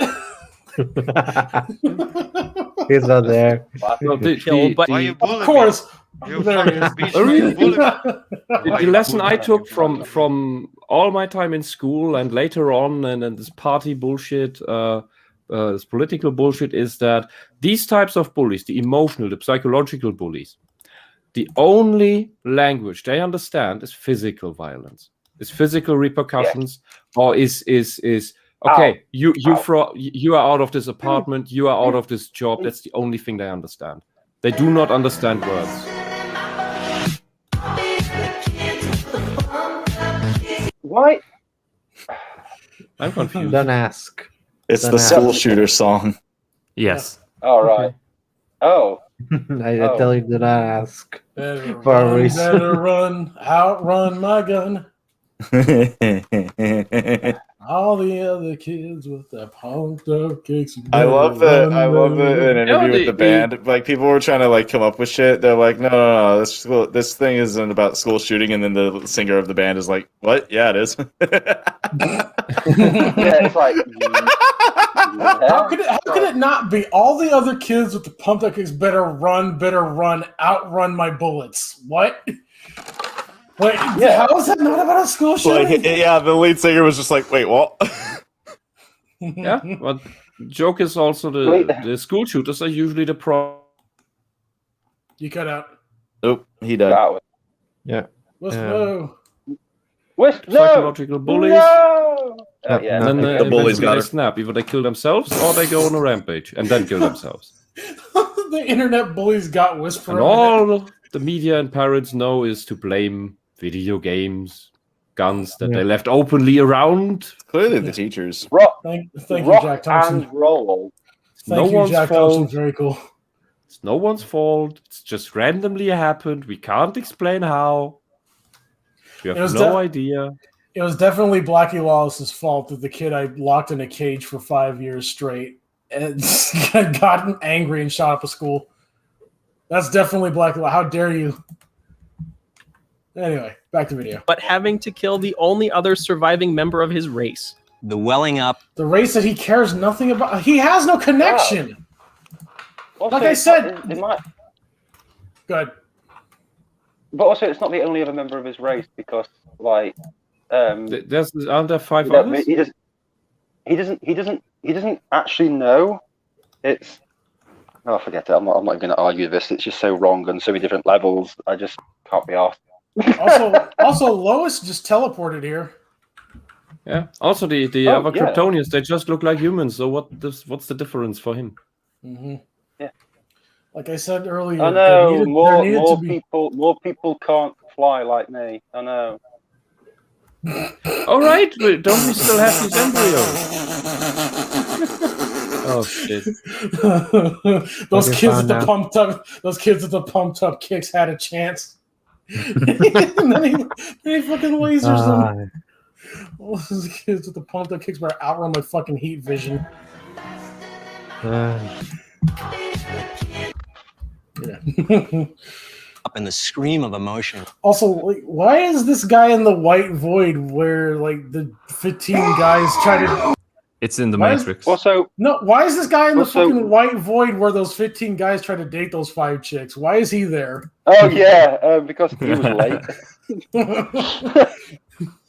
Hey, I'm here to date 5 chicks. Oh, where is everybody? Haunting when the entire crew is kind of in awe and frozen when we were shooting. Oh, dude, that was not fun. That was not nice. Kill yourself, please.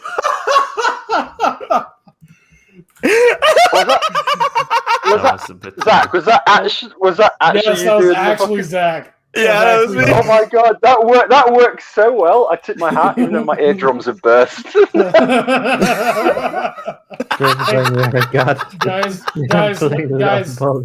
look at the current timestamp. It's fucking nice, bro. Nice. Anyway. And by the way, I think All right, one more and you get into the timeout corner, Zach. Yes, I'd stop.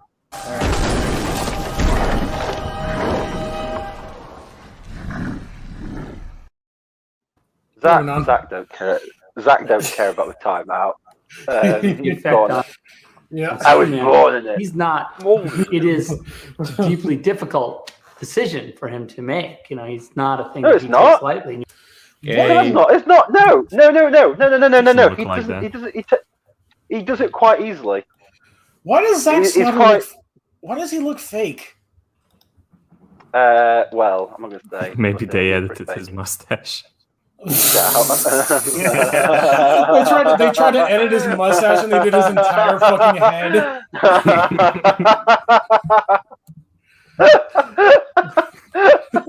This is the Snyder cut. the Snyder cut of himself.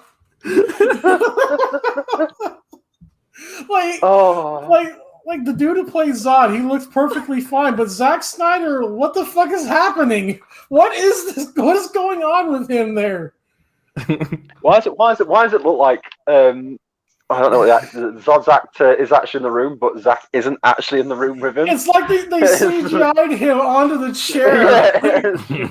Yeah. Why?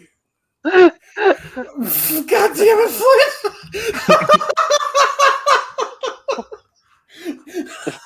Tell that to Zod's Photoshop mustache.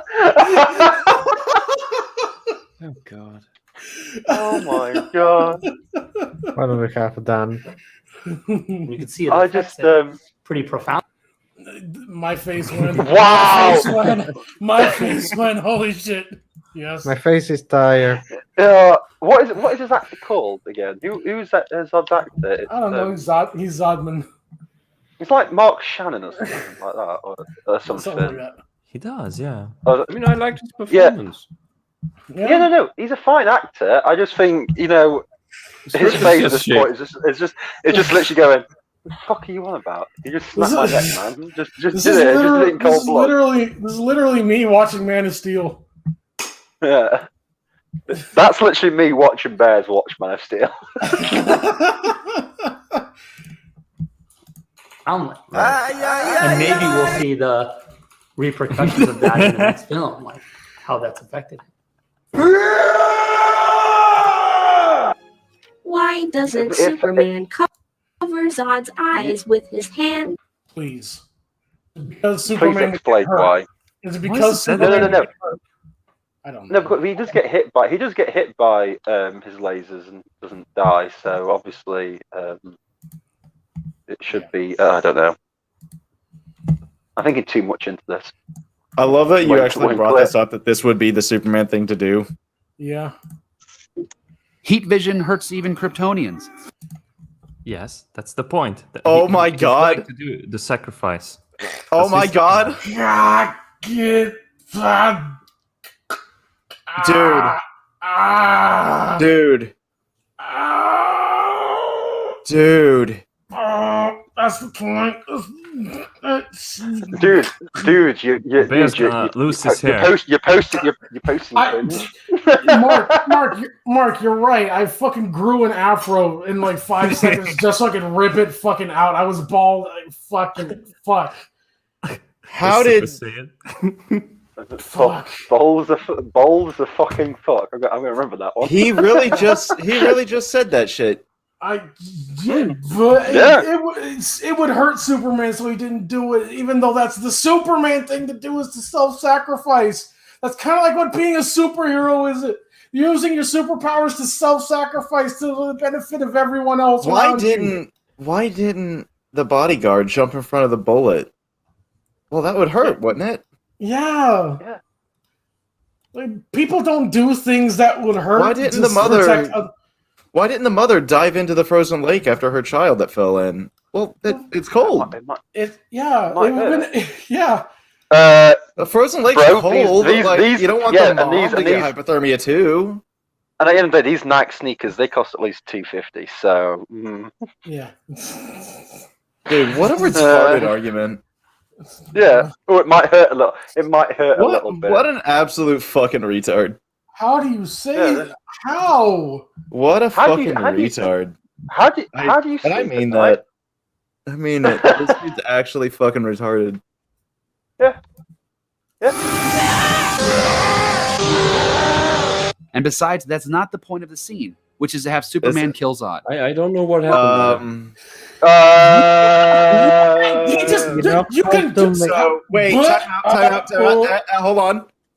So to recap, heat vision hurts also because. Yeah, also because, his argument is because. Cool story, bro.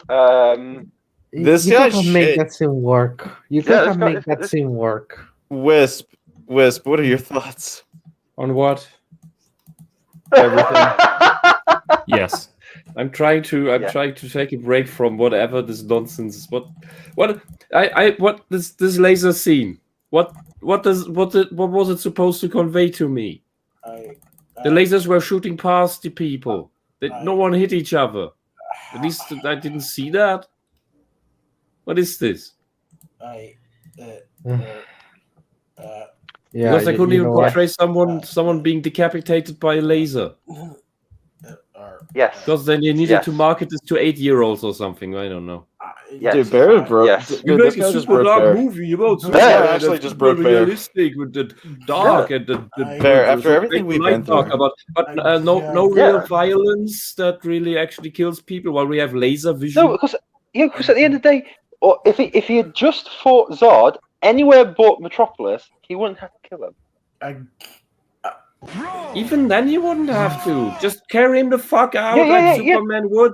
This isn't Superman. This is some idiot in a cape. Yeah. Also, didn't Superman carry Zod into space? Earlier in the fight. Just throw him into the goddamn sun. Yeah, just do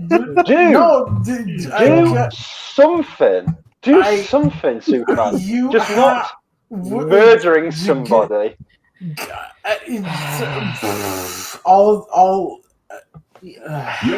so far off the solar system that he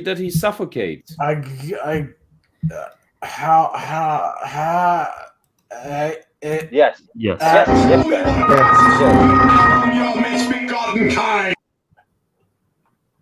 I just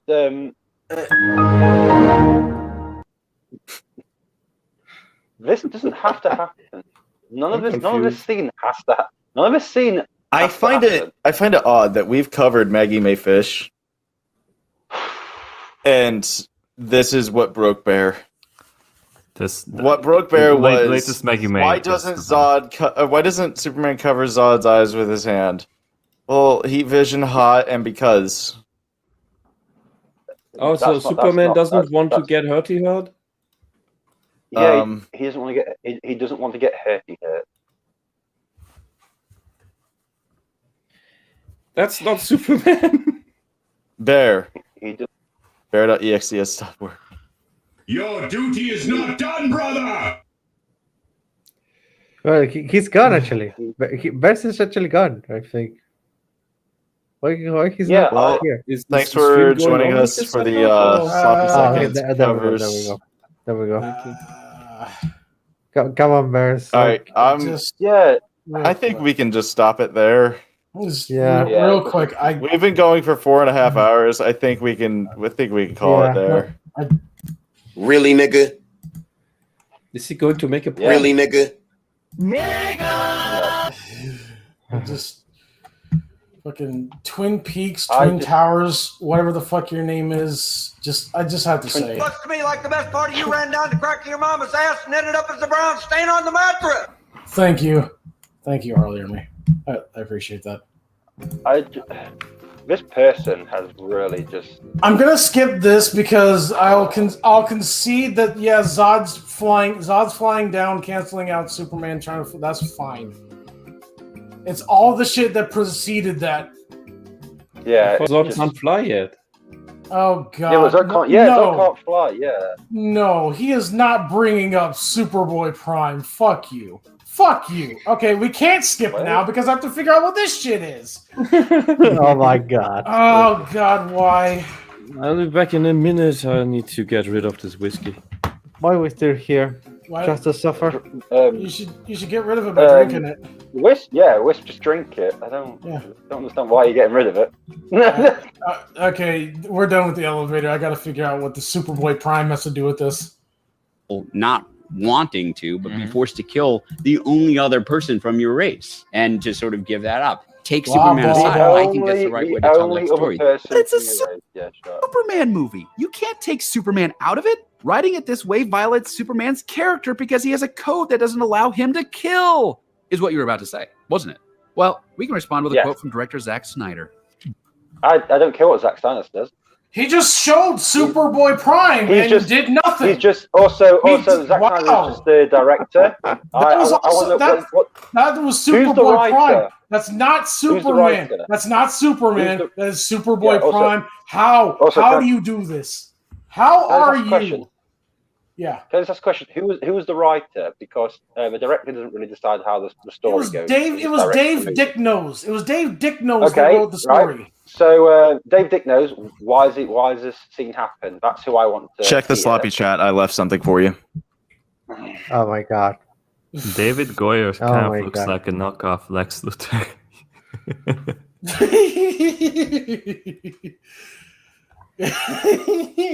Thank you, Flint. Very cool. I'm gonna just download that real quick. Yeah, just give me 5 seconds. Also, I hate everything about the drawing of Superboy Prime. Is just so dog shit. I hate him as a character. Yep. And everything about him, literally from the writing down to the perspective drawing, is just terrible. The Superboy Prime. Actually, Bears, what is your favorite Superman story? What's so funny about Truth, Justice, and the American Way? Mm-hmm. The Superman story where Superman proves that he doesn't have to kill to be up. The one that he does to be an effective superhero. Yeah, that one. Yeah. People wonder why I don't like Man of Steel, and people like this that defend it. The smooth lobe takes.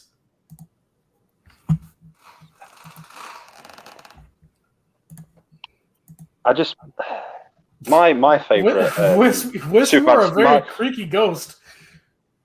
My favorite Superman story is the one where he kickstarts the Fourth Reich. What did I miss? Are you talking about Superman Red Son? Yes. How did you know? Well, I mean, that's not really the Fourth Reich. That's just a commie. He was a commie. Yeah, he was a comic, but he makes it pretty much the Fourth Reich. I do have to laugh at the fact that me and Bez do actually. All communism looks like that.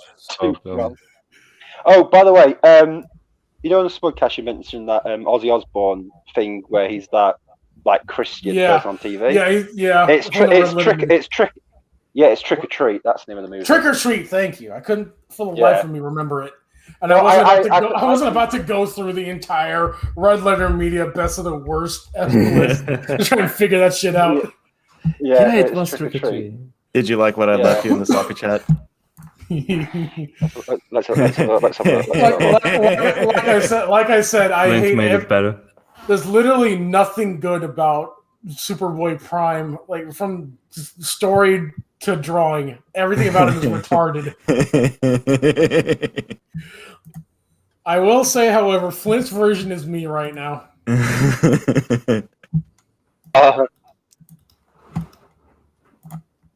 I believe it is. Dude, we can just stop here. We can be done. Nope. We don't have to finish this. Actually, you know what? I'm gonna save that. I'm gonna save that for when I get. We're just gonna. That is literally just. I got that Metal Electric. Okay. Or I don't know if it's that or.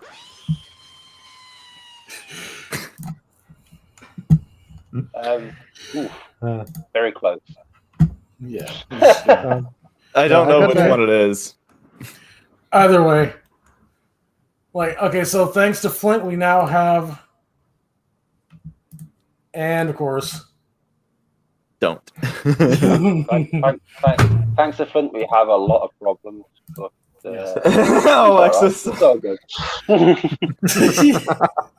I'm just happy we have Potato Man now. Yes.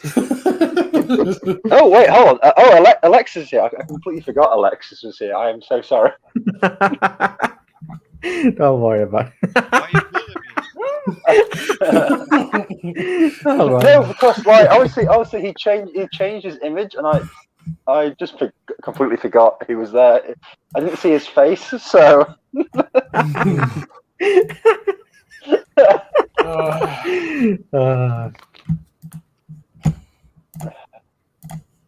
Oh dear. All right, back to Tism.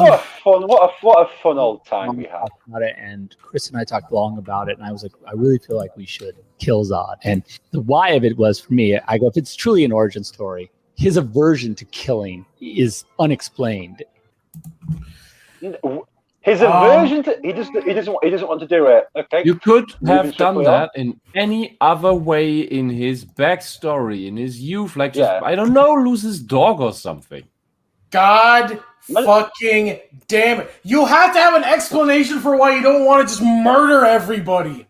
Yeah. How about why is it so difficult? Why is it so difficult not to murder everybody? This guy, this tells me that this guy, I forgot the name. What the hell you can't this guy's a psychopath or sociopath. I don't know, because he can't imagine why Superman doesn't want to kill people. Dude, normal people don't want to kill people. No, normal people don't want to kill animals. Normal people don't. It's weird. It's weird when you see you have a little kid when people find get him torturing an animal. When people get drafted, they have trouble shooting at people.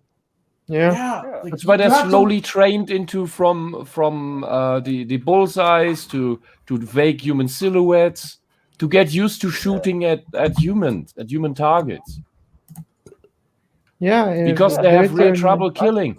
People don't want to do that. Superman doesn't want to do that. At least Superman shouldn't want to do that. Yeah, because he has I a don't- conscience. Because he's empathetic. Yeah.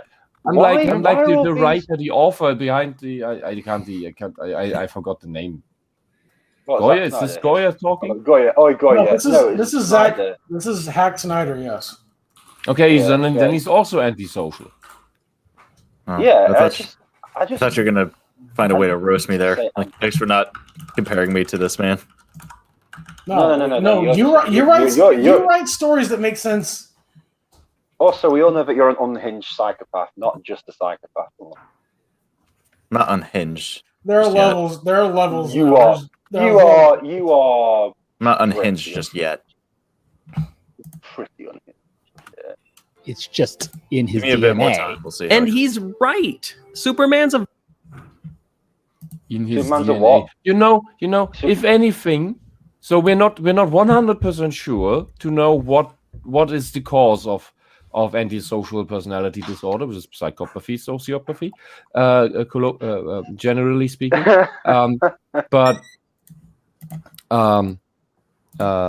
So you're breaking my tism. I'm sorry. Jesus, that is deep fried as shit. Wanting to kill fucking people, hell! wanting to kill Yeah. people is not in the DNA of people. In normal people don't want to kill, as we established. But there is some developmental thing that goes wrong with psychopaths, with antisocials. Something's going wrong there. Their brains don't work properly. They don't have a conscience. They don't have they don't feel remorse or guilt or anything. It's not that some of them don't want to kill. Some have a sadistic streak, of course. They enjoy torturing others and killing others, and they have nothing holding them back. All right, but that's the only time where you have someone who wants to kill for random reasons, not for self-defense or anything. So even people in self-defense don't want to kill. And to say that it's just so insane. So if anything, antisocial people have nothing holding them back from killing others. Normal people do. Yeah. Superman should not be antisocial, because then he would not have any of his philosophy.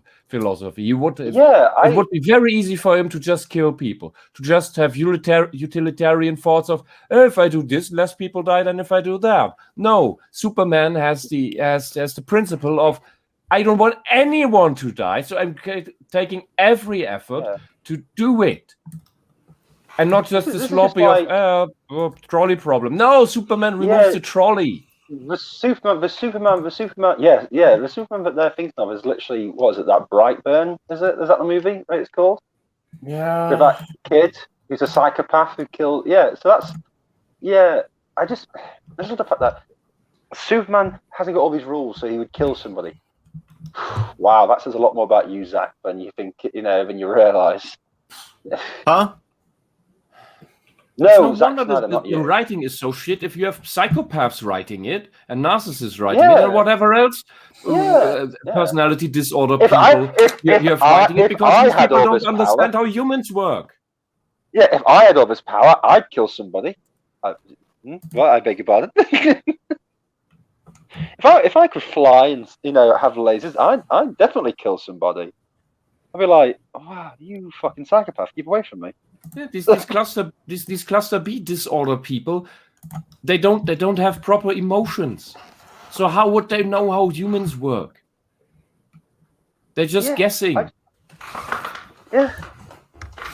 Wow. Also, he's basing Wow. it on that, like I'm done. Yeah, me as So well. Superman is not human. Fucking Flint is deep fried this to the point where it's just pointillism now. Oh my god. Oh my god. That is cursed. That's cursed. Yeah. What is happening?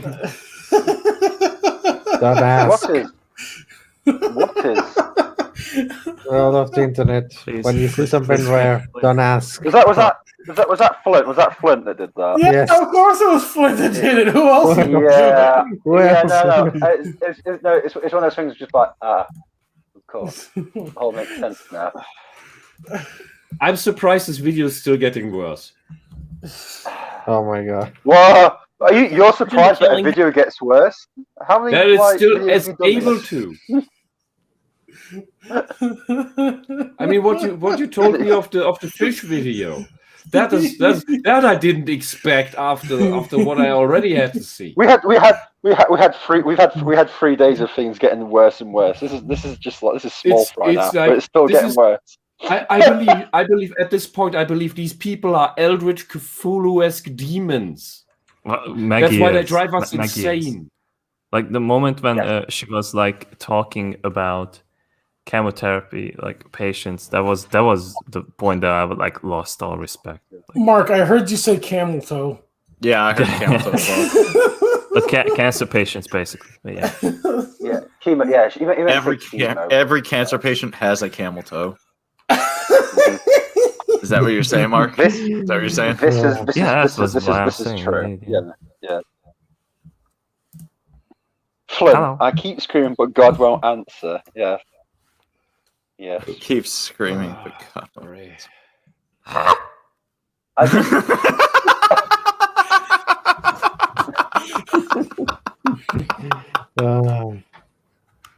Mark, you are a treasure. You know that. Well, I know now. and by that, Zach means he wishes you were buried and lost. I didn't. I'm sorry. I don't speak limey little twat. I'm sorry. I don't speak Cantonese. I don't think of anything good. I've fucking struggled there. I'm all right, let's move on. Let's move on. It's just like I've gone insane at this point. I don't know what to do with my life anymore. No, I'm really at the point where I'm that lost. I really couldn't think of anything to say to Zach. I was like, carry on with your day. I just don't know what to do with my life anymore because of this fucking retarded ass video. This is what turns me into the Joker in real life. Fucking this shit. It has never really been explained. Man of Steel deals heavily in the philosophy of a superhero, and even in the comics, there's no philosophical reason. No, it doesn't. Shut the fuck up. No, it doesn't. It doesn't deal with anything philosophically because you fucking use. Oh, fuck off. Where's this example from, Bears? That artwork is fucking disgusting. That artwork is fucking disgusting. Yeah, I think this can't. I think this is All-Star Superman. He's talking to Iron Man right now. Yeah, because All-Star Superman was okay, but then again, it was up against All-Star Batman and Robin, the Boy Wonder, so anything good compared to that. All-Star, yeah, I mentioned this earlier. All-Star Batman and Robin's fucking insane. Fucking Bruce Wayne, hasn't shaved in like a week. Like kidnaps Dick Grayson, throws him in the Batcave, and makes him eat rats. And they damn near beats up Alfred for giving the boy a cheeseburger from McDonald's. Goddamn. What? Yeah. Also, the Joker doesn't laugh and strangles someone to death after having sex with them. Also, he has Yakuza tattoos on his back. Yeah. And when they went, oh my god. Jared Leto's joke is good because he's got tattoos just like that Joker. That Joker was also bad. What the fuck? Yeah, it's like wow. It's like wow, bitch. Behind the no killing code. Sure, there's reasoning, there's the idea, but the best explanation we could find without having to read a million Superman. The best reason we could find without having to read a million Superman comics. Oh no, you want to make a Superman movie that might require reading comics. I don't want to do it. Shut the fuck up. Shut the fuck up. Do your fucking job. Stop moaning. Get paid millions. Shut the fuck up. Oh my god. Deep down, people like this fucking make me sick. They get paid all this money and they're so fucking lazy. They are so lazy. It's unbelievable how lazy people are. I couldn't be bothered to read Superman comics to figure out why he doesn't kill, so I went to TV tropes. For a moment, I seriously thought that was smart. That's why you're wrong. about Man of Steel because TV tropes. I'm gonna fucking shit yourself. I will find you and squeeze your fucking abdomen until you literally shit your pants. I swear to God. I'll turn you into a tub of toothpaste. Man comics is that since he's stronger than everyone else, he has the choice not to kill in most situations where lesser beings would be forced to. And for the world of cardboard. Yeah, he It's doesn't like the have world to, of cardboard speed. Listen, he's like, I don't have to do this, but I do it because it's the right thing to do. You fucking psychopath! I thought about a lot. You know, it's like you want Superman, someone with Superman's moral fortitude, to be Superman. Because there is nothing normal to stop people, him murdering everybody. Anyone else would be hell on earth. Yes, even if you tried your best, you would a normal person would give in. Yeah. That is why Superman is special. That is why he's somebody to look up to. That is why he is a good example. Because he could and he doesn't. Yeah, why is it all the time with these fucking psychopaths that they just can't comprehend good people? They cannot comprehend good people because they're not good. They're not good. Yeah. I know. I know they're not good, but it's like even like it's gone so far to the point where it really is like even the concept of being slightly good is like so foreign to them. They're like, this doesn't make sense. This doesn't make sense. It makes sense for them because they. Even being slightly, even being slightly good. That's what I mean. Even the off chance of doing something not selfish is like so foreign to these cunts. Oh no! They cannot. It's impossible for them because in their logical, in their mind, their internal logic is. Since they cannot see anyone else as human, they see everyone else as tools or furniture, things to be used, things to be exploited. Due to that area in their brain not working, that gives them empathy, that would give them remorse and guilt and all of that.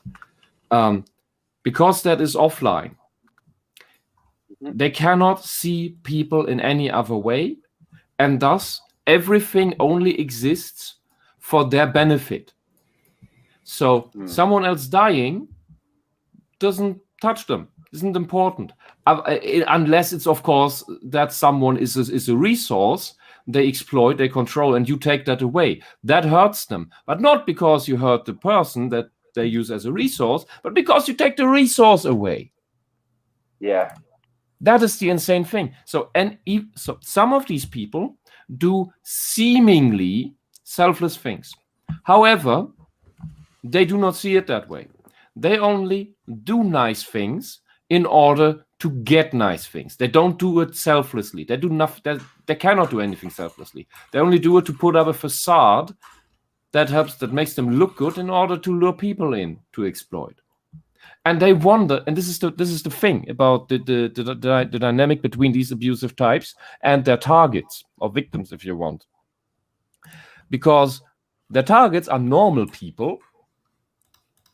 The normal people don't act like that. And the psychopaths do not understand why other people don't do what they do, because they cannot comprehend anyone thinking differently than they do.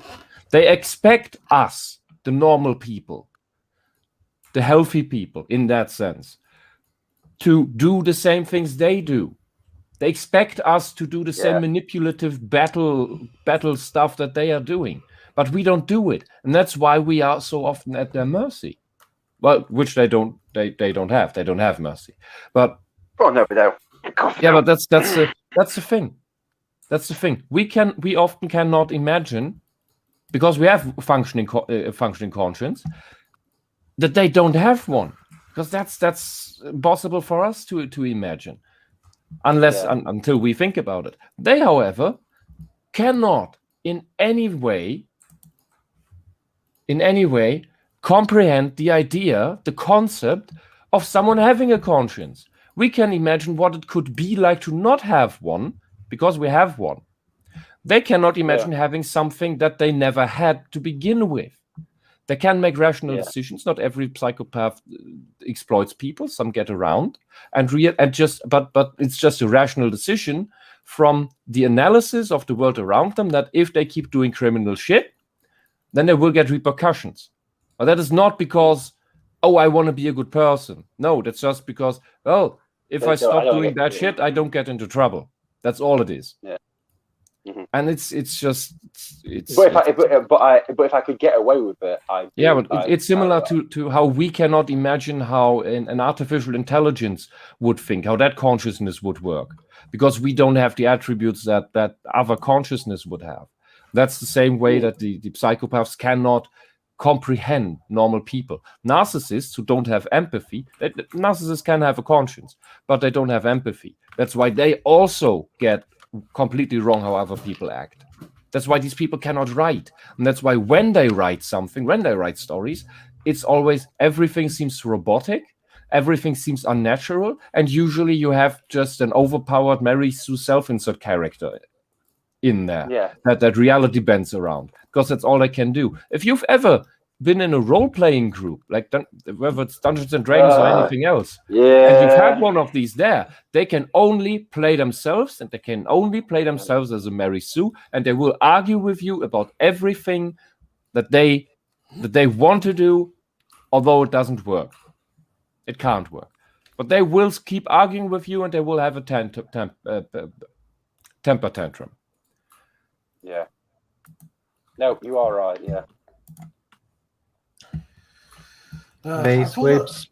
Yes. After we finish this, I pulled up something to cleanse our palate of this. Reason he holds skip through this himself to a quote higher standard. But this reasoning doesn't include a value judgment. That reasoning is based on the presupposition. I don't care about this value judgment. That was after she shot him. She shot. This is injustice again. Injustice again. How? Yeah, when they shot everything, they got a Superman. This is injustice again. What are you doing? That's the story specifically about what would happen if Superman became evil. This is this is different. God, I hate. Well, at least we got it. Like, at least you're in character with the picture. Position that killing is wrong no matter what the situation. Why is taking a life a lower standard than not taking one? Why does Superman value the lives of heroes? There's always a choice for people like us. Yes. Wonder Woman could have chosen not to kill Maxwell Lord, even though Maxwell Lord was controlling Superman. But like you said, but the thing is, there's always a choice for people like us. Yeah, Batman's right. There's always a choice. Yeah. Like, she was there. She was already there fighting Superman. Yes, Superman would have eventually won because he's Superman. Like, but she could have done anything. All she had to do was knock Maxwell Lord out. Like, Superman in the comic books has insane mental defenses. Every time someone tries to take him over, they are constantly having to... It takes a lot of power. It takes a lot of power to do it initially and then maintain it. Right. Because Superman is always constantly mentally battling against the control over his body. Yeah. Like, all she had to do was knock Maxwell Lord out, but she slit his throat because he killed Blue Beetle. Yeah, and also Wonder Woman is kind of unhinged a lot of the time. She really is always reined in by... She's reined in. She's reined in a lot of the time by the fact that Superman doesn't kill a lot. Yes. As in, like, she goes, "Wow, this guy's as powerful as me, and he doesn't kill." And more. And then there's people like, yeah, but you know what I mean. But there's people like Bruce as Batman who doesn't kill with less power, and it's like, oh, these people, you know, I've got these moral things, and that's what keeps Wonder Woman grounded, because she'd just kill everybody.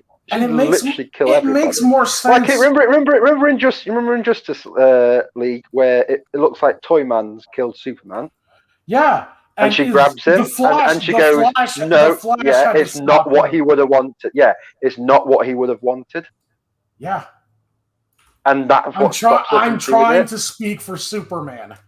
Yeah, with Yeah. the I don't know those comics, but with Wonder Woman's background as Greek goddess, Amazon battle warrior thingy, that she is more prone to killing people makes more sense, doesn't it? Yeah. Oh yeah, it makes sense. But when she's joined the Justice League and everything, it's like we can't be killing people because these people, half the time, these people are just humans, and you're meta-humans with like immense power. You can stop them in other ways. And the fact is, Batman, who is also a normal human, is stopping normal humans without killing them. He's also stopping meta-humans without killing them. So it just goes to show that there's no reason to kill these people. That's the thing. Like for context, in this still that he's showing, Maxwell Lord is like a super genius with all kinds of mental capabilities. He had portrayed himself as a friend to the Justice League for years, and then he let loose his master plan. And in the case of Blue Beetle, Ted Kord, the Blue Beetle, was about to unravel his plans, and then Maxwell Lord killed him. And then when the Justice League found out what he was doing, after he had gotten control of Superman, Wonder Woman came in and killed him. Even though, like I said, she could have just knocked him the fuck out, because aside from his mental capabilities, he's just a normal man, physically. Yeah. He's trying to control Superman. Okay, he can either let go of Superman and go after Wonder Woman, which means Superman's now free, and the same problem happens. Yeah, but Superman would find a way to just incapacitate Wonder Woman while dealing with Maxwell Lord. So it's just a bit like, exactly. Or while just give Batman time to think of a plan. Mm-hmm. Or just hold out until Batman gets there, and then have Batman knock Maxwell Lord out. Yeah, or any other member of the Justice League. Because there's quite a few of them. You don't have to kill. You don't have to kill everybody. There's a way to solve problems without killing every single person that's ever existed on planet Earth. Are you telling me Wonder Woman is emotionally unstable? Yes, she is a woman. Yes. Yeah, she is a normal woman. Yes, I do agree with. Anyway, I am actually going to have to head off now because I've got to be up early tomorrow morning, and it's 3:00 now. And this guy's just draining me of my will to live. So I think you gotta rest after Mega Man Fish. So go rest. Yeah. Well, keep ripping this guy a new one anyway. Take care, guys. Nice to speak to you again, miss. Excellent. Good luck. I'll watch it later on tomorrow and everything. Anyway, good night, guys. Bye. Sleep well. Cheers. Bye. Bye. I'd rather not go to sleep because I'm gonna see Megumi Fish or something. Frozen mass murderers equally. We're not trying to argue either way. We're just asking what. Kingdom Come, another tale where Superman didn't kill anybody. What are you doing? This hyper-realistic art looks weird. It's Alex Ross's. I love Alex Ross's art. At least, the proportions look good. I like the gradients, the shading, the light. It's just that Superman looks weird. He's old in this one. I think it was 20 years after the post-crisis. He's supposed to be 50s or 60s right now. What is the philosophical basis for Superman's no-killing code? We've heard it said that killing supposedly lowers a hero to the criminal's level. But that's not sufficient reasoning, because that's equating the act with the motive. Context is everything in this situation, and a criminal killing someone for personal gain is a considerably less... Also, Superman broke Zod's neck in the direction of those people. Yeah. Yeah. That's So- right. That's what I remember from the movie. No, he didn't. When No, he I saw it didn't. in the cinema. It was like that. What? No, why, that replay it, and go frame by frame because he doesn't do it in the direction of the people. It's justified thing in this situation. It just goes, but it goes It goes into random directions. He doesn't Okay, really so- control it. So, okay, so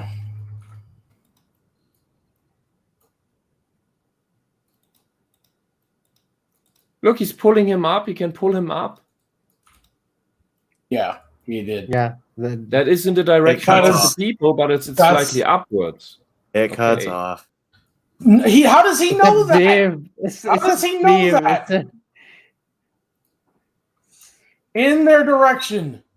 There's no reason why it should be. Why What? the How does laser he? should be Wait, coming how up. does he turn his? Wait, what? Why his light bishop? Just Look like at look, do that. look at his That's neck. light. His That's neck goes the light. wrong way. Yeah. Yeah. Yeah. What did he, how They- do they how do you should break do your neck this. like that? What? He didn't What? even touch him. Wait, what? Wow. So they should be dead. The other people should be dead. So yeah. Wait, That's not how you what? break Get your neck. close. Get That's close. not how you That's the break a opposite. neck. That's the opposite of breaking a neck. Let's just let him go. Can't you even do your fake actor stunts right? This is the And disappearing do you know knife. how acting works? This is the disappearing knife. Oh Dude. my God. I had no idea this was this bad. Oh my god. Dude. Wow. Go frame by frame one more time. There's all right. So Okay, so sad potato. sad potato. He stands him up because he couldn't have done that earlier. Also, with his eyes closed now, because he's sad that he now has to kill him. He doesn't see where Okay, the so lasers he's gonna go. turn his neck to our right. Looking at this, his chin is Yeah, gonna but- go right, Yes. Yeah. There. and then it just goes left. Yeah. Yeah. I don't understand. I think this is a stunt safety move, but Yeah. it's just bad. It's just bad. You should have, if you've invested this much money into this movie, you should have figured a way to not have this happen. You can. Superman has the. If I remember correctly, I'm not too up to date on Superman, but he has heat vision too, right? Yeah. Yeah. I mean, burn a hole in the back of Zod's head. For example, If you have to kill him, yeah, you have to do it quickly. yeah. Yeah. Otherwise, And he's not. He's um, he's fighting against you, moving him. otherwise, the scene, great acting on what's this, Michael Shannon, or the stuntman who played it. Because to pull that move off so that I didn't see it in the cinema. Yeah, good. But his frame by frames looks just sad. Yeah.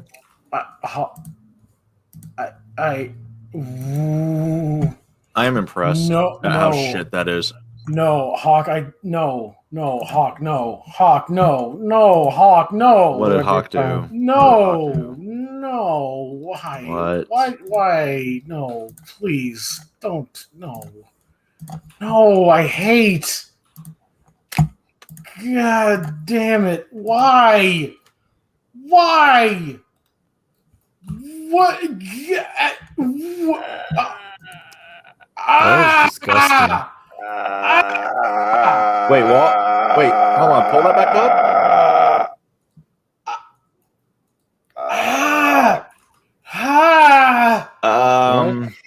Yeah. What the fuck would say? Okay, the ratios.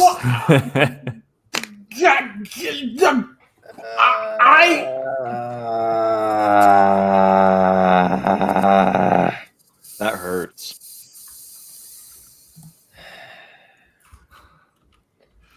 How? How? Fuck yourself. Okay.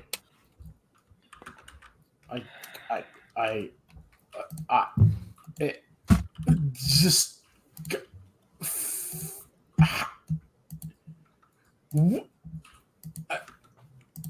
we're going. Yeah, we have to end this. Justifiable act than a hero killing that same criminal to save their victims. Stop. No, he had every other thing Here's he could another have done. problem. Here's another problem. He snapped his neck so hard that there was a shockwave. Oh God, their internal organs ruptured. Good job, Superman. You did it. You saved them by killing them in a slightly different way. Or at least severely injured them to disability. They were already disabled. They forgot how to walk forward. I want to die. Many people, including He's doing injustice. Batman, Why reasoned that it wouldn't all the stop things? Why does he keep? We're going. This We're version going. shouldn't We're have going. it. No, he did it. No, he did it. He brought up the Alan Moore thing. Like, oh, fuck off. Fuck off. Fuck off. Fuck off. Fuck off. Fuck off. He did it. He fucking did it. He did it.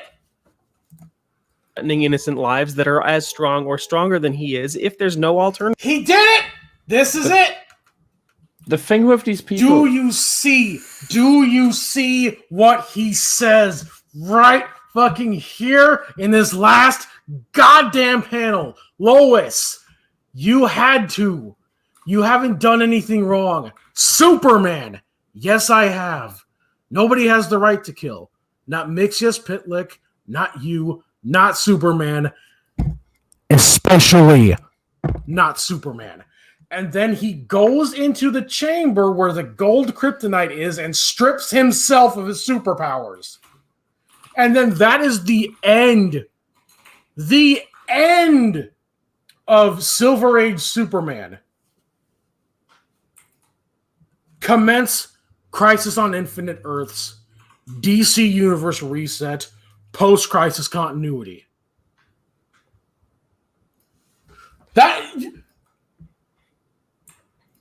This is the one of the very few times in the Silver Age where Superman killed, and then he punished himself by permanently removing his superpowers because he broke his own code.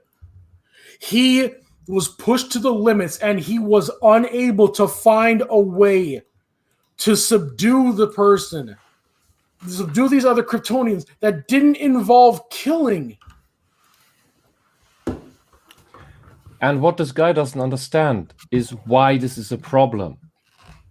Because he's, I don't know, probably a psychopath. I don't know. But that he doesn't understand is an indicator that something's clearly wrong with him. There's a reason. Because there's a reason Superman's name is Superman. Yeah, and the problem is that the moment Superman did kill and broke his code, he has the code so that he doesn't kill. Because the moment he does kill is the moment he is tainted. He cannot be sure that he won't do it again and that he will get more sloppy over time. That is why you can't do the first kill. Whenever I hear that, I'm just like, Batman doesn't kill because after the first one it just gets easier and easier. Yeah, not about easier. It's because now it's an option. Because you opened that door. You opened Pandora's box. You have now broken your code and you've now made it flexible based on necessity. Yeah, and it's not and it gets easier. It's more you get more sloppy. You can get lazy. That's the thing. That doesn't mean it's easier. That's not what the problem is for Superman. It's that you did it once.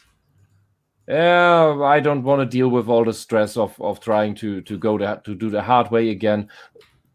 Just kill whomever's in the way. That is what the problem is. It is an actual slippery slope.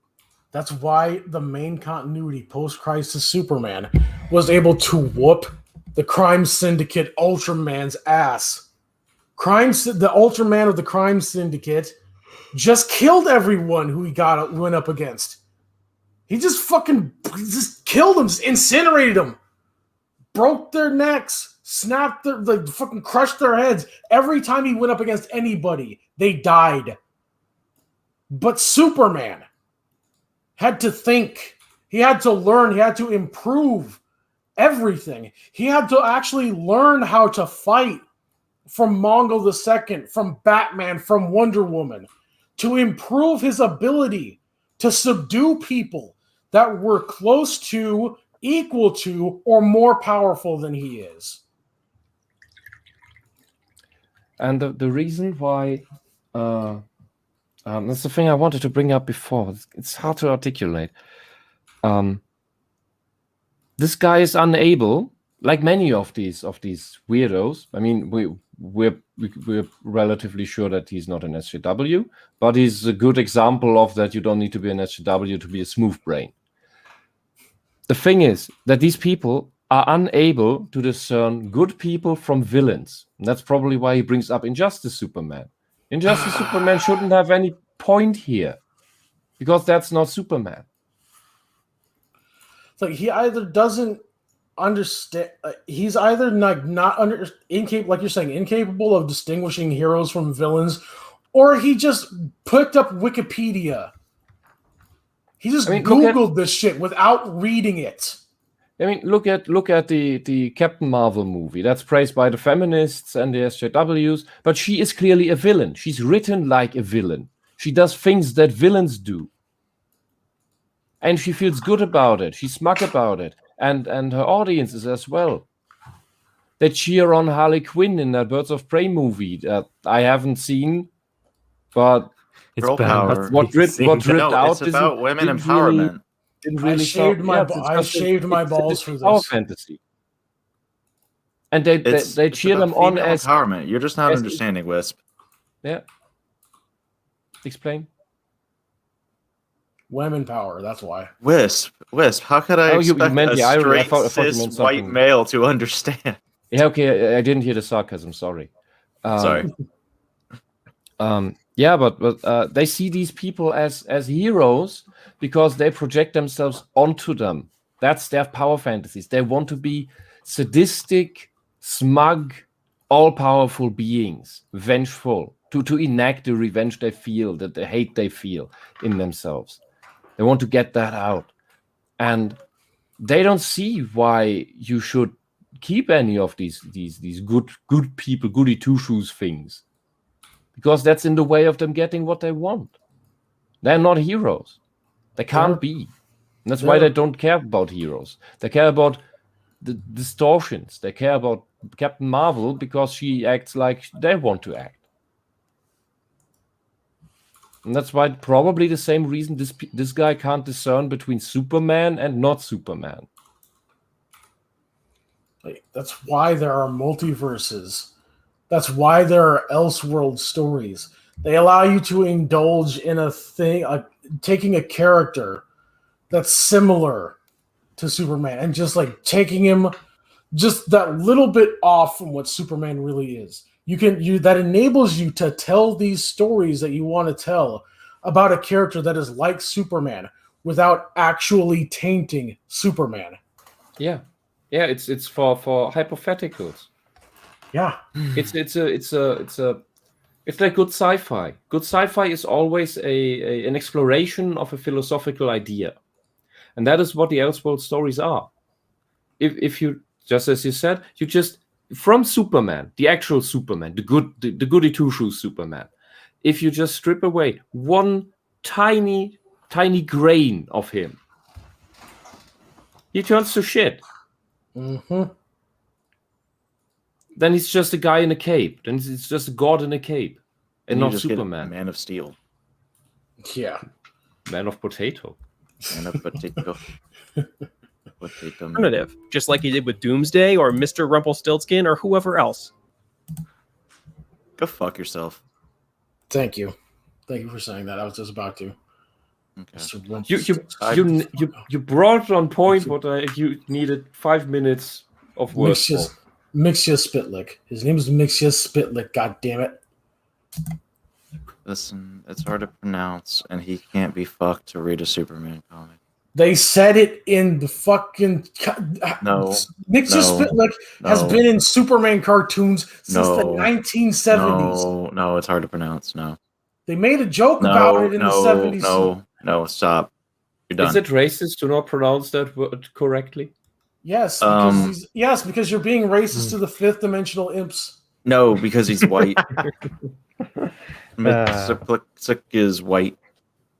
Yeah, Aren't the fifth dimensional Can't be racist. Irish? Kinda. Yeah, he's white, so you can't be racist to him. I mean, like they all. Let me. I thought the Irish are gingers and therefore oppressed. I mean, Mxyzptlk looks like an old leprechaun. Let's look this up.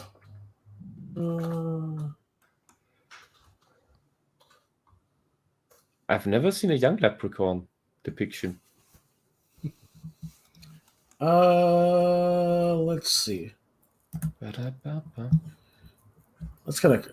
Well, here's Mxyzptlk himself. Talking with the perfect. Oh, that's perfect, actually. Tab. I think it's this one, yeah. There he is. Oh my god. Specifically, I imagined that differently. No. He looks like a Looney Tunes character. Yeah, that's what he is. That's what he is. That's pretty much exactly what he is. He's like a malevolent Looney Tunes character with the power of like Q from Star Trek. Yeah, that could be a problem. This right here encapsulates what Mxyzptlk is. All he is there to do is tug on Superman's cape. That's it. That is all he does is fuck with Superman. And like the only way that Superman can deal with him, because Mxyzptlk is so much more powerful than he is like he has to trick Mxyzptlk into saying his name backwards. Or spelling it backwards. It's actually quite funny. Also highlights Superman's intelligence. That he keeps coming up with new and creative ways to outsmart this extra dimensional being with godlike powers compared to him. At one point, Superman. I remember this from an early comic book I read when I was a kid. Superman tricks Mxyzptlk to spelling. Yeah. He tricks him into spelling his name out of like smoke or out of like clouds in the sky. Mm-hmm. He challenges him to a race and sets up a course that literally has him trace his name in clouds. And it's actually quite clever. Mm-hmm. Mm-hmm. Yeah, it's like Superman didn't go in for breaking the neck of the Mxyzptlk. He outsmarted him with the brain power, which is what this comic book is highlighting. He wasn't able to do it, and then And no, he shouldn't have to expose himself in shame to gold kryptonite afterwards because killing means he doesn't deserve his powers. Killing the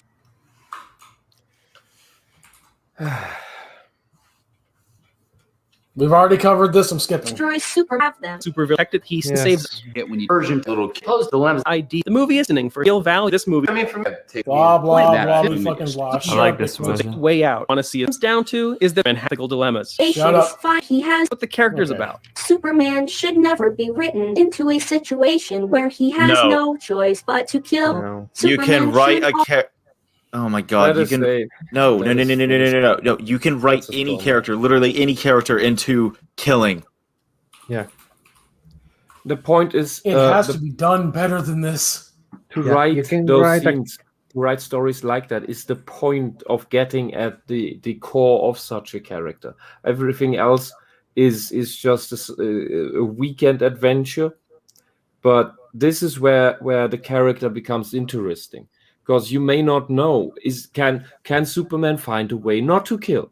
Can Batman find a way not to kill? Because this being is just too powerful, or the situation just too stressful. That's what the Joker is for. Put Batman into situations where he has to make decisions that are just shit. I mean, trolley problem.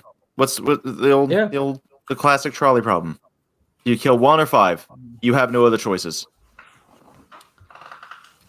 Do you let 5 people die? Just let the train go? Or do you flip a switch and only kill 1? Multi-track drifting. Go for the high score. Like that's. I've played the Switch. Oh, but Superman's faster than the train. Okay, he's in a kryptonite encased room. All he has is the lever. Now what? Yeah, that's how you write that. And then the question is, how do you get out of that?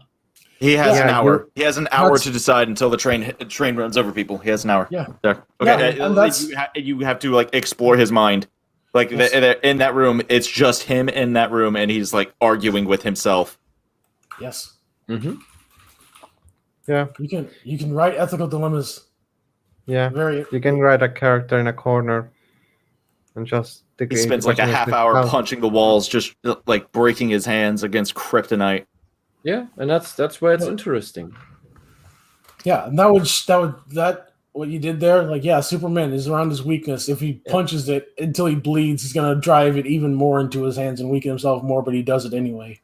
Yeah, so because he just wants to break out. He needs to get out of this so he can save everybody, but he can't. Yes. Yeah, at this point he brought up here, he made up. This is one of the points he made up. Yeah. Because I can't believe that anyone ever formulated this. Not in honesty. Nobody on the planet had a problem with Superman killing Doomsday.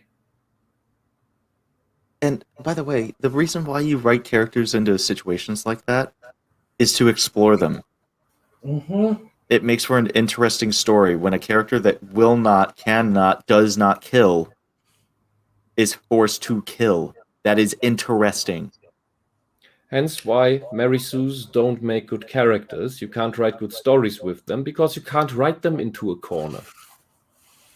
The corner just disappears and warps around and opens itself up. Mm-hmm. Just how? Yes, Raptor. It is the execution and context that matters.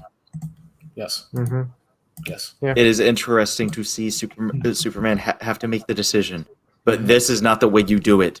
There's a million things that he could have done there other than snap Zod's fucking snap neck. Yep.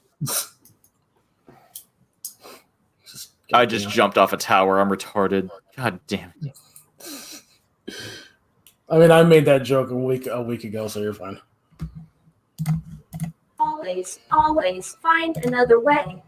In other words, I don't ever want Superman to be tested morally. No, and ironically, just skip this. We just talked about it. I'm done. I'm done. I cannot deal with his stupid fucking shitty strawman. And anyway, what's the alternative? Send Zod back to the Phantom Zone? Well, the alternative is to launch his ass into space and duke it out from there. Maybe duke it out into submission. Maybe eventually tire Zod out enough to where you can have a conversation with him. Literally anything other than snapping his neck. Or you can knock him out. Oh, Fred in the He's chat. Superman's on it. but there should be a limit on his resistance. Mm-hmm. There is when you have two gods fighting each other. Don't worry, they'll tire out eventually. It may take 1,000,000 years, but guess what? That's the Superman response. I am a god, and I'm going to fight this other god, Zod Snap Baguette. Yeah, I'm going to fight this other god for the next 1,000,000,000 years until we both run out of energy and the sun doesn't give off the radiation that we need to power ourselves up. Yeah, so we have unlimited stamina anymore. That happens in some sci-fi. And yeah, this is just wanted to say, a friend brought this example up in the chat, and this is really good because Trigun had this very problem.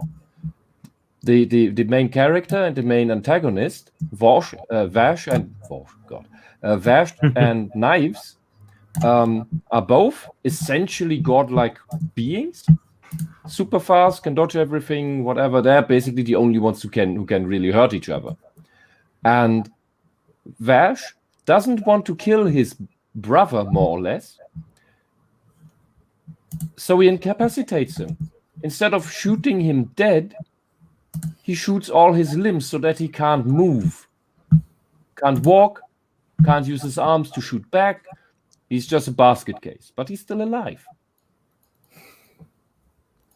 Yeah, and the brother is just as psycho of a guy as Zod, so Pretty can't much. be equivalent. Pretty much. We're skipping to the final statement. Fuck this. Law was the execution jury as judge, jury, and executioner. But if he's banishing bros to the P zone, he's still judge and jury. He's still the. Don't say P zone around the penis ships, please. Superman putting Zod into the Phantom Zone is just as bad as Superman breaking his neck. What? No. So this guy is. No, your age.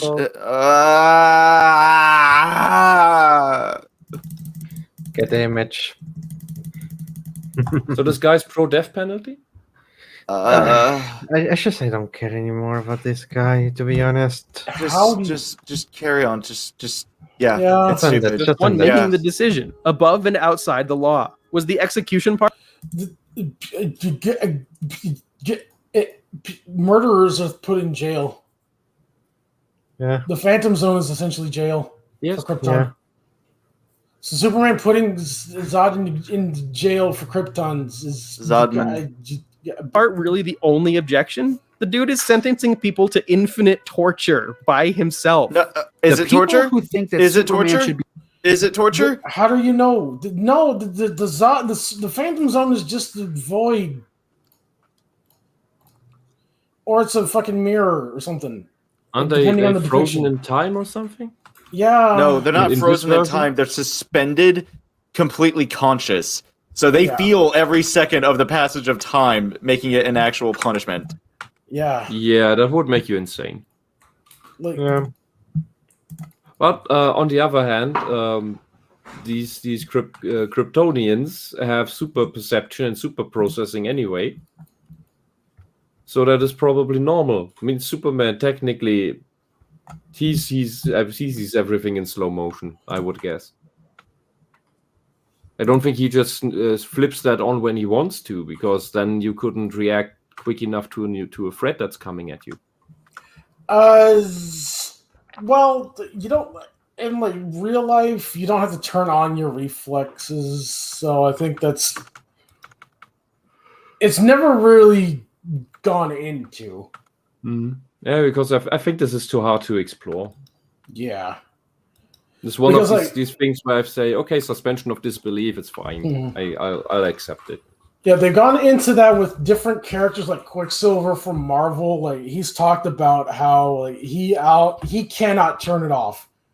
He described it as like imagine being behind the 80-year-old nearsighted granny at the ATM.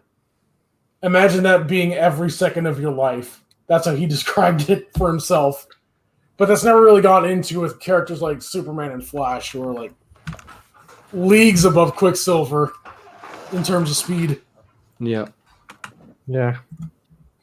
Anyway. It was Quicksilver is still that explanation is still relatable. Yeah. Yeah. The other thing is it's just that's God status. You need to be a god to even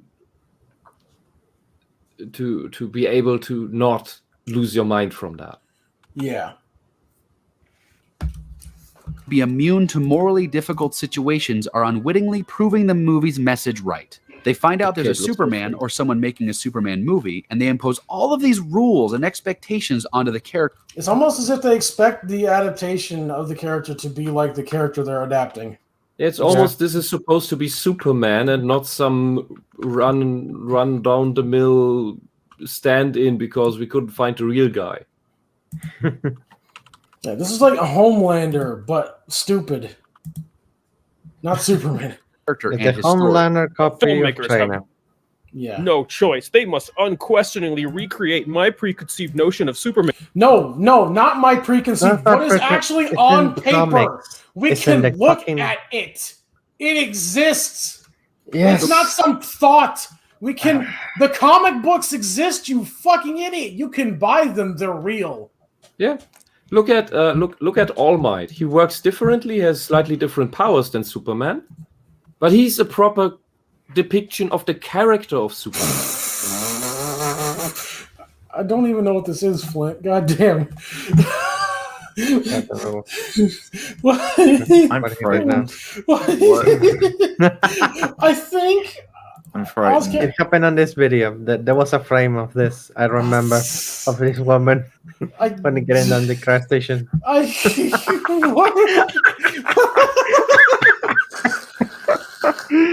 Dude. What? I think that's Zod mid neck snap trying to fuck female Kryptonian. But What? I think that's what that is. That's such a great shit pose. This is also some sort of superpower, isn't it? Yeah, you're gonna just turn your body into a stick figure at will. This is such a high quality shit pose. You can become 1.5 dimension. Like, what he did now? What he did? It's like Flint's memes are literally the only thing keeping me from becoming this. Oh god! Oh, I just remembered something. Oh my god! There's a move in physiotherapy to put your neck into the right position, and they could have done that because that is a safe thing to do, and then just sped up the move a little. If you do that wrong, yeah, of course you snap someone's neck. That's why they do the stunt version. But you could have done the physiotherapy version because there you actually moved the head into the correct direction. But it's tilted so that it that it doesn't hurt. In the movie, that you wouldn't notice, and I would honestly go with I can. If I was knowledgeable about that move, I would say okay, I accept the suspension of disbelief because we are still acting and we need to keep the safe. Would be much better. It's just crossed my mind right now. Not even that. Not even that. You just like literally just cut don't the circulation. Cut the circulation. Just fucking choke him out. He doesn't have to breathe, but you cut the circulation off until he's dead. You have different options. Kryptonian's His brain probably still needs blood. Yes. Yeah, no. You have different options. You can cut the artery with using light vision or with heat vision. I hate this. You can choke him out. You have another thing which you can do if you know a little about the human body, which is like if you take it to the chest. I don't remember correctly, but if you press it in a way, it's kind of a person can go like a little limp for a few seconds. There's a good opportunity to launch in the sky and just keep the fight there. Or shit, if Zod is flying down while Superman's flying up and trying, they're canceling each other out. Switch your flight pattern to down, and then you go underground. Wasn't Zod? I thought Zod couldn't fly yet. Wouldn't that just mean he was falling? Like when he's doing the whole laser beam neck break thing, he's fully flying. Yeah. Full mastery of flight. Okay. And so if Zod's flying, Zod flying down, switch to down. You go underground. People are safe now. Yeah. Also fine. The kinds of things he's allowed to deal with, or I will reject him. And that's exactly what Jonathan Kent was afraid of.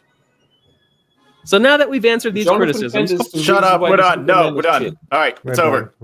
We've given you a reason to watch the film again and give it another chance. No, you made me want to kill myself. Fuck you.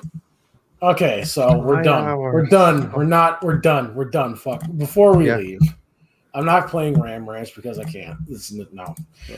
But there were a few points that proper arguments, but he was. This. Oh, look! It's the example that I always point to. Yeah, this we're one. Just gonna, oh my god! Finally, something we're gonna good. put the overlay. This is right after everyone thinks that Superman killed. Everyone on Earth saw what you did to us, and they know you know better. There's nothing special about you.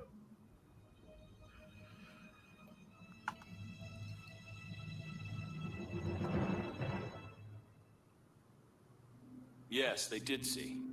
They saw the ugliness of violence as a solution, and it frightened them. It frightened me too when I decided to cross that line and do what you do. It's so easy. Anger. vengeance.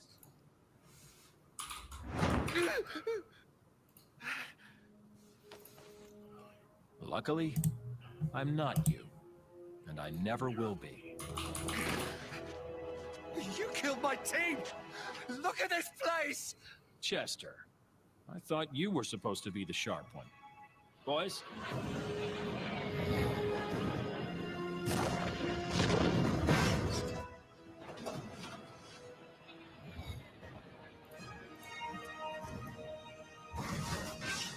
Hell of a performance.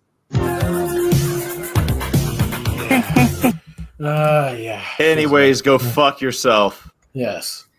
We will end. We will end on the Final image. something good. What I don't get is why you put so much effort into making that, and I mean, editing videos isn't. That's work. Yeah. Why do you put that work into it when nothing makes sense? He had to listen to all of that back again. Yeah. Three, When nothing 5 makes times. sense, you make up shit arguments and that strawman arguments that you then refute, and you don't even do it well.